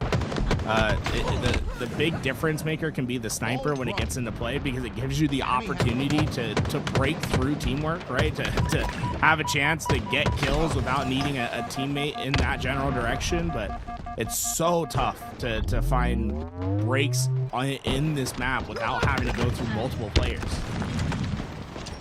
So much of that is why some of these rotations are just impeccably necessary to be clean. Trying to win that fight, not going to happen, and that's exactly what Royal 2 is kind of showcasing it. Finally, points begin here for Envy. So you're going to hold kind of an odd position, odd ball, as they try to at least defend from out of this link. Not exactly an optimal site, and so that's why they're starting to rotate it from low side ice, but they don't want to go towards your prototypical situation over towards window just yet, because that sets up a nice defensive point for Rebellion. They've got the QT, they're going to use it. They were tracking where they're going to teleport to. That's just Frosty locked in. Yeah, Frosty, 6 of his 7 kills going to come from multi-kills in this game thus far. And right now, Shopify Rebellion were able to really maximize a little bit of value there from Team Envy playing the ball into ice. I thought it was a good play to get into ice, but even then, Rebellion still getting the little bit of time that they can whenever they can. And that's what makes this Rebellion team so hard to beat, is you give them a couple inches, they'll try to take it a mile. Absolutely will run with it, and that they probably have played with so much VOD review of like, all right, we know that it is typical. A lot of people come to this window side. How can we defensively set up so they have a receiving guy onto the upper side of rafters and stairs, knowing that they're gonna punish that, and then they can play with it. S7 again out of the hands of Frosty, 8 and 5. Tries to take off somebody's head. I don't know how to send it. He might have been in the Matrix for a second there. He made the bullet like bend, because that looked perfect. Okay, Frosty's shot's just a hair off right now. Finally hits the body onto that. Cycle putting a lot of pressure onto the front lines there. Those spawners are gonna have a tough time getting out. The teamwork almost finds Piggy. He goes down to absolute before he gets his kill. But even now, like, look, Envy's winning those gunfights, but Rebellion's winning the war. They're getting time during this entire time, and by the time Envy gets up to engage, those spawners are going to be up and ready to fight on the map. As Frosty hits one, he hits the second, no longer missing his shots, and Descendant's the last alive. So Rebellion's showing how powerful it is to have red side control and to be pressuring out those blue spawns. Look, that entire time Rebellion scores. By the time Envy gets ready for that push, and the spawners come up and their push is over. Oh my! Jumping off the ledge, and they're catching a bullet to the old face mask. But yeah, they were sending out one man. That one man apparently is an army when you're from the Rebellion, as they're forcing Envy to have to be staggered out. They were hoping to get the guy to QT away. Didn't matter. No one's seen where Royal 2 is. Dude is a ghost. And he's just going to teleport now right back to protect his teammates. 8 seconds left for this round to kill out, as they will see this one now re-rotated. He's going to come down from center ice. Finally, Envy gets a second possession. Still though, Royal 2, as he waits for his teammates to come back in. It's so tough to get rid of him. Acid eventually pops him. Yeah, Team Envy, look, it's not an easy position to play. 93 points for Rebellion, but it certainly isn't over yet. They have the position they want on the map. The big thing is just not letting Rebellion get through without being seen. You want to keep everyone in front of you, and Cycle immediately does exactly what you didn't want. He got through without anyone spotting him. He gets the opening kills, and with that, probably the last few seconds of ball time going to go their way. Should be able to walk the rest of this one out, except they did have kind of a 50-50 engagement for a second. That was it. So round number 1. Go over to the Rebellion. They're trying to finish out this series and get themselves in a nice hot seat. there in the grand finals, but we've seen them have to go 50-50s a little bit with Oddball just today. So anything but decided. Open sniper was a big piece of the equation when Frosty got into his hands. Acid gonna try to deny those opportunities. Got the thrust and the snipe into his possession, and Royalty will be the first victim. Cycle not want any part of that. He just immediately vacates the angles. Yeah, Cycle's gonna go back behind the door. No reason to keep rechalling up an Acid, and Acid is on one right now. Opening minute of typical Slayer here for Oddball. Pretty much happens all the time. Cycle actually repositions, try and waste out the rest of these bullets. He eventually catches one to the shin, and that's a nice assist. Otherwise, as Envy just wants to get a better part of these spawns. They know that this position from out of that topside window on red is just not where they want to continuously challenge, especially with Royal 2 looking down at him. So first minute, they finally toss the ball away, but they haven't been able to gather yet because they don't know he's coming. Acid's doing a good job just being an absolute thorn. And the Royal 2's going to commit for the fight. He felt like he needed to, and eventually that's going to be enough for him to get that kill. Yaxon, though, feeling the pressure, will hit the rotation here, and Shopify Rebellion are really slow to the attack here, but that's been because Envious has been really well set up and is building out these roadblocks that Rebellion have to walk through in order to get to this ball. But you know, that's the thing about Rebellion.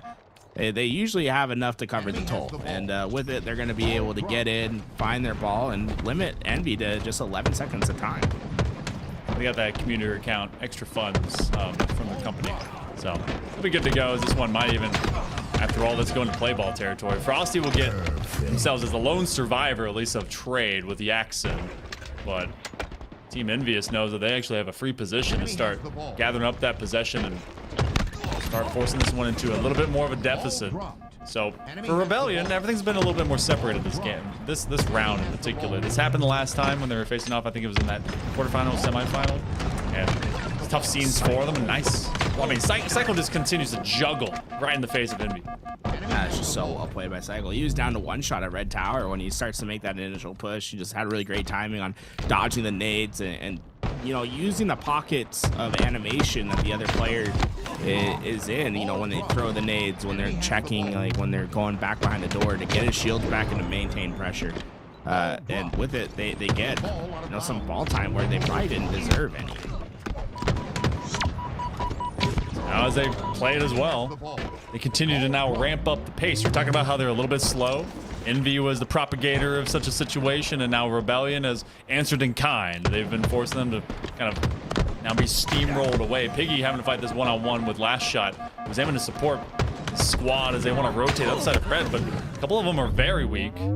So Acid tries to come through and at least take the better benefit of that, but this one's gone a lot quieter, especially with Rebellion now going 3 down. Feels like Frosty's always the last man, always kind of anchoring out, waiting for everyone to go and find him.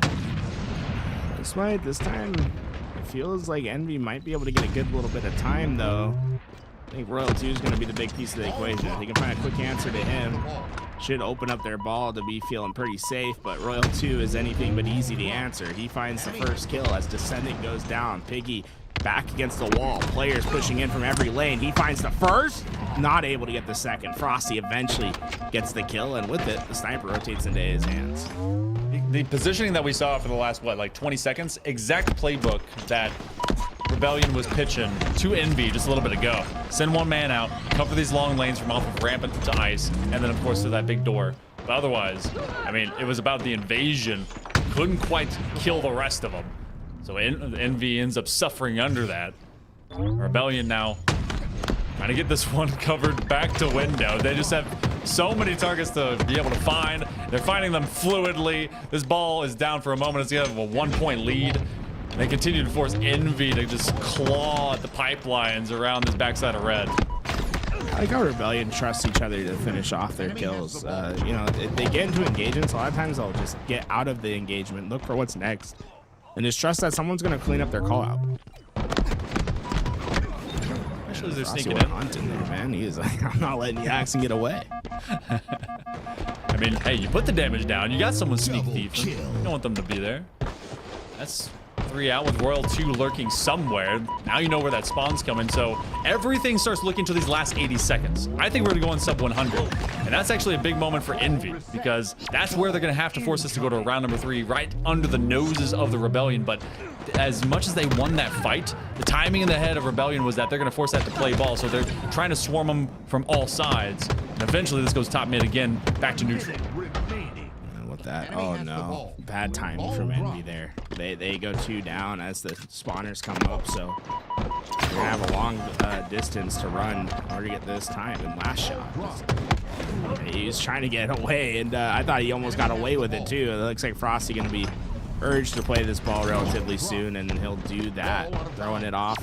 52 seconds on the neutral clock. Not a lot for Envy to work with, but if they can find a few kills, one good hold will get them right back into this game. And this round likely going to come down to the time dissipating on the middle of the screen rather than the score reaching 100. Descendant was trying to be sneaky from that angle as well, going underneath B, just seeing if they could get anyone caught unawares as they wanted to rotate out. Unfortunately, Rebellion apparently has the third eye in all of them, so that means 12 eyes, I guess. Weird prescriptions for them. Team Envy continues to be staggered. That's gonna be another quick spawn off QT. Less than 20 seconds to go. It's all slays all the time. Yaxin is hoping and dreaming. They've got to keep this in their hands. They might be able to thieve this one away. Everyone's on the other side of the spawn screen. They're gonna slow walk this one through green. If they can be able to win that fight against Last Shot, they do. Drop it as soon as you hit 1 second and play for that life. Might get a little bit of buffer time here because they know Rebellion's going to have a push, but here we go. It's going to come down to this fight. Rebellion opens up with the first blood. They just need a few seconds here. 3 seconds can feel like a lot, though. Frosty gets the first couple, but that's why you get a little bit of buffer time before go down. And, oh, Rebellion do it once again. They've been icy all year. They'll stay icy in this crucial round 2. They take the series 3-1 as they get the successful break. You could say they stayed frosty. They went 27-19 in that game. So they will take this one. They'll take it 3-1, 2-0 on this oddball, and Lattice is where the Rebellion will springboard themselves over into the grand finals, but not without a little bit of fight. I feel like Envy was starting to learn, starting to really play with that pace in round number 2, but that last engagement, numbers came through in a big way for the Rebellion. Yeah, Iceman Isis. He had a rough game too, but certainly was the bounce back was part of the main slaying duo for his team in game 3 and game 4. We see the old heads getting the job done. Frosty and Royal 2. Look at the damage. Everyone 75 from basically across the board.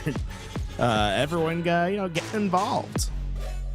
I think big math tells me that was at least a plus 2,000 damage diff of the entirety of Rebellion over Envy. So when you got that, you're pretty much spelling a good position for you. But Envy was able to at least trip them up. That Origin was a little bit wild, and that live fire, obviously Slayer is their strength. So we'll see if Envy ends up surviving out in that lower final from whoever is able to find them. But tales all his time. Rebellion ends up into the grand finals first.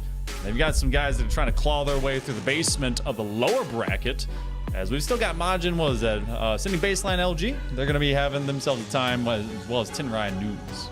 It looks like a lot of teams going to be on their last stand, and just like, a lot of other people getting on their last stand. I guess there's like a Napoleon joke in here somewhere. Let's talk about Waterloo a little bit. Guys, hey, look. Waterloo's your all-in-one esports event support destination. Look for your next if you're looking for your next esports tournament destination, working with the Explore Waterloo Region's esport hosting team brings all the region's esports resources together to provide seamless world-class support for tournaments, leagues, and competitive gaming events. They've been proven. They have a track record of throwing on major events already.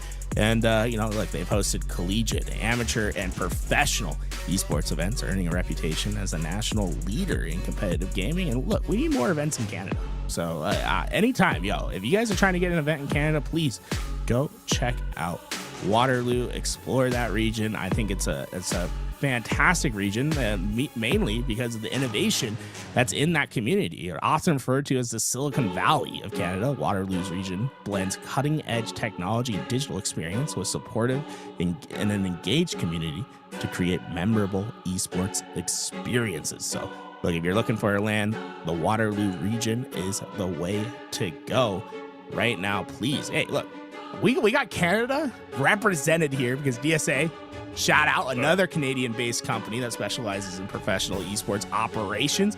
You ever looking at a big esports tournament, you're looking in the background, you're going to be spotting a couple of DSA's own in the background. Bittersweet and Frag Out, the founders, both long-term Halo lovers. They've created a small tournament operation team, and they have been trained in a multitude of games. They've worked on major titles such as Halo Infinite, Valorant, Brawlhalla, League of Legends, Rocket League, Apex Legends, Call of Duty, Mario Kart 8, Mortal Kombat, NBA 2K, Super Smash Bros, COD Warzone, CSGO, Street Fighter, every game. I'm not even done. Madden, Tekken 8, Rainbow Six, Roblox, and look, that's not even the start of it. They've done more. They've done every tournament you could ever imagine, and they're always there. Look, they're doing Slay the Spire 2 on Monday. They do everything.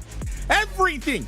You have a tournament, make sure DSA is involved. Shout out for them bringing on this event. This is the DSA Halo Open series for a reason, because they're the best in the business. They know how to get the job done. If you need someone to read an ad, you need tools in your wheelhouse. Come on, gotta get hype with it, because we've got even more of this just around the corner. My goodness, this is exactly what we need to see from all of you guys out there. And also, I got to see Waterloo. I got to see Toronto, that side of it, on the east side of that, and heck of a community. Is that what they call the Six? Yeah. You were in I the also saw a Six? crash happen in real time over there. Highway was crazy, I'm not gonna lie, but super fun. Yeah. Look, they always come out of like every event I've ever seen in the Waterloo region. Always been hype, been engaged. The fans in Canada are some of the best, and community is what it's all about. So let's talk about TELUS Arena and the community that they bring, because that's where community belongs. It's all about gaming and making connections, finding teammates, and earning cash. Free-to-play tournaments all year long, internet and mobile promotions from Canada's telecom company. Join the community and start playing today. Use your exclamation mark TELUS in chat and check out what's there for you to find. And let me tell you what, it's going to be a great community, and anything where you can make a little extra cash. Get yourself there, especially if you're in the Canadian region. There's no reason. Look, TELUS is offering you guys free cash for gaming. Might as well get yourself involved. I want to give one big shout out once again. Pop up the graphic, AMD coming in strong. Look, we gave a graphics card last week to a competitor. We're going to give a graphics card this week to another competitor. We have more DSA Open tournaments happening where you can earn yourself an AMD Radeon 9070 XT graphics card just by participating. You don't even have to win. Just play in the 4v4. You get a chance to win it all. Go check out the DSA Halo tournaments and the Halo Open series that are happening all throughout the year, and earn yourself a chance to get away with one of these 9070 XT graphics cards from AMD. We're going to go on a quick break. When we come back, we have lower bracket action. Who's going to be able to catch up and find their chance against Shopify Rebellion in the grand finals? We'll be back.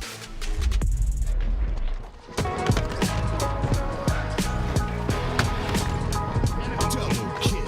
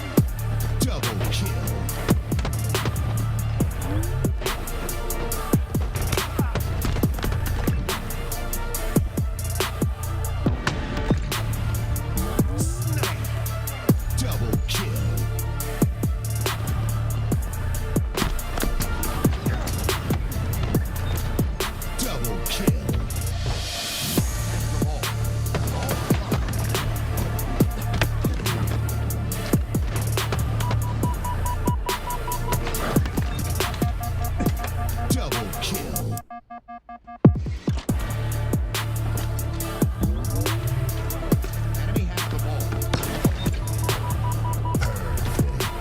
Reversal. Killing spree.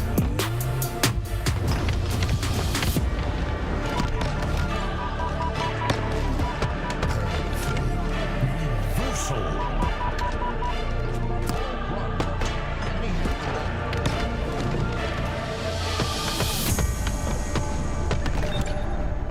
All brought. Double kill.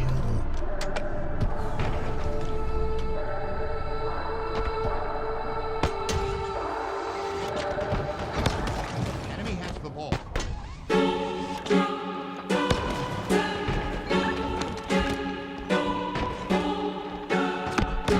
Team nearing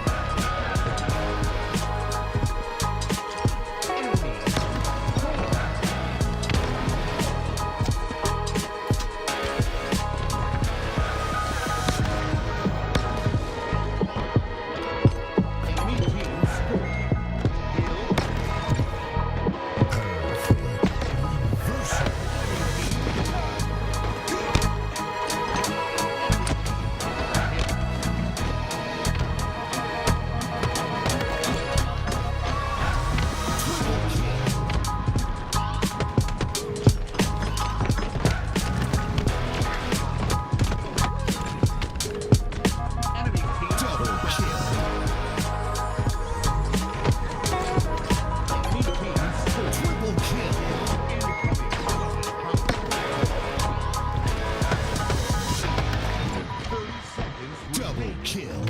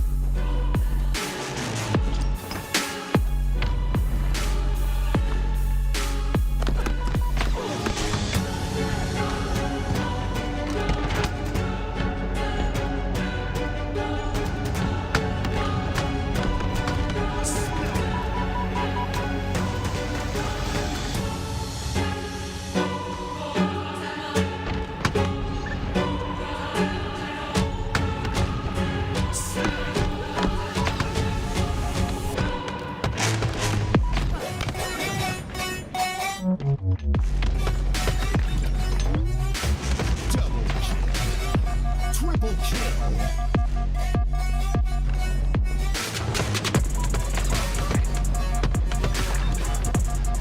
Double kill.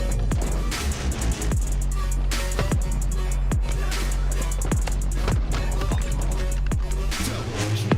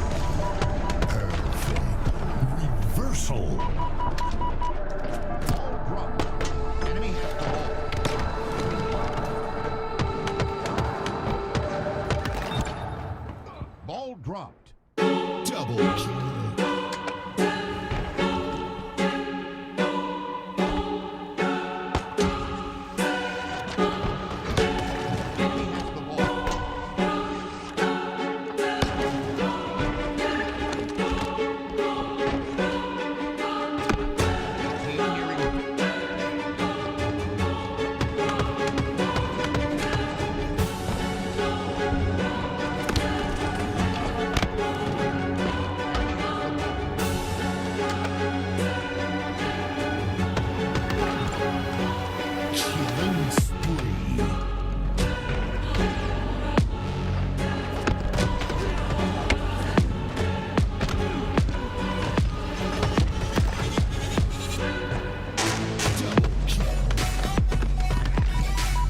Double kill. Triple kill.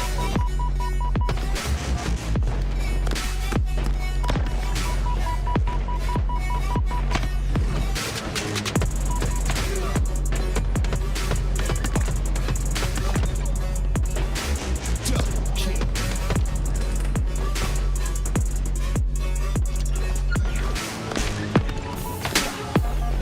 Killing spree.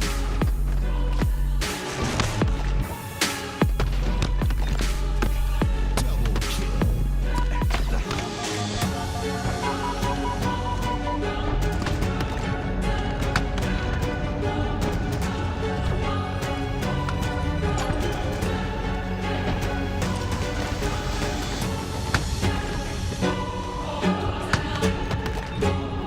Double kill.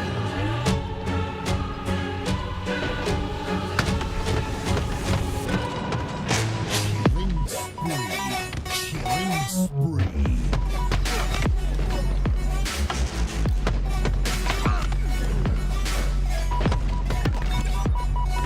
Double kill.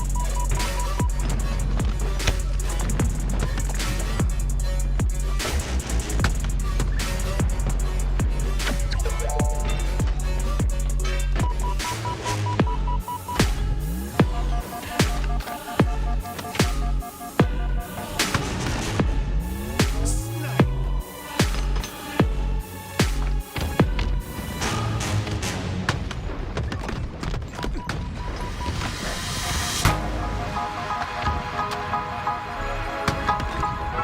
Snipe. Killing spree.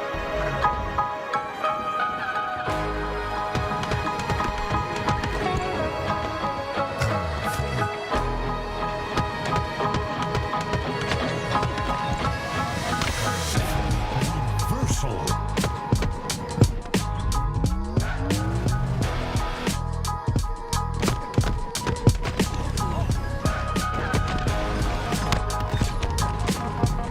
Triple kill.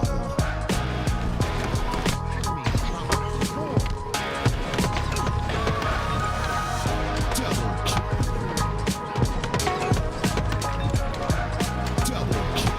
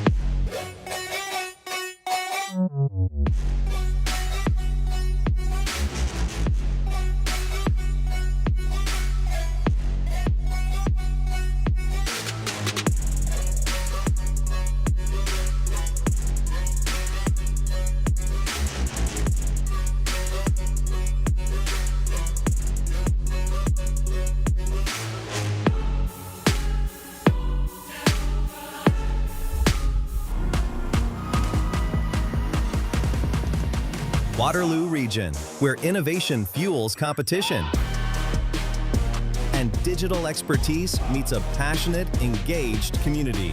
This is a proven esports destination. From rising talent to the world stage, this is where competitive gaming finds its edge. Waterloo region, ready when you are.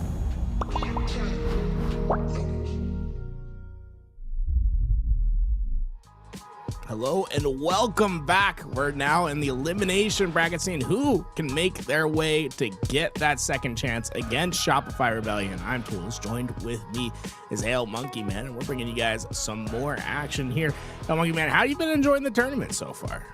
Honestly, it's been pretty quick. It's been pretty fast, and it's been dialed in for these awesome. They were calling them pickup teams before. We saw some of these compositions a couple times, and I like that they've been hitting the right stride at the right time. We got to see that at least a little bit, and actually, we're getting some repeats now. As Sending Baseline and Limit Gaming, that combo is going to be going against Noobs. I was told though that we missed out on a war.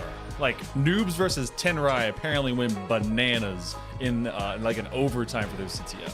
Oh, wow. Well, either way, Noobs comes out on top. The best team from Mexico is going to try to stretch it a little bit further. They're going up against ABXLG, which is half of Ascending Baseline from DreamHack Atlanta, with the other half of Legion Gaming from Atlanta as well. So we got Ryan Noob and Tapping Buttons of AB and Little Gators and Common of LG combining here to get themselves on a team, you know, a little pickup squad for the event.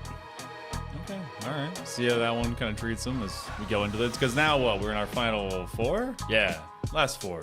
Got the lower semifinal here, and then waiting for whomever's going to be able to bust in through that side of the bracket into meeting with Team Envy, who put up a stellar fight just a little bit ago against Shopify. And I feel like obviously Shopify is in the proper place. Envy is showing us a great bit of growth, and ABLG will be an interesting spot for all of them to kind of drop into. So honestly, you asked me about my overall vibe with this tournament. I feel like the second open series here with DSA has actually really found its footing, and obviously as people and players in right positions. But and I don't know. I gotta find the way that if that previous war, as it was described, has enough velocity to still carry Noobs through, or this may be their stopping point against ABLG. Oh, we saw on the winner side, ABLG actually fell to Tenry. Yep. To the lower side, Tenry fell to Noobs. Well, you know, you do the math. Should be a Noobs' favorite game, but never know. One matchup to a different one. It can all have different implications. Now for Noobs, this is a big match because on the winner side, they lost close game 5 against Team Envious. If they're able to win in this game, well, their next match on the lower side would be against that team that sent them to the lower bracket to start with. So a chance at a rematch there, which I'm sure they're excited for.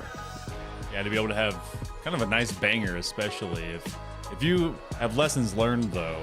It depends on if that was just not prepared for a couple of those key games that went to that series from out of Envy, because Envy's been able to adapt really well. This isn't me just kind of propping them up. They've actually done stellar work about stabilizing some of these fights, especially when they had to take on a very chippy CTF on that Origin.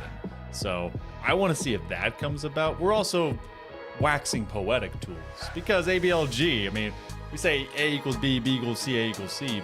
Maybe there's kind of like more of a comma there about trying to see who actually is able to be kind of the greater than symbol, because AB might be able to come out. We saw Tapping Buttons go nuts in one of those previous games. You know, speaking of waxing poetic, got any like poems on the top of your head? You know, something you like any? You know, just straight up rhythm and poetry. You know, that's like, you know, I'll snap for you. Okay, little bit. All right. Let's see. I've got. All right. No, this one's not appropriate. I can't do that one. I've got actually one that I use with my inappropriate poems on the top of your head. What could Yes, possibly be like? Yeah. It involves gummy bears and LSD. So, you know, I think we leave that one to the side. But I actually have one of my favorite ones. That's actually a Kickstarter rhyme that you use for pre-prod. Were you ever a thespian? Like, you did drama? Oh, yeah, what'd you like call me? theater? yeah, I did. I used the soft P. I did theater, yeah. Okay. So, you know, you have always like that little thing you get the gang together. You get them all locked in. So you do, whether the weather be fair, whether the weather be not, whatever the weather, we're in it together, whether we like it or not. Good show. So you like. Is that something like Dr. Seuss? Yeah, pretty much. Yeah. I actually don't know where that came from. It was like my band director, I think. And then like the drum. I think he was having an affair with the drum major. I don't know. There was a lot going on. Texas is a wild place. That's pretty much what that is. I don't know. What's your favorite poem? What's your rhythm and poetry? My rhythm and poetry? Yeah. Now I wanted to get like a big book of haikus because I always liked like the haiku structure. Because for haikus, they're obviously short, Yeah. but you have to write them for a time of the year, like a season, which I always thought was cool. So like every haiku is supposed to revolve around like winter, spring, summer, fall. What's your favorite? Which one? A world of dew, and within every dewdrop, a world of struggle. Wow. I don't know if my Game mic's one. picking up and I'm snapping.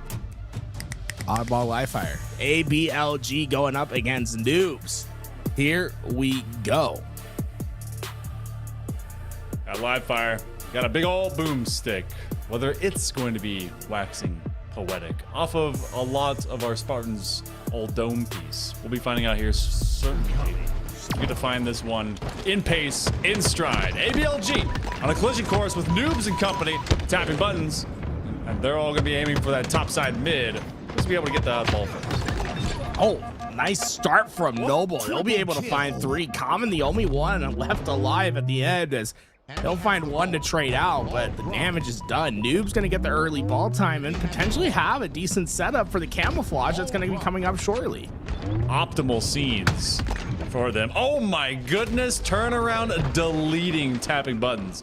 Noble in and out, on with their lives. Didn't really get to acquire much, but they've definitely forced ABLG to sit down. Camo and S7 is that's a hot trick to be able to pull in quickly.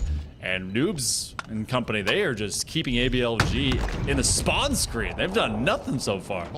Did you not see Riot Noob? He had the perfect angle, but he gave it up for just a second. That's going to allow ABLG to potentially get an attack going here as another snipe shot goes out, but this time not reaching home. Third time, maybe the charm. Riot Noob been playing with fire here, but it looks like Little Gator's going to pick up the slack, going to try to get through, and with it, gets a kill and make it 3, the triple for LG. Dangerous weapon to put back into the Little Gator's hands. Maybe small, but they are powerful. They've been trying to lock down this entry point, especially from scoreboard. This is one of your first major choke points. You slap one on into the shoulder plate. Now they're tracking them from behind. Gonna connect quickly. That's a killing spree off rip here for Little Gators. You're gonna have to back on up, hoping they can create some zoning space with that check nade, but Orsh is gonna go chasing as well as they rotate this one underneath. Common did that in his face to go underneath the middle portion of the map. That was really well played by Common. Just really felt out where that pressure was going to come from. Found a pocket where he could maneuver, stay alive, and more importantly, keep that ball in his team's hands. So 30 seconds and counting now for ABLG as the next camouflage is going to be popping up here soon. So, hey, look, Noobs get about 10 seconds of time off their camo grab. ABLG have gotten 45 seconds without having camo or sniper, and now have an opportunity to maintain that ball control with another camo and potentially a sniper that comes up after. It was good snipes to kick things off. I mean, tons of credit to him, but it feels like an overheat and an overuse moment. Camo will come up next, and being at least baited over towards that top side of Turbine. Common and company now come up with more common trade of picking up that ball. So they're gonna go and flip this map around as well. Oh boy, party hat for you. Yeah, right onto the kneecap, and with that, Strikey did get away with camo, but it's not going to go anywhere as the The hunt comes in. I've been really impressed with how active Common's been on the map. I like an objective player that is always moving, right? And it's not always about just getting your setup. What Common was really effective at there was recognizing where pressure was going to come from and rotating the right way as Noble hits a big snipe, but they have a massive deficit to make up. You don't just want to set it and forget it and, you know, basically play passenger princess for the rest of your teammates that have to protect you. If you're forcing that rotation, it is the most frustrating thing as an opponent team to have to try and be able to track you down. Nice pickup by Little Gators. As again, this one now is actively being brought back to the tower. This has been here now a couple of times, and ABLG is at the benefit of this possession both times. With it. Gator still has that snipe to work with. He missed the headshot with it, but got the bandit to make up the difference. Just 15 seconds needed for this round one. Little Gator's gonna keep that ball on the ground for now as he wants to get active with that sniper, waiting for some team help to come. He got lots of damage, but the kills still need to be picked up by the rest of the team, and it doesn't look like they're necessarily gonna come as Noobs have officially broken the ball setup. Okay, all right, so they're able to sneak in low side of that ramp behind the tower and eventually kind of breaking things down. ABLG had to have a tripping point, right? Oh my goodness, just as they clamber up, Strikey receives a quick climb down into the despawn. But ABLG struggling to at least get this one back in their hands. It feels like they burned so much quick time and just being able to own this. They haven't really been able to find where Noobs and all company kind of exist. This one goes 50-50 from the back steps. They're at least forcing ABLG to go at arm's reach. They're slowly climbing back up. Noble in a tough spot here. He's gonna opt to throw that ball towards B, hoping that his teammates spawn at B, and it looks like they actually did. So should be a fair fight here, but one that ABLG seems to be coming out on top of. Noble, the last player alive, and he's at top mid. That should be freedom for Common to grab that ball and to try to get the last 10 seconds. Be tough to stop them, even if they have to play ball. That's going to be frustrating. Noobs and company, I think they're stuck at the big door. This one's going to go as a check nade. Even as they jump down, that'll be just enough time. Creating that moment. ABLG, they'll take this first round very convincingly. That was what, when you look at the initial spawn, though, I mean, Tools, Noobs and company looked like they were absolutely going to floor it. And then, wow, look at that crushing snipe. Kind of a consolation prize for this round. Yeah, it's a big snipe shot being hit by Noobs, but not enough to make up the difference. Player I'm most impressed with after the round has to be Common. And look, he has 10 kills. He also had 70 seconds of ball time, was leading the charge on the rotations, and I think the word of the day for this ABLG squad is being proactive. It felt like they were always on the move, trying to be one step ahead of the competition. There's something to be learned and said about a team that's going to dictate territory and timing. If you're waiting for it to evolve, an offense that just comes about, then you're never going to have something that you're in control thereof. Tracking him down, nice connection, as Lior is going to be a dangerous ghost, throwing out 50 cal bullets. Easy cleanup in ABLG this time around. Against from behind, but again, I mean, what was it? They gained 10 points at the start of the previous round? They've only gotten near that now. With this, I mean, the sniper has been a constant for Noobs, where they've gotten a lot of value from it. Or I should say they've gotten a lot of kills, but not necessarily the value, right? And I think we're seeing the same once again. Like, Leor is playing this just right to hit big kills, but at the end of the day, if there's no one there to pick up the ball and get some time, it's not going to help Noobs make up this difference, because I'll tell you, ABLG, they won't waste a second getting ball time if they recognize an opportunity to grab it. They're going to prop themselves up the same way, though, that they did in kind of that latter third or quarter of round number one. Feels like this is a much better position. Noobs tries to create these wider gaps, a big slaying kind of stretches of this clock, like nearly a minute and a half. Noobs time doing that. Double kill outwards for them, but I mean, Noble 17 and 11. Now trying to prove that all the extra slaying has paid off, and it just took forever to stabilize the spawns. Now, these 3-4 downs are big for Noobs. It's going to slow down ABLG considerably on what their next path's going to be. And with tapping buttons going down early, that'll put them at a numbers disadvantage for quite some time.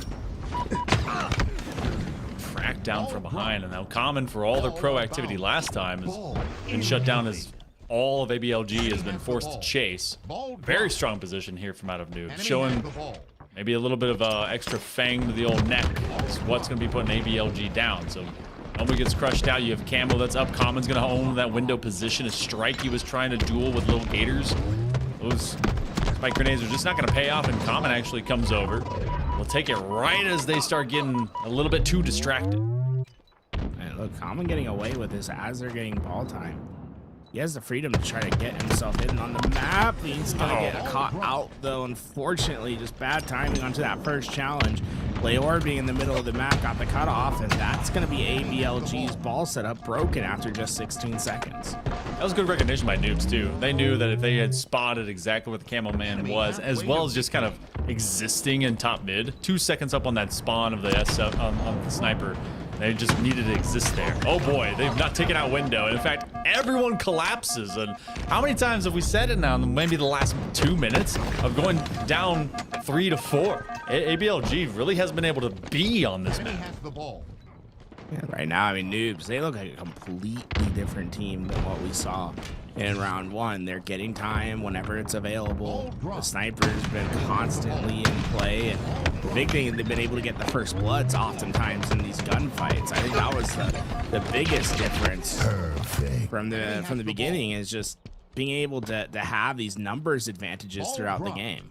Enemy has the ball. 25 seconds until we hit a round 3. Noobs showcasing exactly what was able to promote them in the right direction last time, as they survived a crazy matchup of game number 4.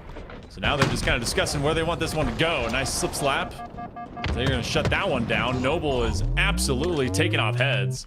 This ball will stop, as we're just at the midway clock, but 15 more seconds. They might have done just enough as they rotate away. They are hiding on that back line. Ryan Noob's trying to be the enforcer, but Noob's just keeping distance. And Noble, good rotation through the middle map. He's last alive, but he's been able to try to keep that ball proactive. And wow, Common, coming up big. Really, Common dies there. Noob's gonna get a little bit more time and throw that ball into precarious spot, but Common down in shields, able to hit a perfect shot to take down that rotating player, and with it, ABLG having second life in this round. It's anything but safe. Can definitely come back up into this one, and we saw the same differential in round number 1. It's going to take some work, and it's going to take some toys. Ryan Noob able to get that camo will be very helpful. They don't have a grip on the position and possession. That's why they're trying to at least get Noobs to maybe come out to them. You have that splash nade. Unfortunately, that's going to also zone out their teammate. A little bit of too much damage. So no time gained within the last about 25 seconds or so. Common is left behind enemy territory now. He knows that everyone's going to be swarming towards this. Good patient play by him, but Strikey has just been ripping them apart with that pistol, and he does it once again. Just unbelievable play by Strikey to rip him apart there. Can't quite reach him. All right, we're going round 3. All right, so sticking to their guns, literally. Noobs did not really change the game plan too much. Just able to finally find that value that you said was missing. Truly was in round 1. ABLG lost complete control of live fire. This time we see a lot more value put onto that sniper for ABLG. They go straight for it, but Noob's ready for it. They get the first kill, and with that, they're already trying to move that ball. So looks like Noob's maybe finding what was successful for them in the second round, trying to replicate that. But Strikey, he found the first, almost got away with that sniper until tapping buttons came through and got the cut down. Trying to juggle a lot of things. S7, a ball, and a quick spike grenade throw. ABLG ends up separating from the situation, and they are in a much better position now. Again, camo, sniper, everything for this squad. And Noobs is now left in a rarer situation from the last couple of rounds where they start behind. ABLG is going to keep them way down in distance. They're going to utilize so much of the space. These split spawns are really going to put Noobs on the back foot. It's going to take them a long time to get pressure onto this ball, but big first step by taking down the Ryan Noob early on. The Common able to find his answer back, a double kill for him, and the sniper's up into play. The sniper connects, tapping buttons. Big play by him to keep that ball into their possession. Quietly doing the same kind of position work that we get out of Common. I feel like they are kind of cloned from one another, and now they're being told to perch up in tower, play that ball. You've got a swarm coming at you, slapping them to the floor as they take that last bullet and last life off of them, and they'll wait for now greener pastures. Rorsch is just trying to make sure everyone stays away as they can get a hope for a reload, but they eventually are sat down as well. So we go to this weird neutral space, finally a minute burned off, but 42 seconds straight off that first possession. ABLG is leading it. I mean, Tapping Buttons and Rorsch, the only two players alive on the lobby, but thankfully for ABLG, it's Tapping Buttons. I was much closer to that ball, and he's been able to get a good chunk of time. And Noobs, they're not losing the Slays by a terrible amount this round, but they have not been able to get pressure onto the ball and be the last ones remaining when that ball has been left behind. This time, things might have just changed. With 3 going down, Tapping Buttons the only one alive. They finally get the clear, and with it, the first couple seconds of ball time in this round. A little bit of catch up, plenty of time to make it happen, but it's a 60-point gap to make up. So I'll leave it to Rorsch to hold the baby and make sure that no wolves come and get him. Noble this time around, a rare moment where Noob and company are able to get the camo. A couple dead at key door, tracking him down. Tapping Buttons is basically ready for the slaughter.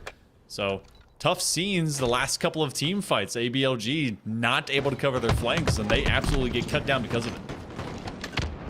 Pressure on the right there. Common does spot the camo, but Strikey having Noble's help will keep him alive. And right now, ABLG is split on the map. Ryan Noob's trying to make some miracle happen, but with him going down, it's just Common, and Common is nowhere near this ball. Noob's going to continue their trend forward. It really feels like they're playing with the leniency they've gained. All right, let me just see if I can draw them out. Let me see if I can force a 50-50 against a 1v1 me. Like, well, let's see if it happens. But the bad thing with oddball is as soon as you get a little bit too ambitious, it starts working against you. That's exactly where Ryan Noob is now trying to at least find them before they get him. Oh my goodness, the fact he survived for an extra second more after being tapped earlier. But still, Noobs hasn't been able to catch up all the way. They cut this lead in half, and now they're having to fight in reverse.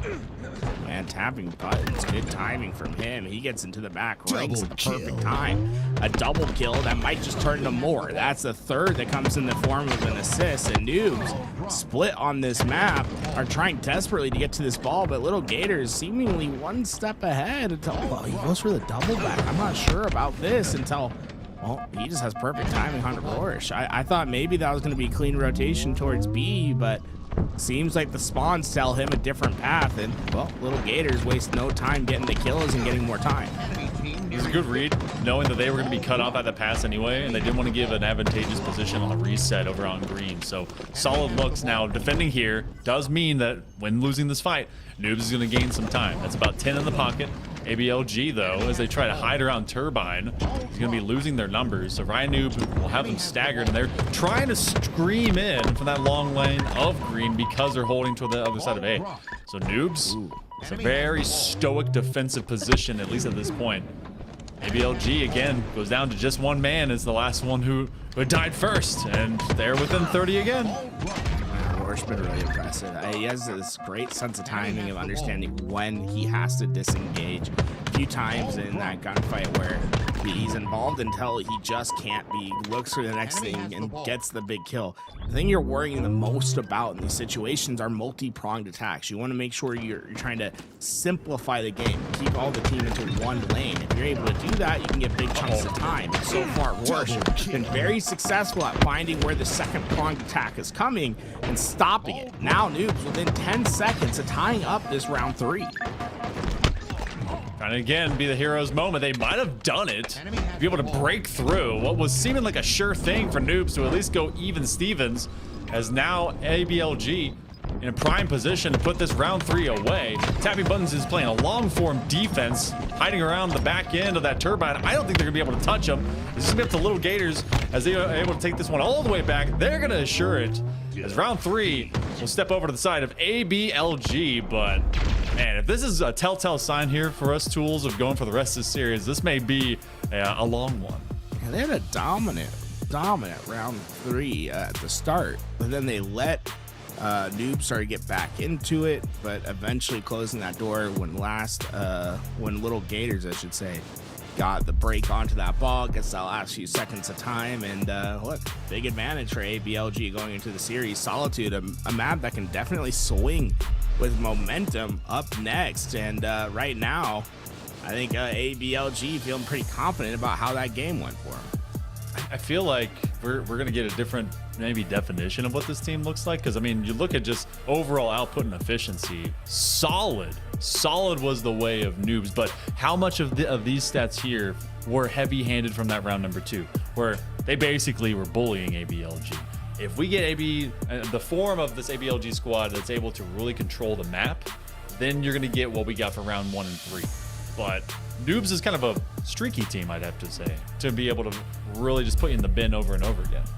Yeah, I mean, anytime you're facing a team with Ryan Noob on it in Halo Infinite, just be prepared to get pushed. That's what you're going to see a lot in this Slayer. It is an aggressive ABLG, in my opinion. Ryan Noob just has a certain philosophy on the game that is very much push out your lane, win, and be aggressive. Do not let teams get their feet underneath them. If you have a numbers advantage, that means you're pushing.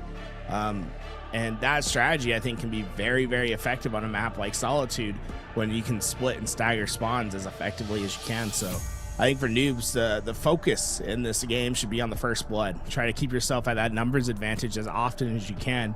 If you let a player like Ryan Noob get a kill and get away with his life, they'll try to take that ounce of blood and turn it into a pound. Gotta think. I guess the equivalent would be Ryan Noobs is a W key warrior, but is there equivalent for like controller stick leaner? Is that, I don't know. What would be the Sounds like a slur when you say it that way. stick lead? Oh, okay, my bad. W key warrior is kind of a negative connotation, so that's fair. To that end, I want to see if Noobs comes to fight, because if they pounce the way they did in round number 2, this is going to be a different kind of beast. It feels like they're a centric slaying machine, much like the way we got to see from Acid and Company over with that Envious. So see if that ends up happening with this squad. But ABLG has a chance to at least put 2 back-to-back, and Solitude can be snowbally.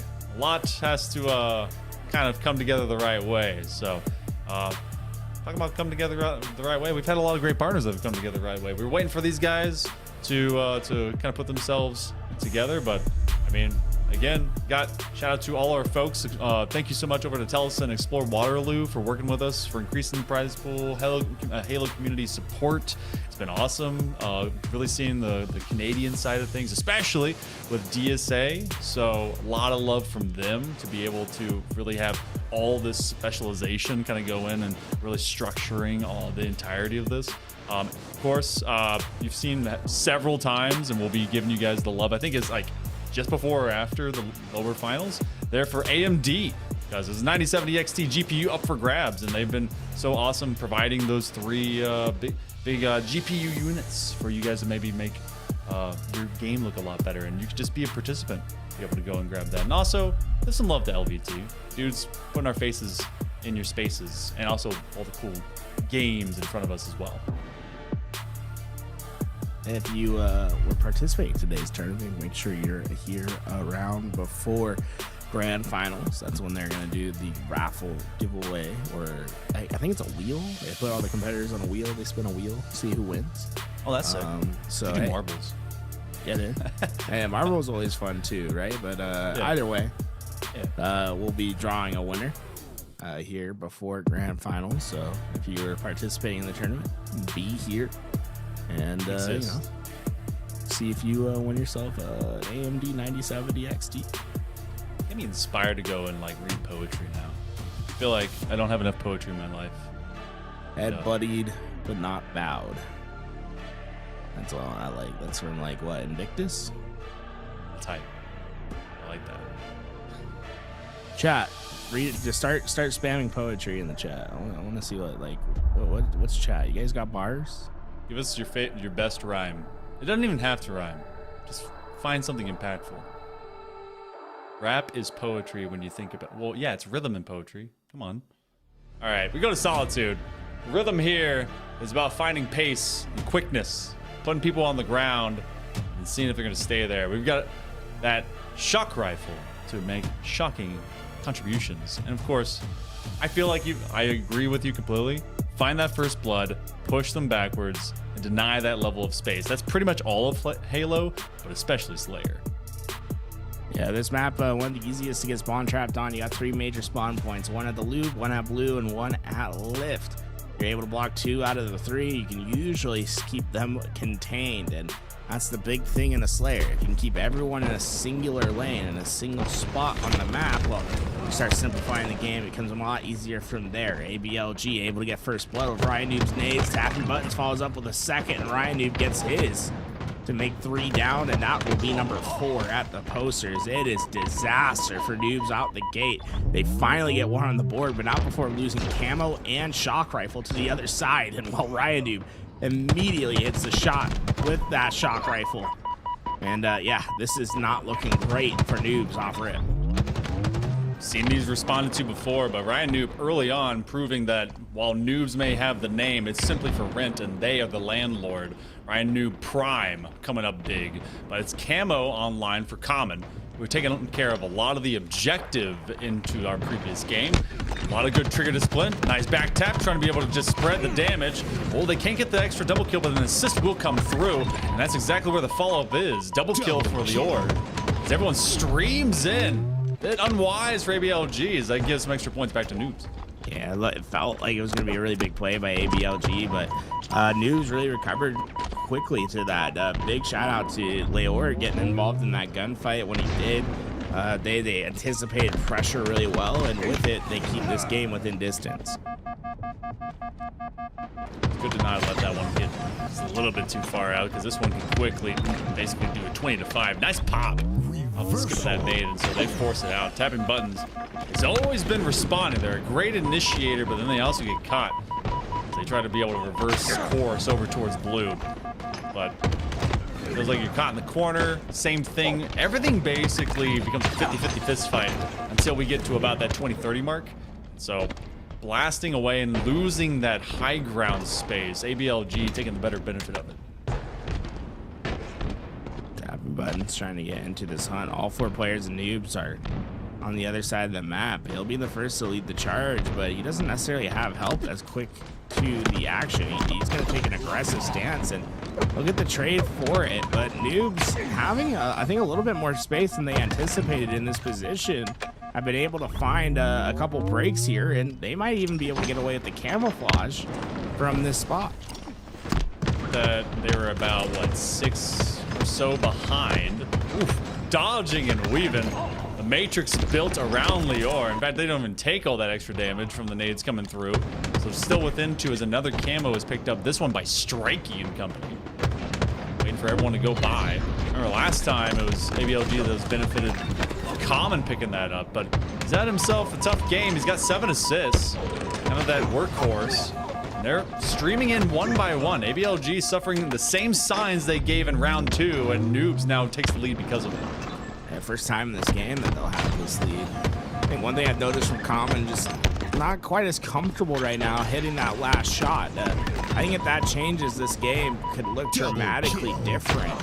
As he's just had a few kills that have gone the other way, where I think 90% of the time for Common, it wouldn't be that way. So I think once he gets settled down into this game, we could see something different, but you give it Noobs an opening. And, you know, when you give a team an opening, you gotta see how far they can take it. See, and they can at least hold on to it for now. The shock rifle trade out at least exists there. So, okay. Again, this entire map opens up around that 30 mark. Now from this tower, Common realizes they started slow, but they've started to blitz through. They know that this spawn should be able to pick them one up, and Lior was scared for the life as they immediately ran out from that position. I'd say Lior got lucky there. That looked good to me. And you see Common starting to move off that nest. They're going to try to flip out the spawn trap as they collapse into the players at glass.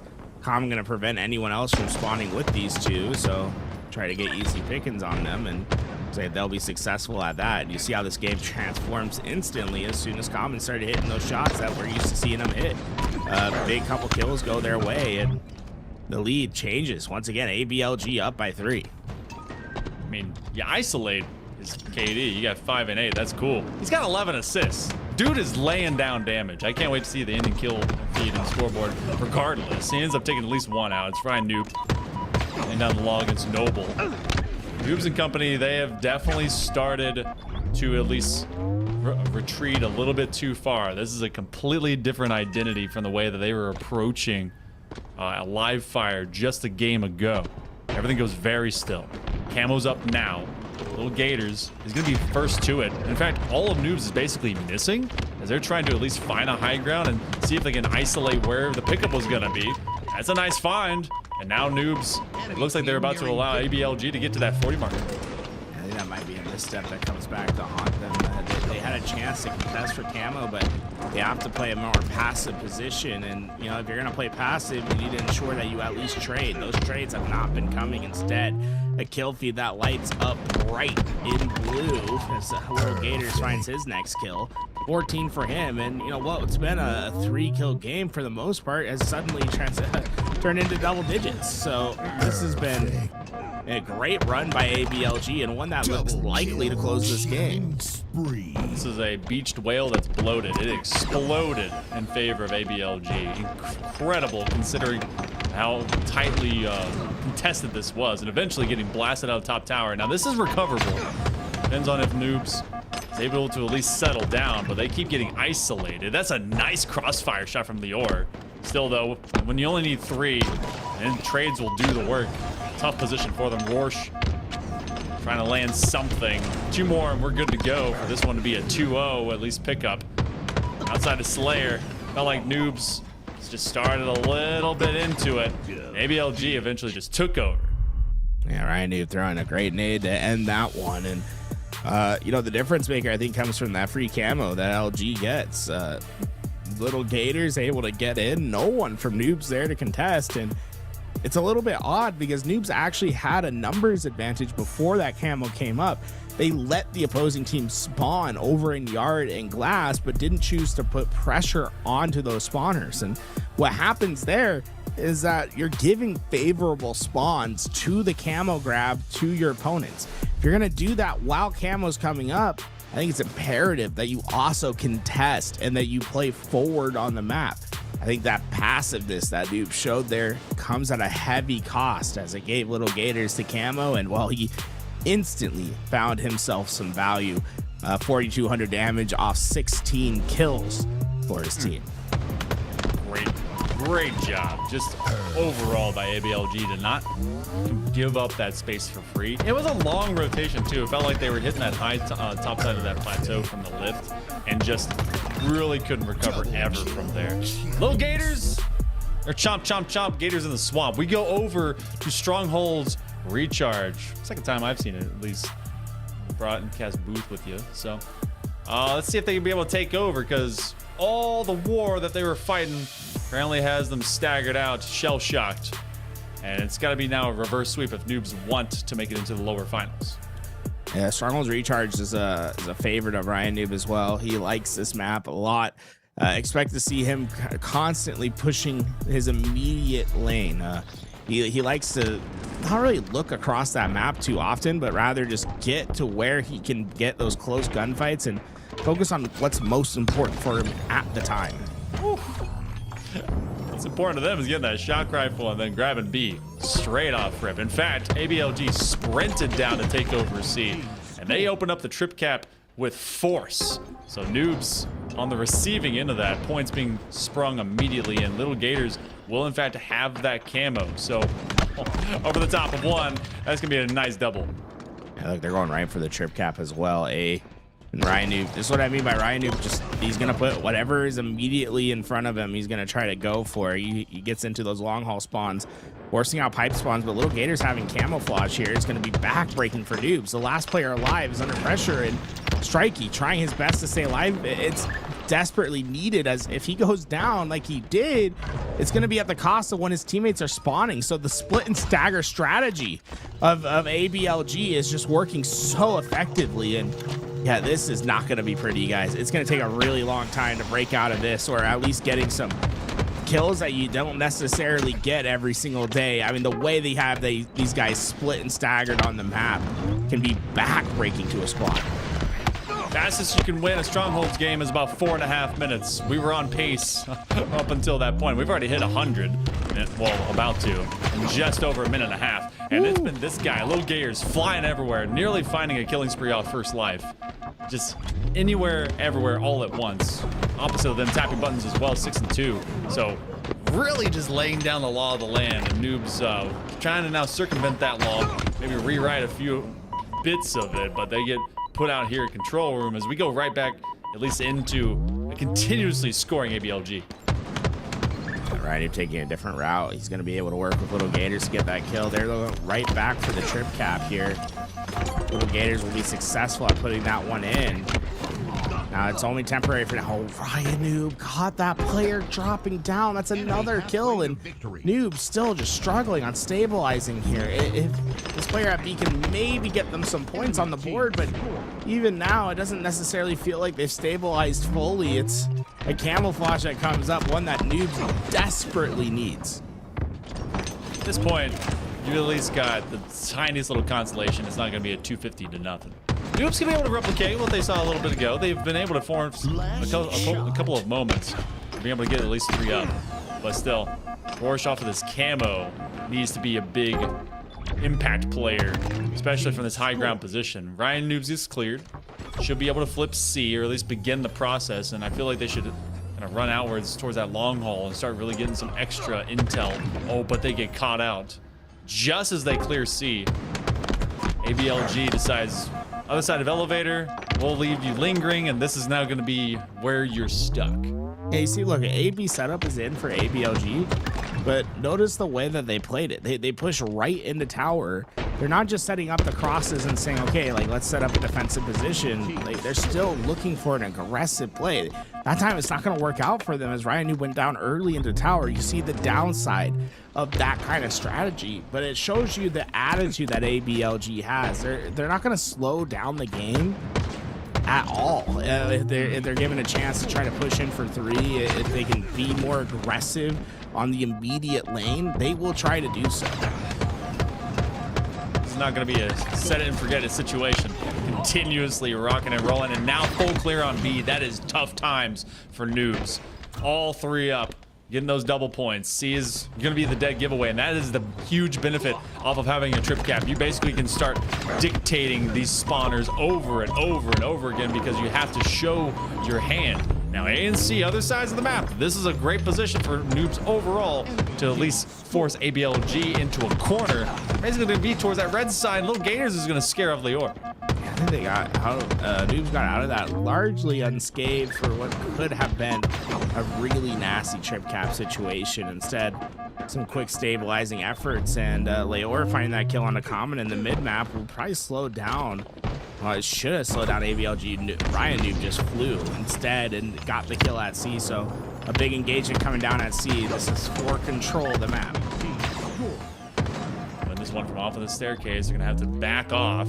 Still, they were able to get C, so that means that some of this longer, wider rotation will come out of Noobs to maybe pop out from elevator and head towards B, but batteries is just not gonna be it. Everyone goes high ground. Solid work for ABLG. That's another camo picked up by Ryan Noobs, who's trying to at least play pesky.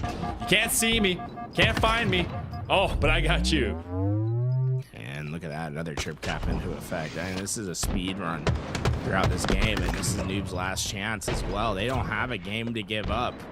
ABLG flying, and 3 players are trapped at A, and even if they get this, there's going to be players waiting on every single exit route for them to try to break out, and there it is, kill after kill. Noble, the last alive, he's trying to get C, but at this point, it just doesn't feel like it's going to be enough. They are flying, and this is, you know, this is exactly how Ryan Noob likes to play. Just into the front lines, constantly trying to apply pressure, making things difficult on the other side.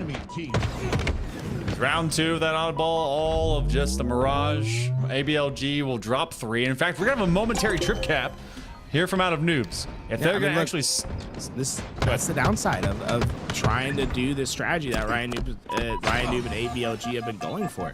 If you're caught out a little bit early, if you die without getting your value, you get big openings for the other team to take advantage of, and that's going to be Noobs' plan to get forward, right? It's not necessarily the worst idea for ABLG to change the strategy to get these last 11 seconds. Because if you just keep trying to push, if you get punished, that's when trip caps and runs on the other end can come. Finally bit back.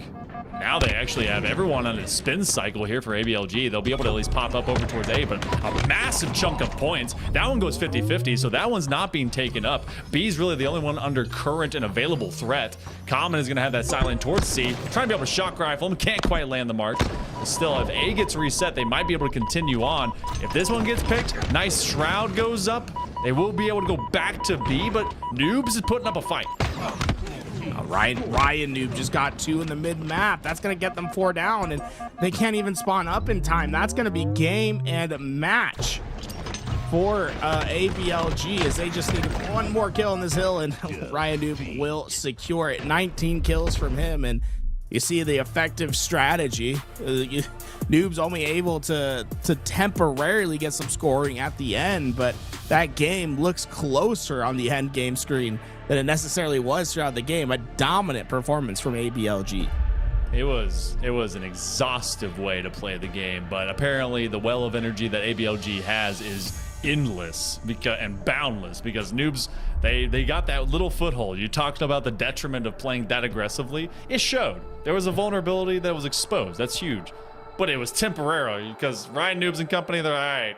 We're easy peasy. I own the word Noobs, and they're not allowed to have it no more. And, look, Ryan Noob has a very specific strategy I think he likes to play. It's really great. Like, when we talk about the most aggressive players in the competitive Halo ecosystem, like, Ryan Noob's top 3 for me, if not top 1. The guy is just, he is a monster on the map in the sense that he's always going to push. He's looking for gunfights. And when you combine that with this Legion Gaming roster, who is, for all intents and purposes, the most aggressive 4v4 team with the way that they play. It is all gas, no brakes. It's kind of like a nice concoction of play styles that you see boom in that game 3. Now, the thing is that when it booms, it looks great. When it busts, it can be ugly, and that's where Team Envious could come in and find some punishment, right? This is a team that is in that next echelon of tiers and their placings and what they've been able to do. I'd expect this match to be a much harder one for ABLG to have these dominant spurts with. Noobs was able to take that previous round, that lower quarterfinal, and then they bounced up, and seems like they kind of stumbled at the door. So, like, for Noobs right there, feels like they left something behind, maybe into how close that initial oddball was, banking on kind of seeing if that would work out. But ABLG, it's a bounce back moment, but I'm feeling like Envious, they want themselves a rematch, maybe just a hair head of high over what ABLG is going to be prompting up with. But this is going to be a skirmish nonetheless. This is going to be a hell of a fight in front of us. Z players getting into the lobby, getting ready for our next match in the elimination finals. ABLG going up against Team Envious. We'll be right back after this quick break.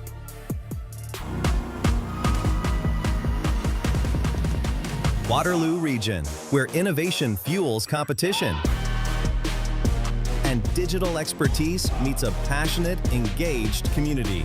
This is a proven esports destination. From rising talent to the world stage, this is where competitive gaming finds its edge. Waterloo region, ready when you are.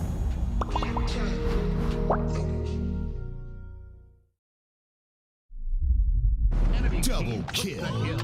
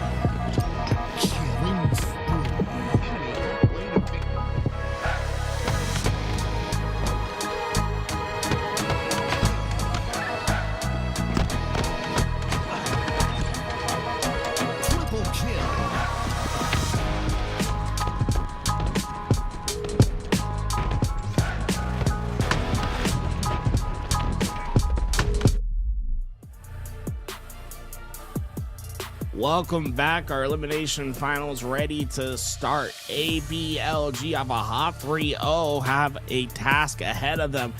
That is going to be a giant hill to climb. Team Envious, who has looked fantastic throughout this tournament, stands in their way. I'm Tools, joined with me as Hail Monkey Man. We'll be bringing y'all the action. Like we did there. The hill to climb starts in game number 1 as we go to vacancy. And I feel like there is a leg up right now for Envious in terms of pace and execution. They're ready to get it done, and they're going to try and bring this fight almost immediately. But look at the swarm, backside green. They hit Hotel. Holy cow, invading the back line of Envious. Little Gators getting involved, able to get that kill, and with it the grapple, but trying his best to stay alive, and well, he'll do just that. Finds the Descendant looking the other way. Early hill time going ABLG's way, and Little Gators not trying to stop getting involved in these close gunfights. Unfortunately, that time, maybe a little too aggressive as he gets taken down. Try to stagger him out from behind. This is going to be shock rifle picked up by Envious with Yaxon, who has huge pop-offs like all the time, every time, but that's only whenever they're really finding these support positions. They know they have to track back as well. This other side of blue, they see Gators coming up, and they realize that they lost the sauce with tapping buttons, so they get one man, but tapping buttons is able to clean them up just fine. Nice shots from tapping from across the map. I'll put Team Envious 3 down, and with the last player's position known, tapping buttons doesn't really have to worry about pressure until the next spawners come, and well, he'll take care of the first one just like that. Little Gators gets a star of his own, and Team Envious down numbers trying to get a break into this hill as they're running out of time. Interesting timing situation. They knew a few of them were coming from that cafe position, but just as they looked away, everyone started slowly creeping and crawling in from Team Envious. It's taking some time, but top mid, owned by ABLG. What a sprint, what a concept. They came into this with a set piece play as they swarmed around a takeover hotel, and Envious really never got a foothold. Noob able to find that first on Descendant, leaves a couple extra bullets into the body as a reminder of who's dominant to his former teammate, I suppose. Dabbing buttons. Last player alive for ABLG. They got that first hill, but Team Envious is quickly finding themselves points on this one. Yaxon already about halfway on this hill capture within the first seconds of rotation. It's a good clapback, and this mimics basically oddball style here on vacancy. You basically stretch that wall around that mid portion, and then you just collapse onto them. Fantastic work and a lot of quick trades, as eventually ABLG is able to put a haymaker into the side of the helmet of Envious, but that's all 4 down. Envious is out. Yeah, they're letting them know. Ryan Noob is like, no, you have to go through me. Trying to, just do a little psychic damage wherever you can. See if it's going to make the difference. Ryan Noob able to get a good, decent chunk of time here, but it's going to be an immediate push for Team Envious that seems to be successful as of now. Yaxon finding a double as the team shot, or I should say the body shots play no mind to him as Yaxon gets 3, and now a shock rifle off spawn. ABLG not only need to be concerned about this hill, but they need to be concerned about the rotation that could be coming onto next. Quick slide in. I agree to that, but just pick up by Envious. Oh, the walk away by Gators as they just double door dash that one straight to their forehead. They know that someone's coming through, but jail is occupied by just red players. So Envious and company see if be able to find, but Gators, I mean, he can't really find anyone. They separated. They went low, mid, and then they were able to separate over to the other side of stairs. This one has had a lot of perimeter play. This one, at least with extra time now, as Envious finally steps on hill 3. I knew winning that fight into the middle will open up at least a path for his team to have a contest. It's him common versus 2 into this hill, but the spawners are coming closer for Team Envy, and with it, they're going to be able to hold off ABLG. Just 2 players alive, and right now for ABLG, it's important for them to get a 4 up and coordinate their next attack. If they keep going in one at a time, well, it's going to have no effect, because these players are some of the best at punishing in these 1v1 situations. I mean, these tower sightlines on vacancy are so impossible at times to get around. You're basically just viewed as soon as you come out the other side of blue and yellow. Like, you'll be walking into it. They're playing very well in combination with each other, by the way, for Envious. There's a two-man stack off of red tower. You're gonna go streaking by. And in fact, both of them die. In fact, everyone collapsed now from Envious. ABLG took them a while to maybe get a structured hold. And they've got someone burning time on hill number 3. It looks like they'll be able to spin this one, especially with the spawns so separated. Right now, Team Envious, it's almost a foot race to get to this hill. They need to get someone out of it. Tapping Buttons wins his gunfight with the help of Ryanoob, and it'll be a 2-1 lead for ABLG as Ryanoob gets a triple. They might win the rotation to next as well. My gosh. I mean, it's a step away, but Envious just is water on the rocks, and the cliff stood tall. That's going to be a great position for them. Now, everyone is in one spot. You're about to get a cluster luck if you throw at least something over there. Triple kill. 3 are down. ABLG. Last man in. Oh, I thought Common was for sure getting traded there, but no. They're going to get some time. ABLG is perched maybe to get a 3rd hill immediately. Yeah, with this, I think Team Envious need to get into this hill here and now, but just no path forward as of this moment. Until they find those big kills. Tapping Buttons, the Little Gators, the only 2 alive. And Team Envious, oh my god, it feels like every time Team Envious is about to find the clean break, get the setup, there's been an answer from ABLG. That time it came in the form of Little Gators, and Little Gators is not stopping yet. He gets another to go, and here comes the collapse. Top rope, RKO'd by Tapping Buttons. Consistently been a force for ABLG, them and Little Gators, just being so consistent. They were able to pick at least one up. Nice dash, trying to track him down. Fantastic overall work by Tapping Buttons. Man, playing a little bit of cat and mouse as we hit over neutral time. Acid finds a kill on Ryanoob down low, but there's 3 more players from ABLG here to fill in what was left behind, and this is a very important kill for Team Envious. The difference between being tied up 2-2 and being down 2 hills with less than 2 minutes in the game is very, very different. I feel like the win condition is so hard when you're on the latter end of it, and Tapping Buttons, though, has been leading a charge. He is double positive in this game, and he has been the #1 threat to Team Envious thus far. Just been promoting from the front, unafraid of what's being thrown at him. And just as I say that now, Common underneath is going to receive an elbow from Descendant, who's not had their best game. In fact, mirrored sight lines if you look across the scoreboard between them and Tapping Buttons. That doesn't stop them from trying to go and find these fights. You're going to at least be upon this hill. Less than 2 minutes of white time there within sights as ABLG left 3 of their guys out. This is a losable hill. This can't be one that you assume is just going to rock into their hands. Yaxon wins that fight from double door, and suddenly Envious is pushing ABLG away.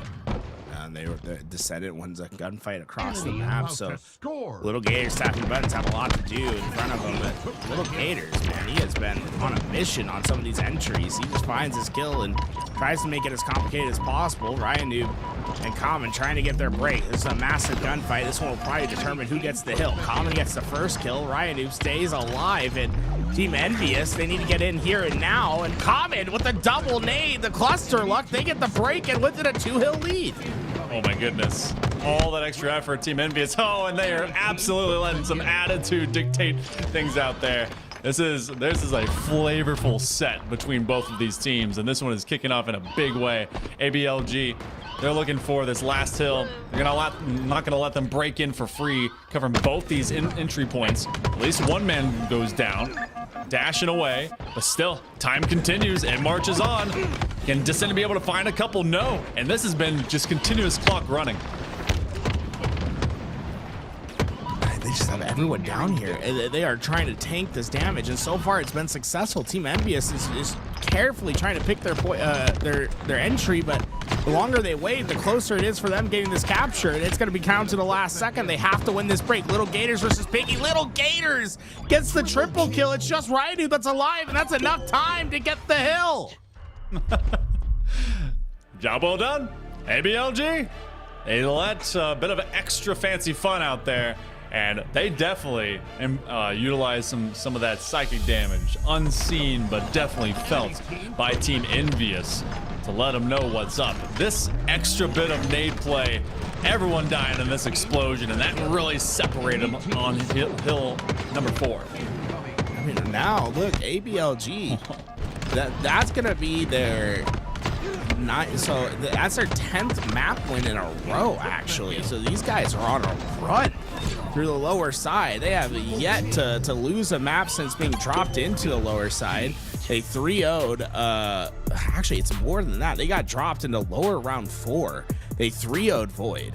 They 3-0'd Just for Fun. They 3-0'd Majin. They 3-0'd Noobs. And now they're looking to take down Team Envious. This is their 13th map win in a row. Starting to feel like a whole ball of momentum is with them. Got wind of the sails. These Pirates are absolutely dominating the seas. Little Gators with 6k damage. Goodness gracious. Tapping buttons out there, putting people down on the ground.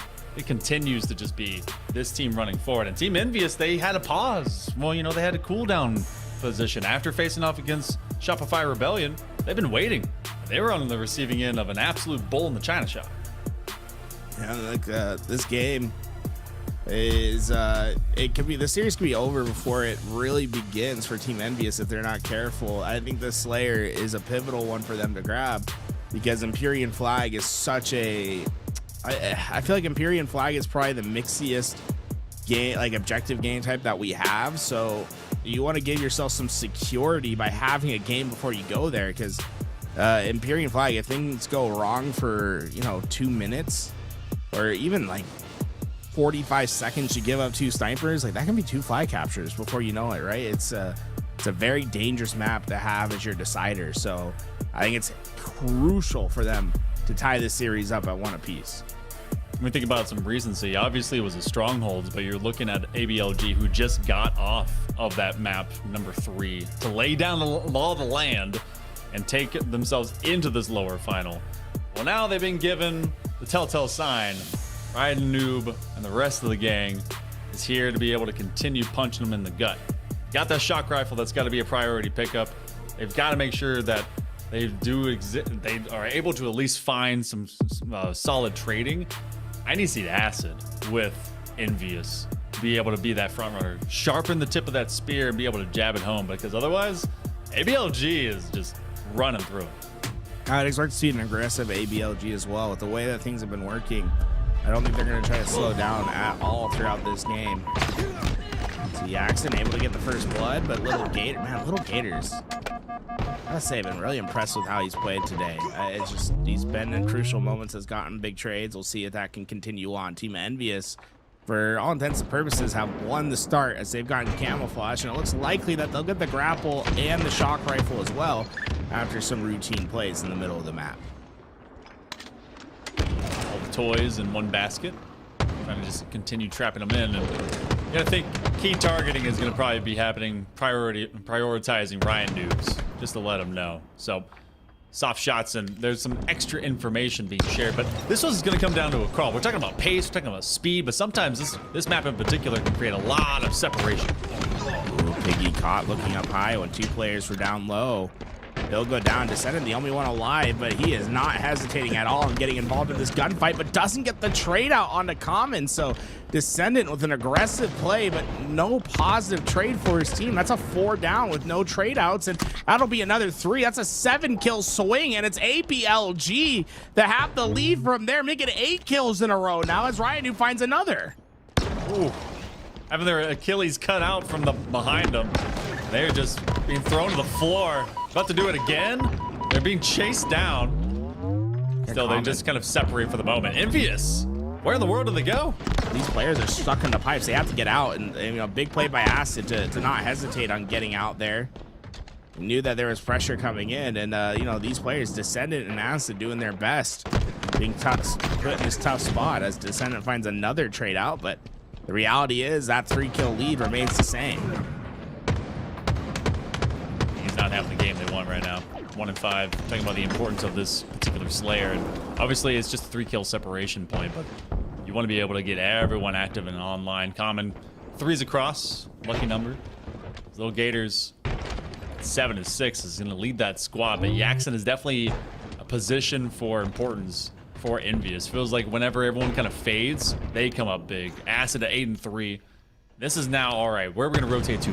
big burst of team fight about to at least push up to top rafters over with control room and suddenly being invaded.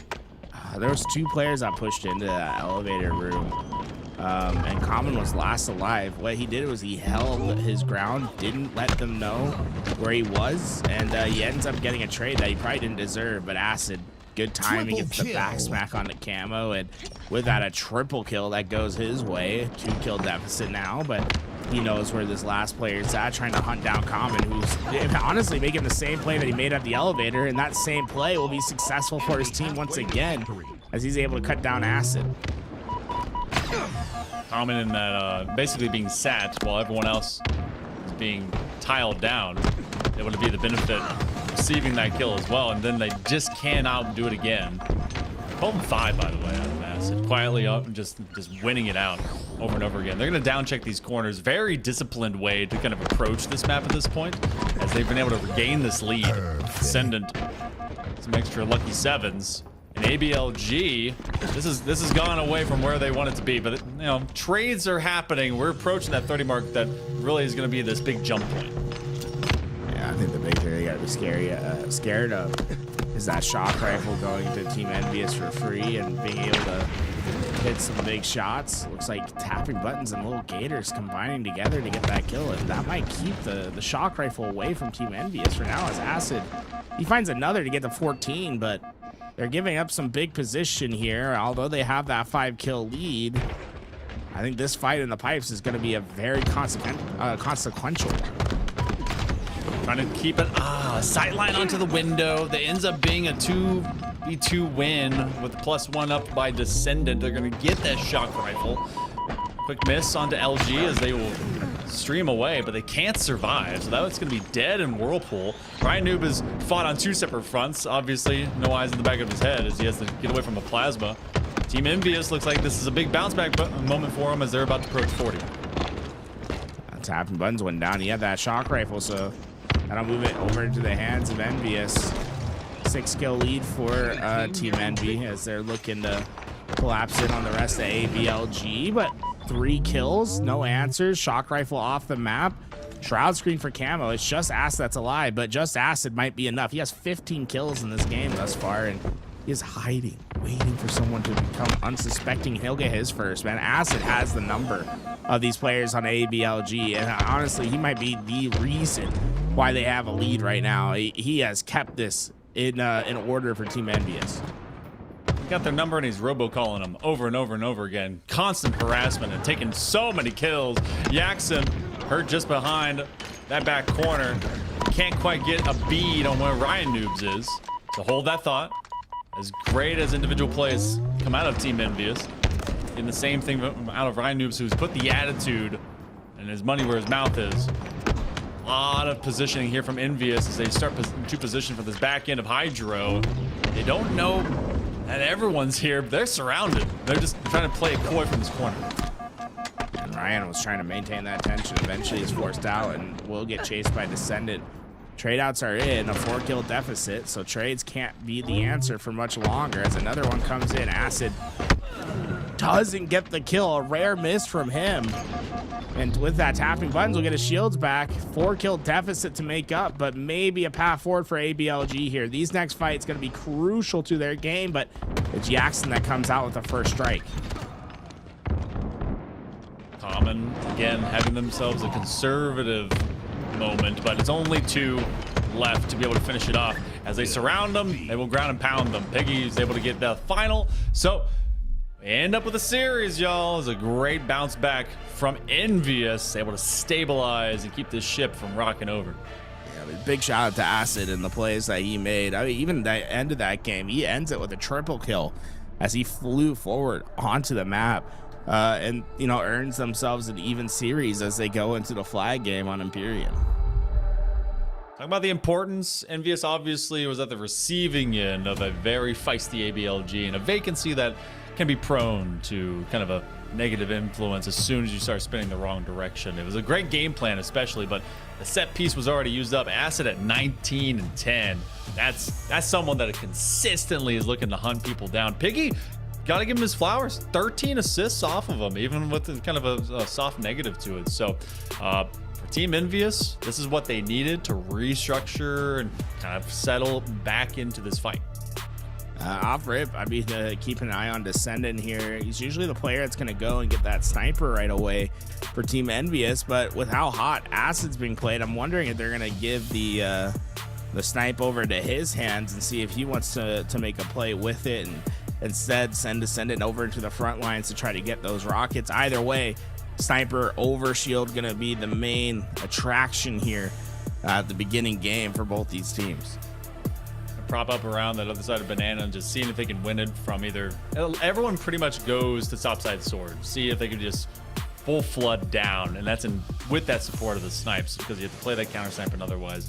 And then I'm gonna be wondering if that's gonna be like you 3-1 split, you have someone run rocks. How much of that do you go north side of this map? But they realized, hey, we need to get people back towards sword. And that's exactly what's worked out. So you're gonna have Descendant. He got the snipe. You're wondering who was gonna pick it up. And a great line though by tapping buttons as they just took that lower angle and they absolutely won that out to get that OS. Oh, perfect timing from Ryan Noob. He knows where the last player is at as well because he got shot in the back as he picked up that overshield.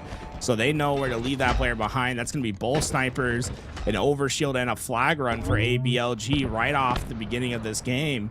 And, you know, it's not a question of whether this flag is going to come home. It's more of a question of if it's just going to be one. As Acid's the only player that can stop this, but tapping buttons, making sure to check, cross his T's, dot his I's. He went back to help, and Ryan Noob is just causing all sorts of mayhem. Snipers are hitting, and that's the first flag back home. Loudest symphony of sniper shots, all in concert from ABLG, as they're able to take that one.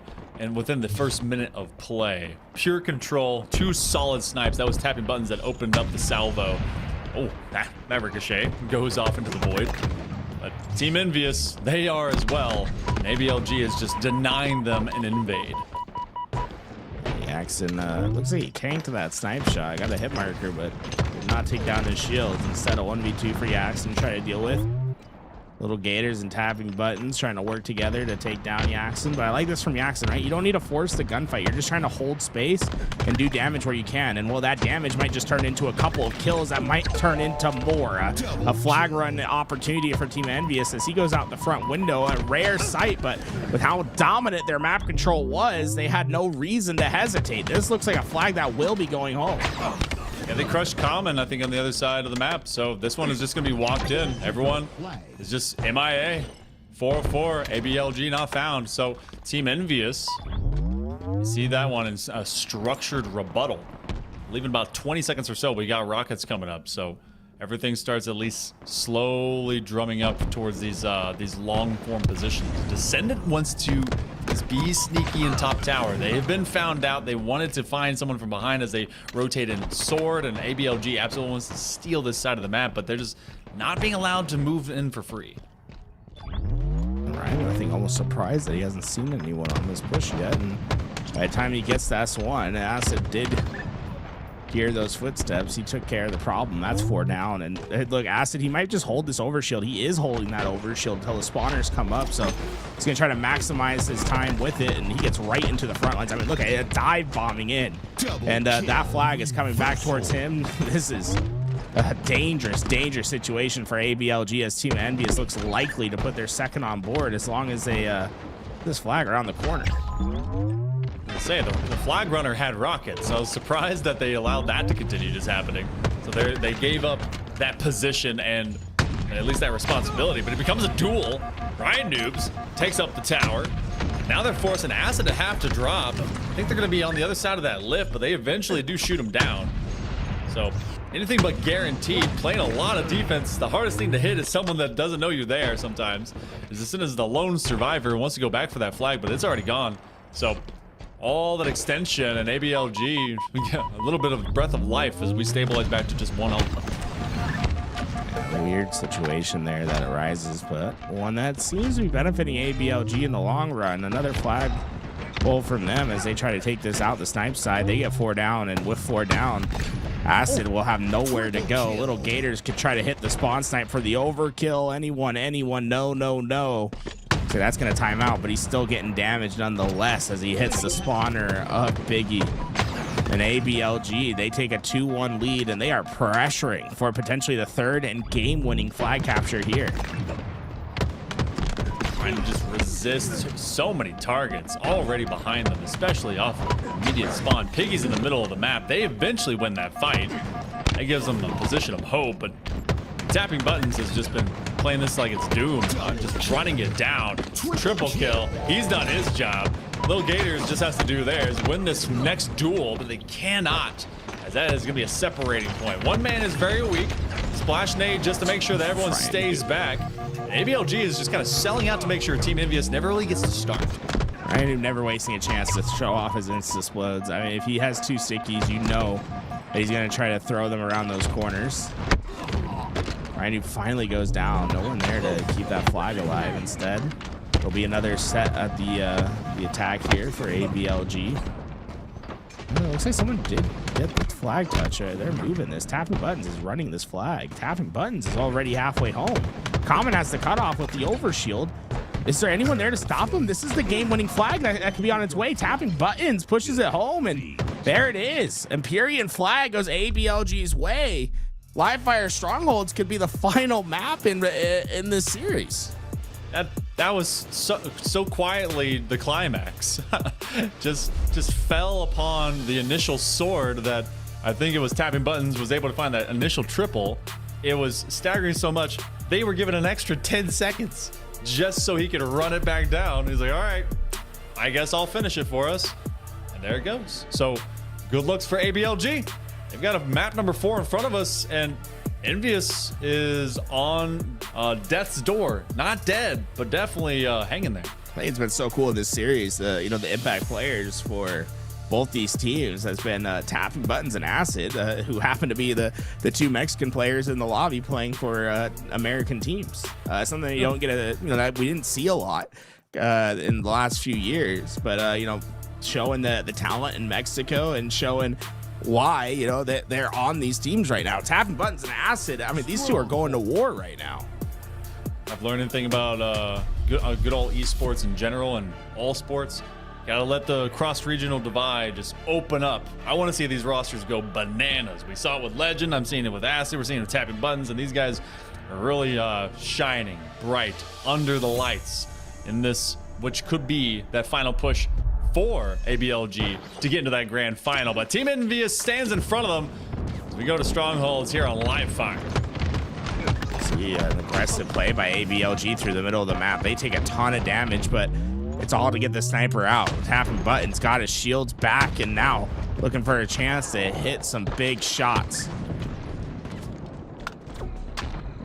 Tapping Buttons going to create kind of this wider gap, knowing that they're going to at least position out for camo coming up and let the rest of his team, but just basically influence the rest of this map. They know off of the spawn as well. You can be able to at least dagger down towards A. Can't quite do too much with that S7, so there's a free gift for whoever wants to go and find it. That Acid on a quick flank on the Commons rotation at B.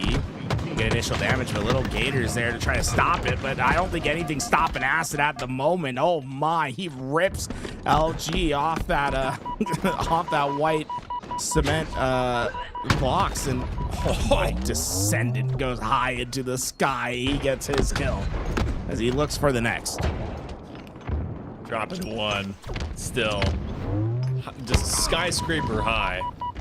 You're able to at least crush them out. They haven't decided to pick up that QT, by the way. I know they got the old repulsor. They're still trying to make some quick work with that, but points galore right now for Team Envious. This is solid works from out of them to at least keep ABLG more perimeter play. And again, you have your typical AC flip for a lot of this map. We're gonna be sitting green over and over and over again. Common, they're gonna get a parting gift. They at least got there.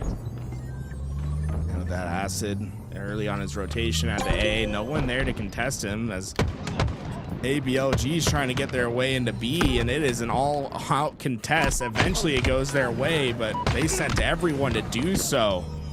Seems like it could be a dangerous strategy. Common did get a spawn over at C, so thankfully able to get them some spacing on the map, as Team Envious seems to be the one that's largely contained now. Descendant is at back tower though, and he found a kill on the Ryan Noob. Comms for that actually come up, so they're kind of stretched thin between, all right, do I continue rotating in to where the gap exists now over to that A side, especially with camo coming up in about 10 seconds, or we go and challenge out? So they spin from Turbine. Ryan Noob lets him know he's gonna just take care of business. It doesn't matter. But now he's backed up because it goes absolute. He's gonna have to wait for the rest of this to happen. This is gonna be a free camo pickup, I think, for Envious. So everyone ends up dying out, but Ryan Noob is gonna keep Tenry over there. Everyone launching up. Now they burn through it. Common ends up taking out the Phantom, man. That was huge. With that, I mean, they can keep themselves aggressive. They can even go for a trip cap, and you see that is the plan. Common and I believe that's Ryan Noob working together here. And oh, Common! Oh my God, that is the fanciest way to get behind that box you'll ever see. But he manages to stay alive. The problem is, while him and Ryan Noob were working at C, the rest of Team Envy went to work at A and B. They still don't find themselves from behind. Sometimes you gotta get a little bit theatrical to just do the most regular thing. But see, ABLG still now down out 4. A lot of time for Envious as they're gonna be pushing this one into a trip cap situation. They need a game 5 Slayer, and they're already at triple digits, looking in a great position to push some of that as Jackson wants to at least take over this sideline. Pure double points. ABLG didn't even get to come up. All 3 of them died, and Little Gator's the only one left to roam. Yeah, looks like they finally get some spawns at A, but Jackson should be aware of the dummy spawn. Ryan seems to have got it. Tapping buttons found too. Where's Ryan Noob? Does he know about Jackson's position? He does not. That's an easy snipe shot for Jackson, and the patience at tower eventually pays off as he maintains that as a home. But ABLG finally out of that chokehold, refusing to tap on the map for now. But at what point is this going to be too much? I mean, Jackson still has lots of snipe ammo left, and well, he's not wasting any time getting some damage down. They're going to fly forward. Looks like A going to be their next priority. That little repulsor has done a lot of work to be defensive in favor of Jackson, and they're rotating a lot of that low side of mid. But yeah, ABLG, this is threatening to be a wild time for them to have to at least be able to buck up. I think it's about a 90-point lead right now for Envious. They don't want to rest on their laurels, and they've now finally worked the entirety of this mag well. So Jackson is left with just normal guns. The rest of Envious is starting to score again as they're approaching now 150 on the clock with ABLG, and Ryan Noobs haven't found a moment that they can really burst out. This camo might be able to at least give them a chance. But he's the only one alive. He goes underneath the map. And with that, trying to buy some time for his team to work their way at the split spawn at C. So Piggy staying alive this entire time. He's been able to maintain at A, right? This has been, I think, a pretty good play from him to let his team get to work, and for him just to try to do what he can in isolation. He buys time for Acid to come in, get the double kill, and they should be one step ahead on this rotation. Acid just needs to be focused on staying alive here, waiting for the help to come. 2 players up top. Oh my goodness. Acid continues to move. They are made of pure energy and lightning, and the circuitry is just there on the floor. Common throws one quick nade, end up being traded away. That's 3 down again. ABLG always playing at least about a -2 deficit in terms of team on site and on the map. Trip cap now for Team Envious. We got them at least narrowed down. Common existing in that fight, and they get their teammate to be able to help them out. That sniper that went into play. That's what Descendant's asking. He's looking for it, but it's Ryan that's been under the tower, just wasting as much ammo as he can. Unfortunately, none of that ammo finding the body of Descendant. That sniper seeming a little bit cursed at the moment, but that curse seems to be working in favor of Team Envious. They have the trip count for just a second before Common is able to get C as a home, but you see the score, it's just growing. 140 points and counting now for Team Envious. ABLG needing some solution here and now. Completely different monster, and ABLG is caught in the non-stop cycle of simply existing on green. They can't really find too much, and eventually Common, they had a better look cinema-wise as to all that rundown, but that rotation wouldn't save them. Team Envious might be destined to at least get to a game number 5, and Slayer might be our only pathway to salvation right now. Gators gets caught but not killed. Teammate ends up getting a back tap. It's gonna be survival of the quickest. And ABLG, they're finding it difficult to keep the speed. That Piggy around in the back, able to get a ton of damage, but not the kill on the tapping buttons. The help eventually comes in, but the fight not over yet. Little Gators there still as he gets a trade, but those trades favoring Team Envious for now. The trip cap is in, and although Ryan Noob has camouflage, they just don't have a ton of time to work with. They have to get into a hill and contest now. Just 10 seconds of this 2 cap will be the end of the game. Stand their ground here on green. They're able to pick up a couple of plasmas, the Ryan Noob special, so they at least threaten it. Some seconds will wane. They have their teammates that will support them top mid. ABLG needs an absolute miracle, and that might come way of a trip cap. A will be influenced off of that spawn. Descendant is trying to be able to duel, and a lot of this roaming by Ryan Noob is actually giving them a ton of space, and now Team Envious goes 3 down. They're trying to catch up. Timing by Ryan Noob to find Yaxon. They're keeping them under pressure. The trip cap is being maintained, and I like how they're trying to anticipate this push at the C. Ryan Noob, the kill onto the first. He knows the pushback's coming at A. A double dilemma here, but with 3 players going down, it's just A that's under pressure, and ABLG keeps the trip cap in place, and it seems like Ryan Noob knows the spawn. He is tracking Piggy perfectly here. He thinks pressure's coming at C, and he would be right to think that. Instasplode connects onto Yax, and that did a ton of damage, but he has to back down. This is about a minute and a half life straight for Ryan Noob. Has yet to die and has seen the entire world just evolve in front of him. Still continuously scoring. It's going to take 100 straight seconds just to be able to even see the other end of the road and tie this one up. Team Envious looking for that game number 5, but ABLG has suddenly caught wind. They're trying to be able to take this one down from bridge. Ryan Noob playing this life so long, he's feeling immortal. Able to shut down yet another player. He's putting the entire world on his shoulders as Descendant will push him back. Enemy team scoring. That Descendant hiding into the back. They just need a couple more seconds and they will get it. Not able to get in time. ABLG, a good run on the trip cap, but just not enough. Game 5, Origin Slayer, here we come. Do you treat that one with an ounce of what if from the side of ABLG? If I am Envious, you got to be looking forward. You did the groundwork. You just had to finish the job.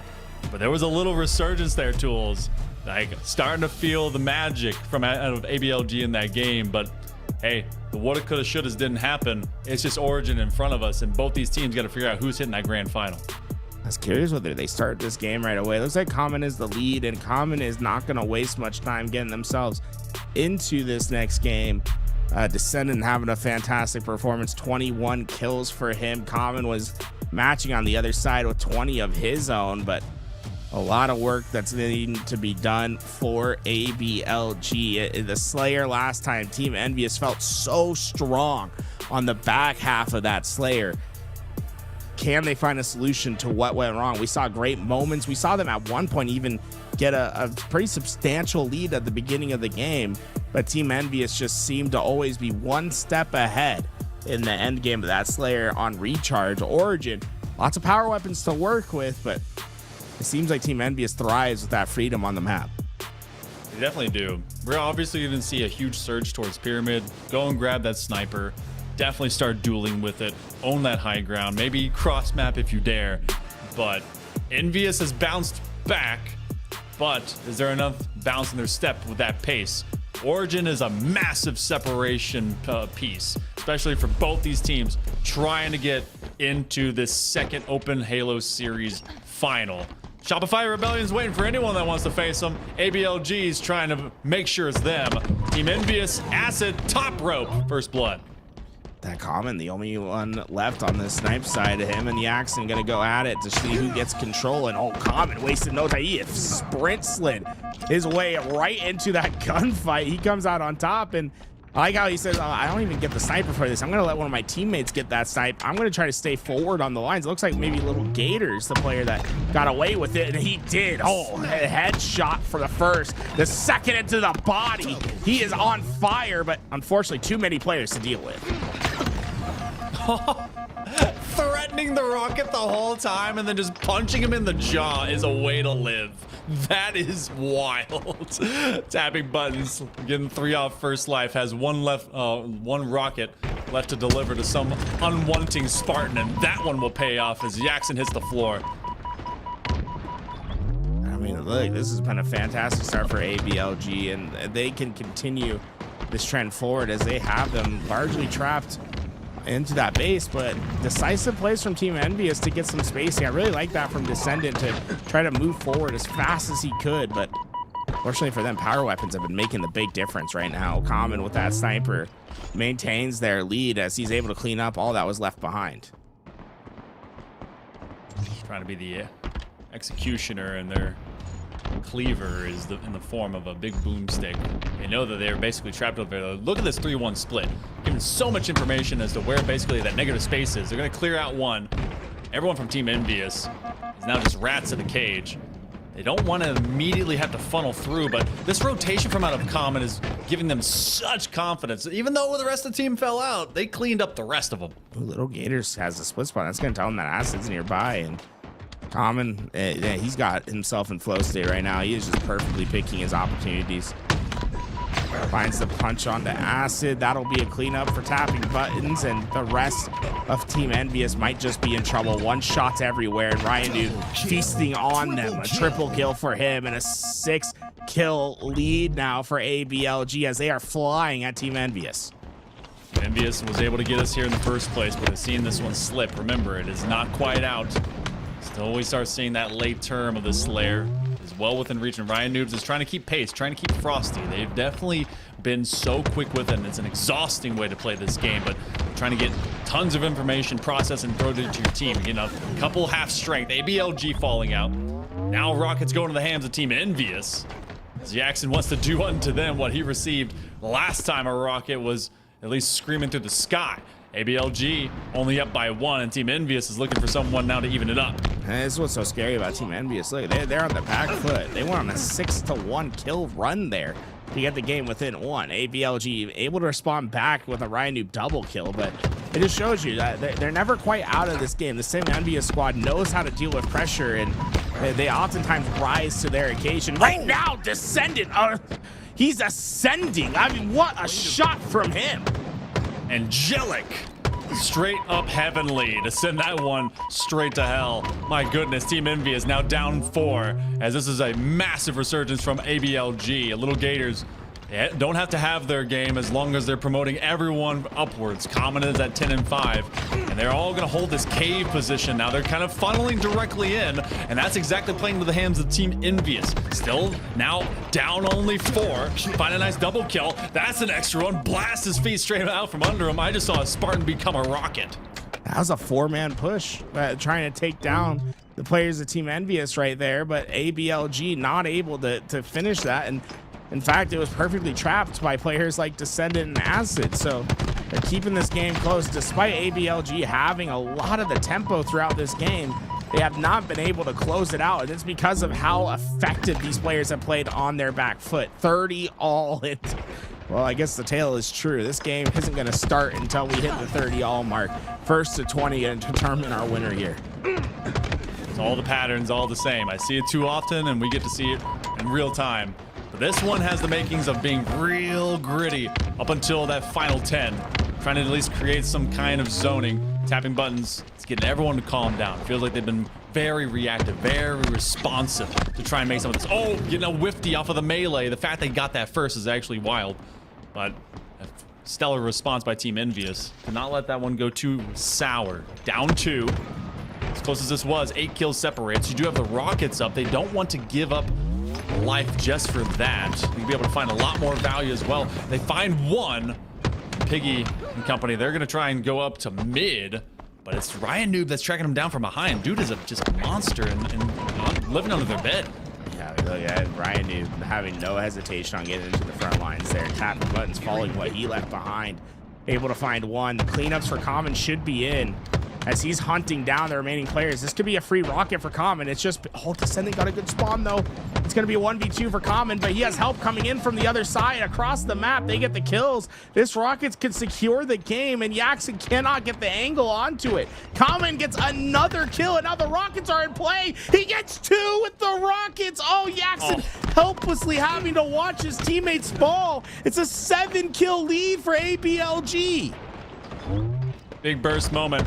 Team Envious know that they are just under fire, duress, and there's just not enough life left to live, especially if these trades come through. Look how they've retreated. Turtle in the shell trying to retreat. They got the S7, doesn't land on the mark. 2 left to go. ABLG trying to run through this lower final. Team Envious pushed them to the limit, but they are biting back. It just needs a couple before they find themselves a grands. Acid finds the kill on the Common. Ryan Newman tapping, seemingly trying to get out of that gunfight. Tapping buttons, hits the shot, but not the kill.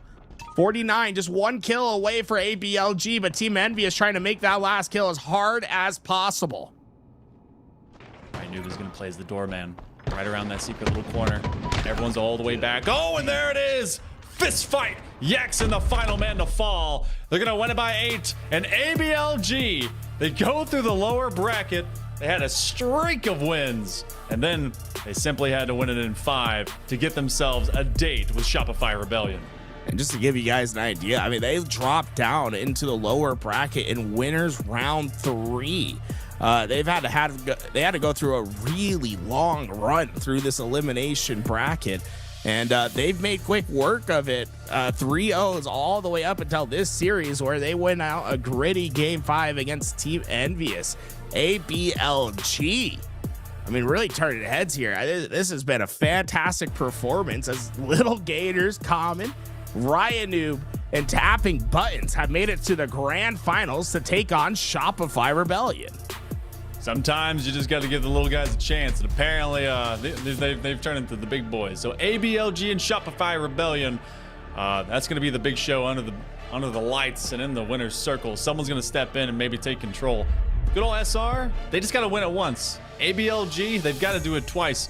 But with the performance they put on through that, there's at least got to be good old Rebellion kind of saying, all right, we need to shut these guys down quickly, or else Common and Tapping Buttons are going to go to work.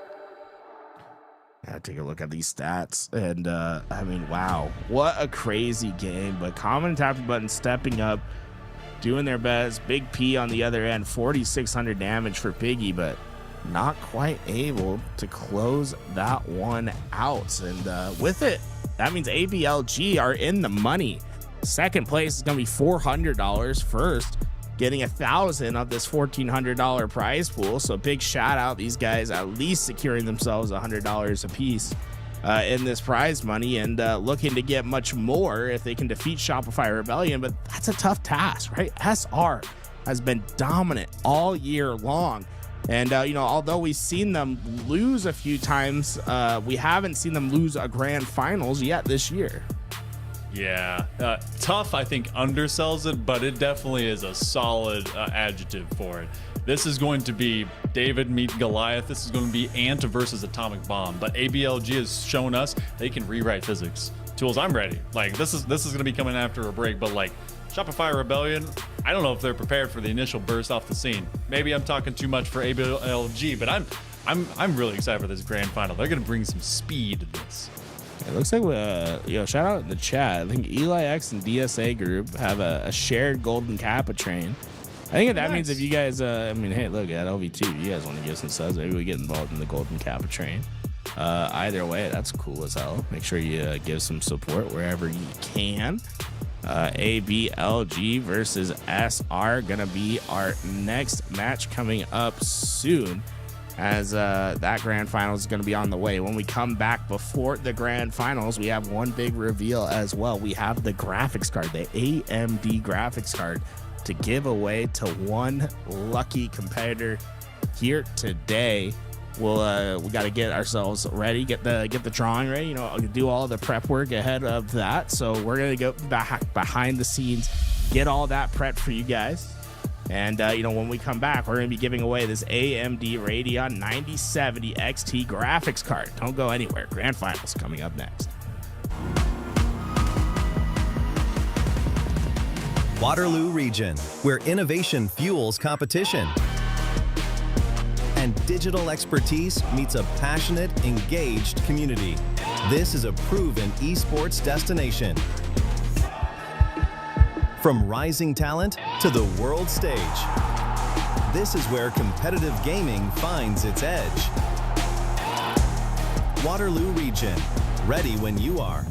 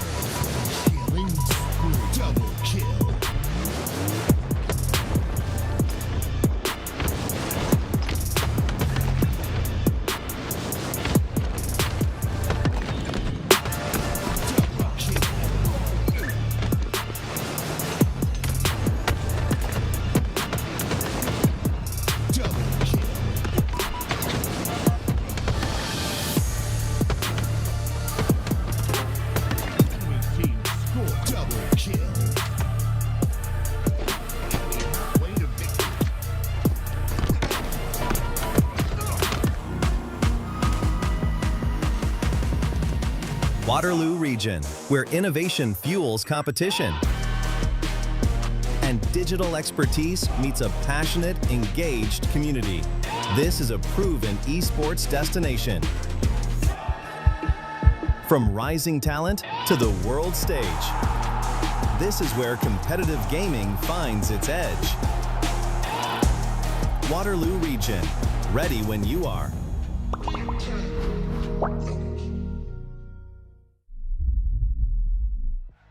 Hello and welcome back. We have grand finals ready to go, but before we get there, we have something special to do. AMD has agreed to give away a Radeon 9070 XT to one of the competitors here today. And well, we put all the competitors into a wheel and we're ready to spin that wheel and see who is coming away with the Radeon 9070 XT graphics card today. So with no further ado, Louis, look at the spinning.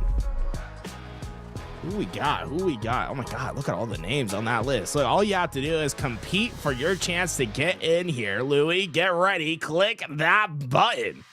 Come on. Here we go. Who's going to win? Who's going to win? Wiley, Nathan. Oh, Nathan, for you, you're 2 seconds. Oh, it's Wiley Coyote. Wiley Coyote coming home with the 9070 XT. Shout out. Wiley Coyote been involved in the scene for a long time. And hey, I'm glad to see that he came away at the winner. Hey, what do you think? Wiley Coyote winning here. What do you think about that? Look, man, that I don't know what they're rocking, but it's solid upgrade. That's awesome, and love that they're able to get the chance regardless, just based on competing. That's super cool to be able to find. So hey, hopefully it upgrades the rig in a big way, and maybe that's if they've already got one, maybe that's a Christmas gift. Who knows? But I know I love my 9070 XT, so shout out to AMD for hooking us up and hooking them up. Shout out Wiley Coyote. So I'm gonna go tell him, right? Get in chat, Wiley. Come on.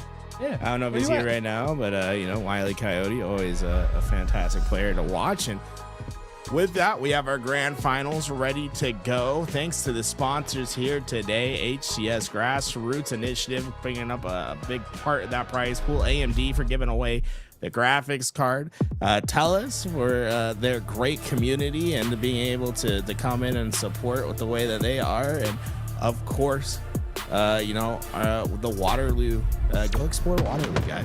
They got esports, everything you could possibly need over there if you're running an event. Here we go. $1,400 on the line in the DSA Open Series. Big shout out to DSA. They're the best esports organization around, and also, you know, representing Canada. So give some love to our neighbors up north. And here we go, grand finals. ABLG going up against Shopify Rebellion. Map 1 going to be Recharge Oddball.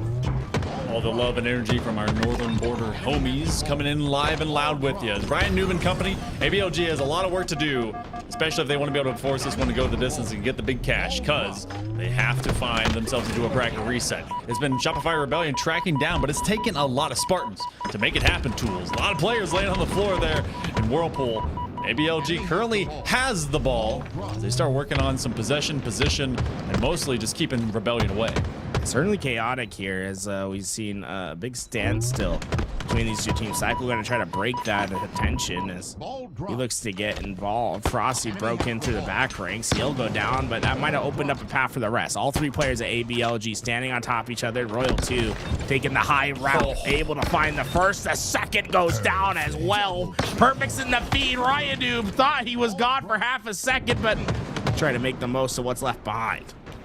And call him Royal 2-tap, putting people in the body bag as quick as a zip zap. That's wild. The Shopify Rebellion, they steal this ball and go back over the top goal, and they're gonna take this perch and force ABLG into weird situations, but they're gonna throw it out mid as they try to run their course. Oh my goodness.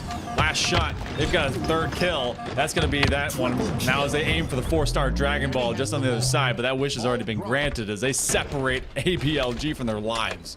Look at that. I mean, that was just perfectly played. Last shot, able to get the triple kill. They get the spacing on the map. Once again, Frosty. Shock rifle into the front lines. He's not stopping. That's the second to go with it. The third starting to push him.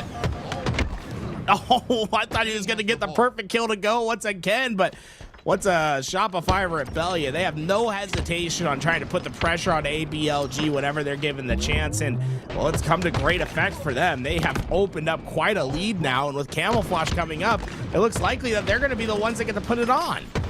A lot of funnel points happening by ABLG. They just keep running straight forehead meet wall.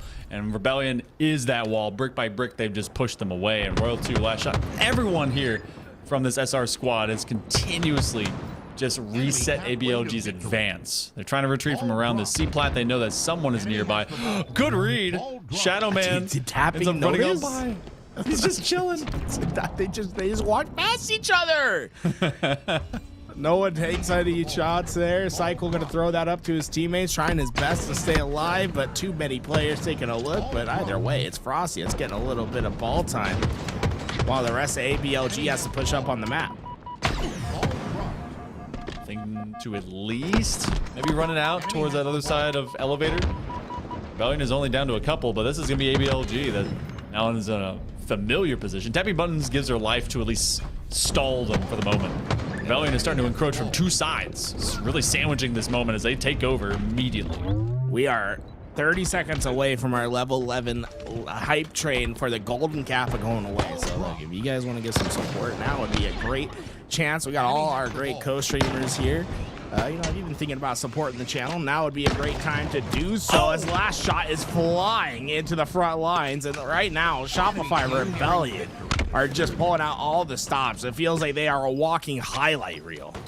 That was a hot rod super punch if I've ever seen one. Absolutely swinging from the rafters and haunting ABLG. No place is safe. Absolute velocity being found. Tapping buttons hoping to replicate something similar, but that's 100 points. That's round one. That is your oddball in SR. Doing it in style.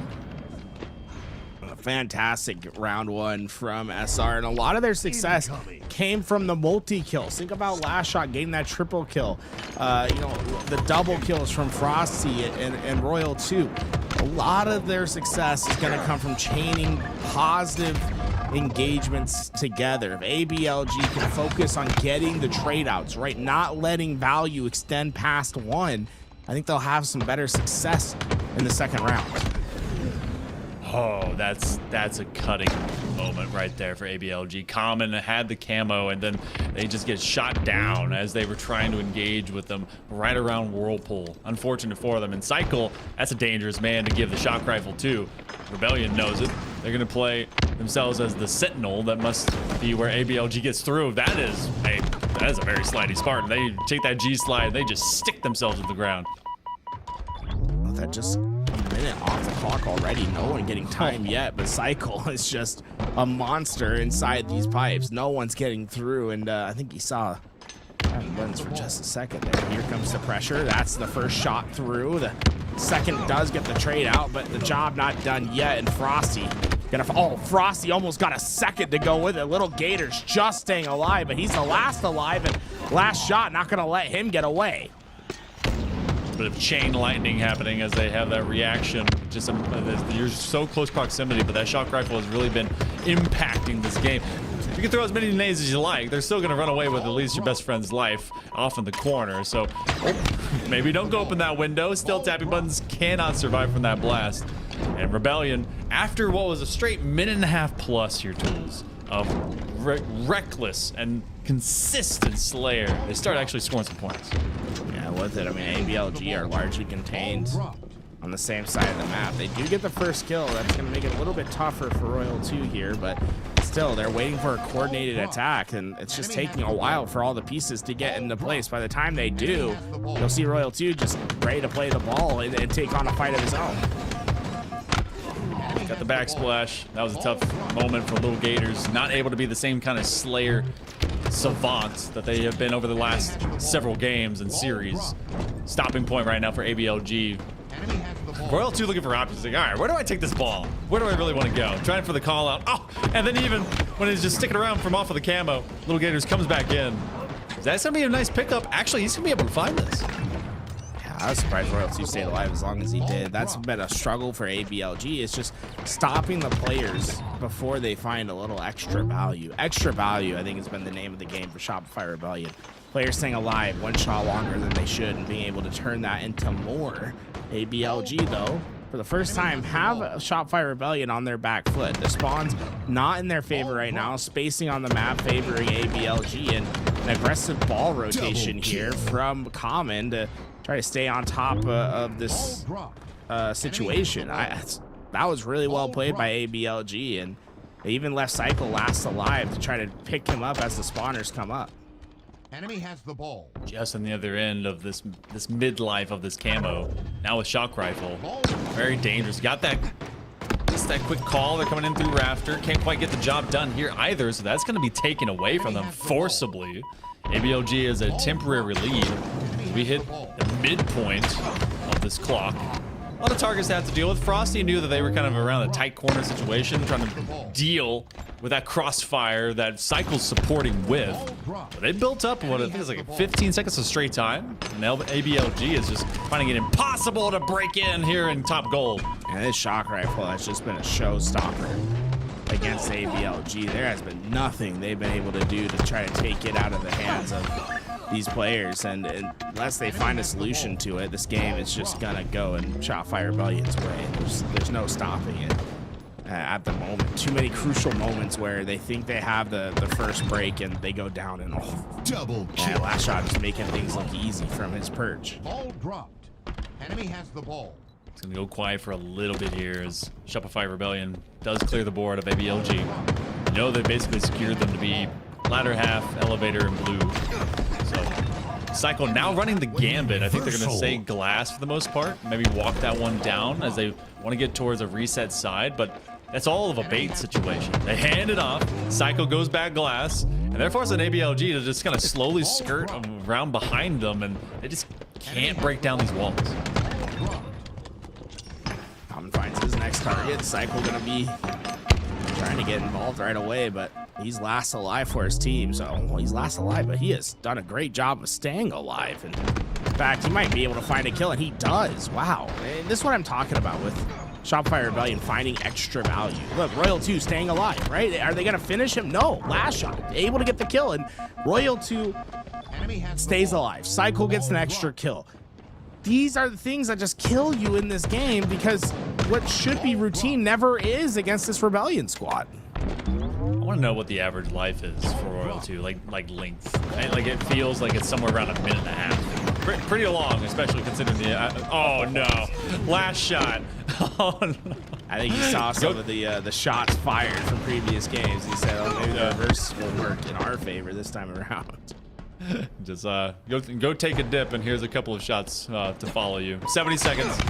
Rebellion knows that they're in a great position, and they're letting Ryan Newman, everyone else on ABLG, just have to be on the suffering end of this one. 60 seconds on the clock, and Royal 2 continues to just thrive.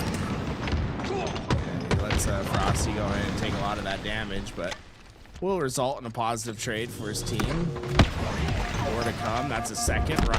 Royal 2 trying his best to stay alive, but tapping buttons, finally getting that kill. Last shot will follow as a Dowell comes in for tapping, but oh my, they still come out positive in those engagements. Cycle, it was in the back ranks, found a couple kills. He'll get a third kill in that rotation, and with it, just 20 seconds left on this clock. They don't need to pick up the ball at all. Oh my, Cycle from across the map hits the shot. ABLG tap out.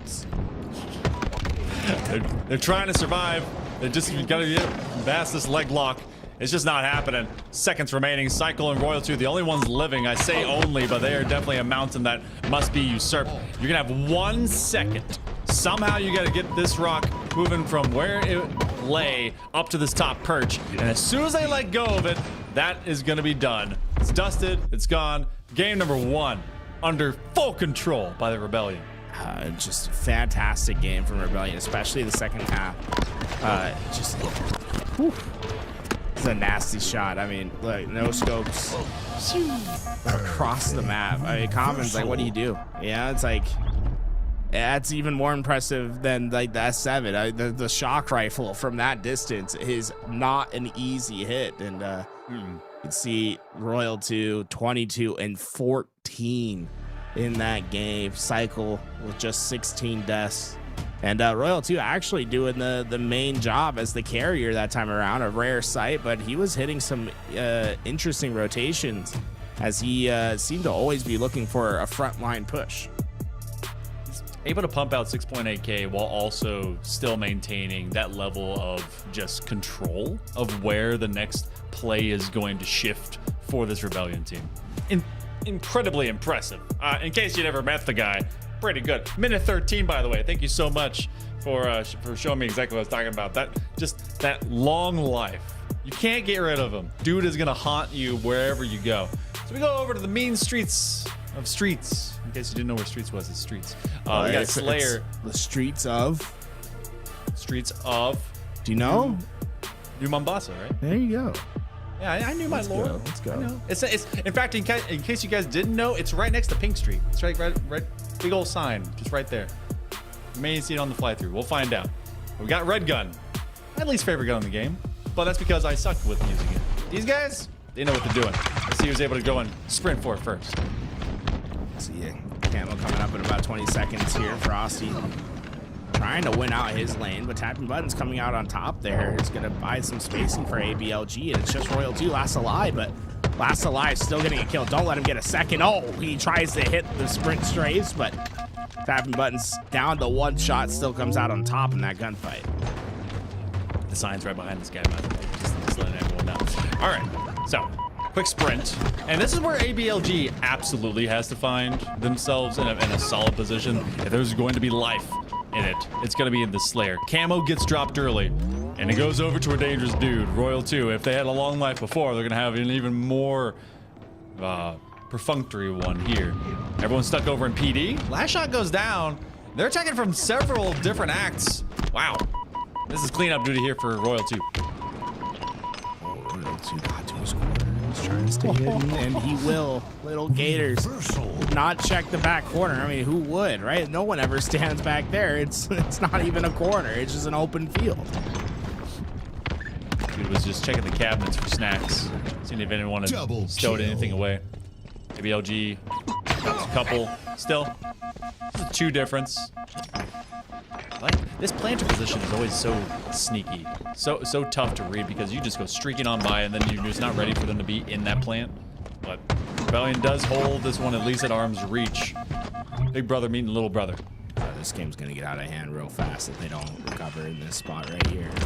Imperative they get trades out. And last shot. Oh, Double how do you kill. deal with that? That's 3 down. Tapping, but they know where Tapping Buttons at. It's just the way he's aiming. They have an absolute certainty that there's a player hiding at B, and look at the way they're tracking him down. It's just perfect knowledge from Rebellion at the moment. We're challenging that? I guess you can when you have a 7-kill lead the way that they do. They are flying. Walling without walling, because they're just balling. They absolutely have ball knowledge, and they're just throwing down against ABLG. So, knowing that they're just around corner here from window, Frosty with a nice check nade to force them out and continuing to just cycle around this top staircase. They're caught in a crucifix of bullets from one side of out end arcade and the other one just across from window. Just you can't escape it. A little bit of extra dance and that's fine. But Royal 2 is 10-3. He has been able to find multi-kill after multi-kill. Biggest thing is how he just catches players by surprise. All 4 of ABLG gonna be stuck at B now, and Camo gonna be the opening player into the equation as he cleans up the left behind damage from last shot. Cycle's getting in position. Royal 2's to the right. They have him in the sandwich, but doesn't necessarily mean it's guaranteed. Cycle went down early, and Frosty's down to 1 shot, but Frosty somehow manages to stay alive, hunts down the player that got him weak, and Royal 2 wins his. And when did the stick even come out? That was frame perfect.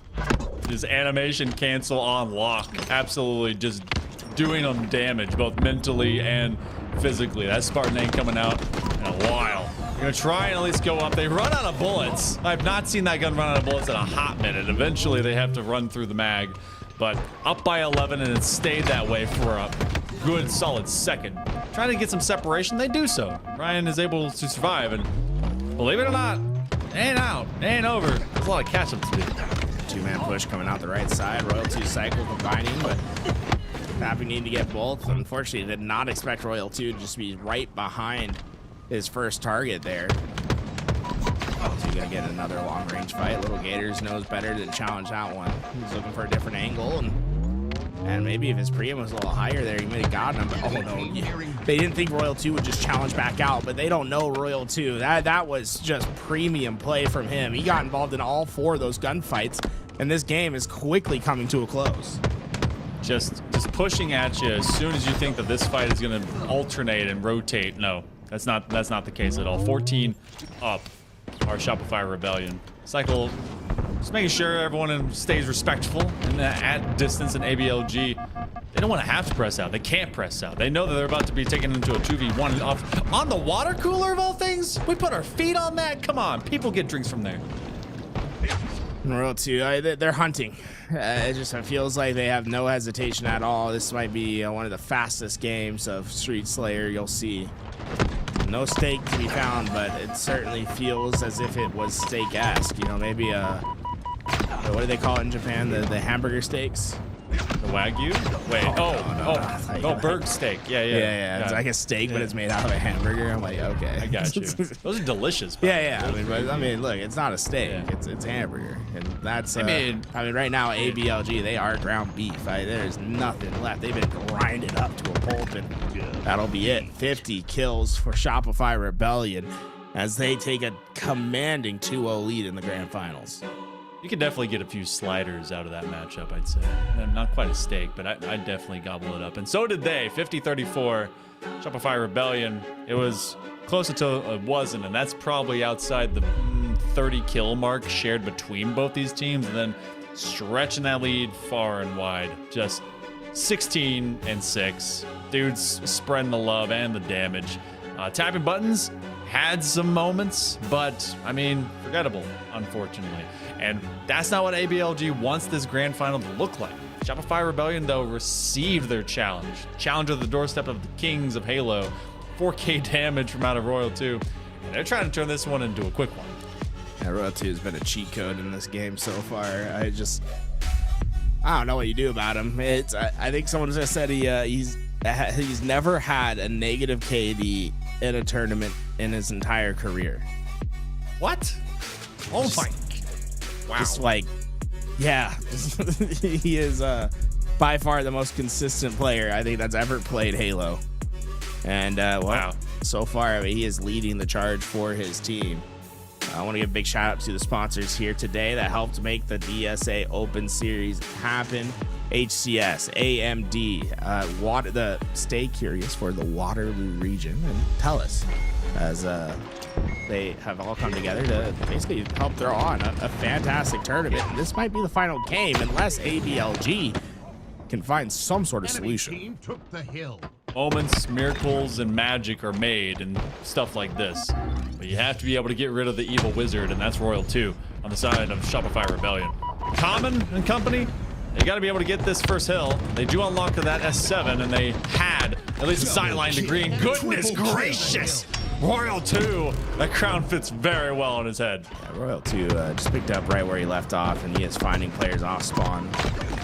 Able to take down Common. That'll be 5 in a row. We'll see. We'll just keep tabs on Royal 2. See what he's up to. His last shot hits 2 with the snipe. Little Gators gets the kill, but Cycle with the camos coming. It's just a wave. It's a boss wave of player to player. But Little Gators seemingly surviving those waves for now. He gets away with the snipe. 1 bullet left. Etched someone's name upon it, trying to be able to make it into last shot, but last shot reverses course of that particular interaction. ABLG goes down 4. Shopify Rebellion still good to go, and first life for Royal 2 ended up being 6-1. Last shot just catching these players right off spawn, and that is another 3 down. The last player at tower, Little Gators, your time is going to be limited as the native cycle finds home. And right now, it looks like Shopify Rebellion trying to speed run this grand finals. They are at a blistering pace right now. Someone just said if ABLG reverse sweeps this, they'll give it 100. So, Rebellion, you know what to do. It's all about the cash. Take the fall. Yeah. They can win it the next Who's a time. famous boxer that took a fall in the ring? Is it Mickey Rourke? No, wait. Yeah, something like that, right? Take the fall. They're not going to do that at all. In fact, they're already imposing their will here upon C-Plat. Oh, this is a horror game for tapping buttons, but he does get Frosty. Fortunately for him, he still goes down. And Cycle in last shot, just holding the line. Cycle goes down. Common waiting to find his pressure in. Tapping buttons gets the next. So they have successfully broken out these spawns, and they'll be able to get a little bit of time here. Shopify Rebellion, the first time this game, it seems, on their back foot. All right, Noob putting those 2 plasmas with his name on them out there to at least zone away Rebellion. Oh, they're getting hunted down yet again. Row 2 there to work alongside his teammate to try and just clear that one from Turbine. So they know that C-Plat is basically this next run up, and I've seen these go to just 2 hills whenever it takes this much time, but 1 minute off. Go and repulse, and they get right back up to top tower. Oh, Common thought he had space, but nah, he's cut down by Royal. Royal 2 taking out his teammates now, too. It's just anyone's a target as Frosty finds a snipe, and Frosty's trying to hit someone off spawn, and oh, Common, the unlucky spawner, just able to get away, but those spawns actually give ABLG some spacing towards the hill, but it's still a sniper that is not hesitating on getting to the front line. Soraya Noob goes down. Frosty gonna try to find a different angle. Peeking. And he knows there's just a couple players left, and I don't know what you're supposed to do if you're Ryan Noob and Common here. There's nothing you can do. They are just dominating in the kill feed. Frosty's not missing. He hits another. Little Gators. Goodbye. When shots are so sound that basically with the ease of using this S7, it's like a shotgun. Automatic. 2 hills now through. 100 seconds collapse off this clock. And Shopify Rebellion, they have so many weapons in both skill and trade. As ABLG off that stick hits him with the rope-a-dope out of Royal 2. Hill number 3 is at least being sat upon. It's gaining some ground. That's a triple kill as Common comes up on the better side of it. Yeah, with that, what are they going to try to force to spawn is the question here. It looks like they're trying to force another B spawn. Rossi 1 step ahead.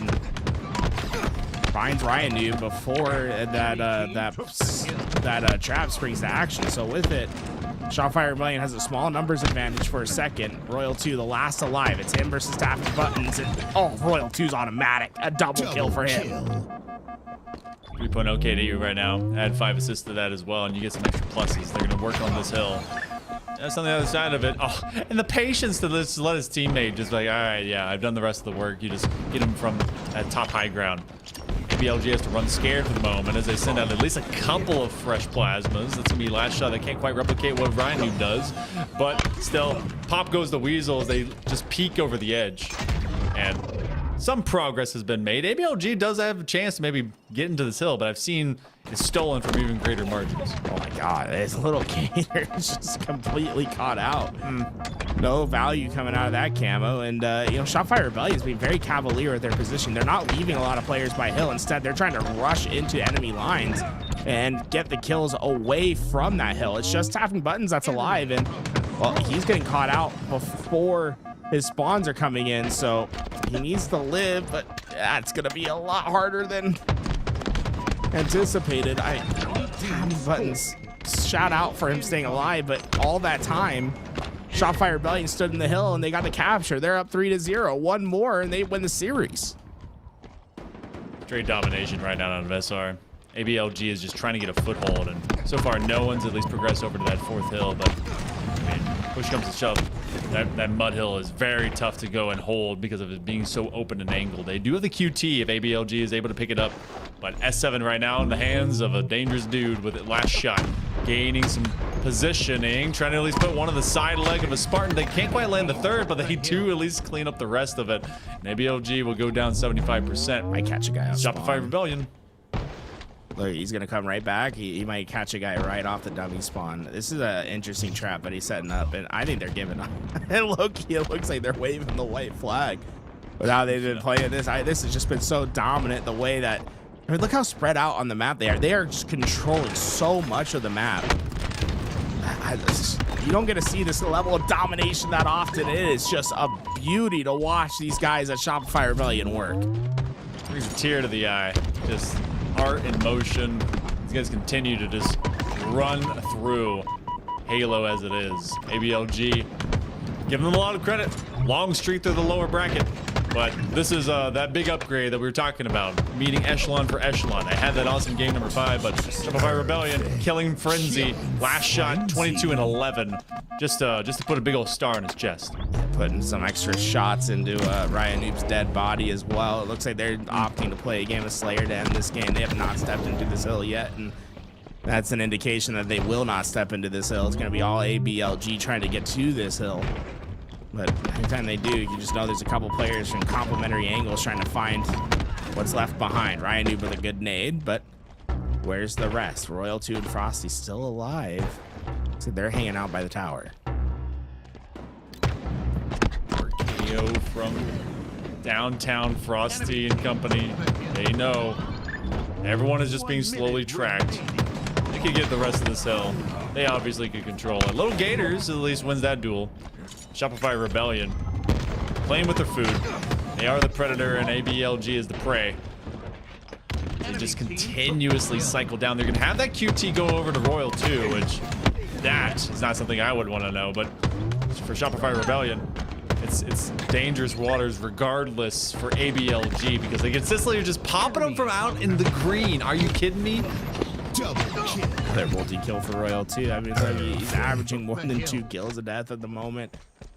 And Royal 2 last shot. I mean, this might be one of the most deadliest slaying combos that Halo's ever seen. I mean, these guys dominate games, and right now ABLG is gasping for air. There's just nothing to do. They are trying to breach the surface, but Shopify Rebellion is pouring it on, and there is no surface to be found. They are stuck deep under this pressure that Rebellion is providing. Rebellion's been running shop all year. They've been doing it for a long time, and they definitely decided to do it again. This one is going, well, the way the history has been pitching it. You have this hill maybe going to get popped. Ryan Noob, who will be a consolation prize. Does Rebellion just let this one secede? It's going to be a push out. You have 4 seconds. Top mid. He's going to try and reposition from spikes, and it's going to be Rebellion there first. Rebellion there first actually buys some time for Ryan Noob to get into the hill. Didn't have to rush in, so they only lose 1 second of neutral clock, and it's just Frosty that's alive. His position known as he's one shot. But he does have a sniper. Well, back against the wall. He often hits the shots. The first goes into Ryan Noob's body. The help is there, and Royal 2 looking for what the sniper was left behind. 4 bullets to work with, 2 players in the hill. Waiting it out, tapping buttons. Oh, they end up getting back tapped, and now a little bit of hill time. Rebellion's last shots saying it's okay. They're statting. They're straight statting. That's crazy. I mean, why not, I guess, right? They're gonna see the best in the world. They're gonna see how many kills they can put on board. Frosty's got the snipe and the camo. Let's see at what point they think it's been enough. Like the you know, this is BM, but the only thing that can be even more BM is if they step out and try to let ABLG capture the hill. That's the only thing that they can do here that would make it even worse. ABLG aiming to at least challenge into that. They've got their Spartan pride on the line, but this one is gonna fall just a bit short. Rebellion will take this one. Dominant fashion is an understatement. 4-1, 3-0, big cash, a grand in their back pockets. And ABLG, they come in second place. Not a bad place to be, and a common ground for anyone that's faced off against the Rebellion. Domination. Shopify Rebellion, they continue on their trend, have not lost a grand finals all year, and this one was not particularly close as we saw them dominate their way forward. Royal 2 finishing with a 2.0 KD. They dropped the GGs in chat as that series is done and dusted. Little Gator saying no, and I can understand, you know, a little toxicity in there.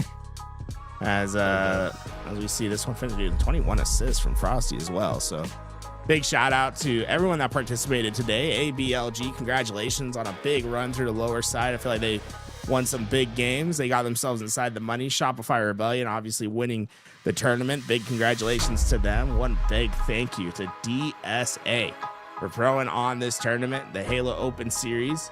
And, a big shout out to all the sponsors that made it happen. The HCS Grassroots Program, AMD, Visit Waterloo, and TELUS coming together to help support. And, of course, LVT bringing you guys the broadcast. We have tournaments coming up again soon. In fact, tomorrow we have a 2v2 being hosted here on LVT Halo in partnership with FaZe. We're going to see Renegade and Legend playing together in that tournament right now. They're signed up. So, hey, if you're curious about what's going to happen there, come hang out, come get a part of that action. We're going to have that LAN coming up soon. And there's actually another DSA Halo tournament coming up soon on the calendar. So stay involved. Go to the DSA group on Twitter to stay involved and understand what's going on there. So make sure you go follow them on Twitter so you know when to get signed up, because look, if you sign up, you have a chance to win a graphics card. So look, get the job done, boys. Get in. Shopify Rebellion, ABLG Team Envious going to be your top 3 on the podium for this tournament. Big shout out to everyone that happened. Thank you for coming in and casting. Hail Monkey Man, any last words before we close it up here? Yeah, thank you for having me. Also, some love over to Eli and Mikowski, and of course over to LVT as well as Callus for having our faces in all the cool sites that we were able to see. So had a lot of fun with you tools. This was a really solid tournament. The big boys won, but we had a lot of fun. That being said, we'll see you tomorrow for the 2v2 Halo tournament. That does it for us here at LVT Halo and the DSA group. Shout out to all our competitors. Congratulations to Wile E. Coyote and Shopify Rebellion. Wile E. Coyote winning the graphics card, Shopify Rebellion winning our top prize of $1,000. That does it for us here on the broadcast. We'll catch you tomorrow.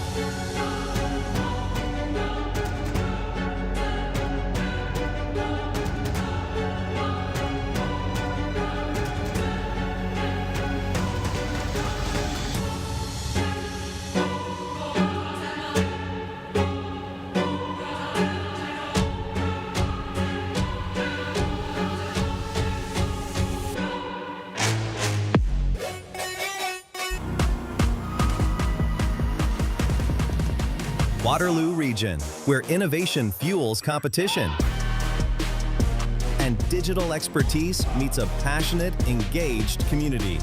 This is a proven esports destination.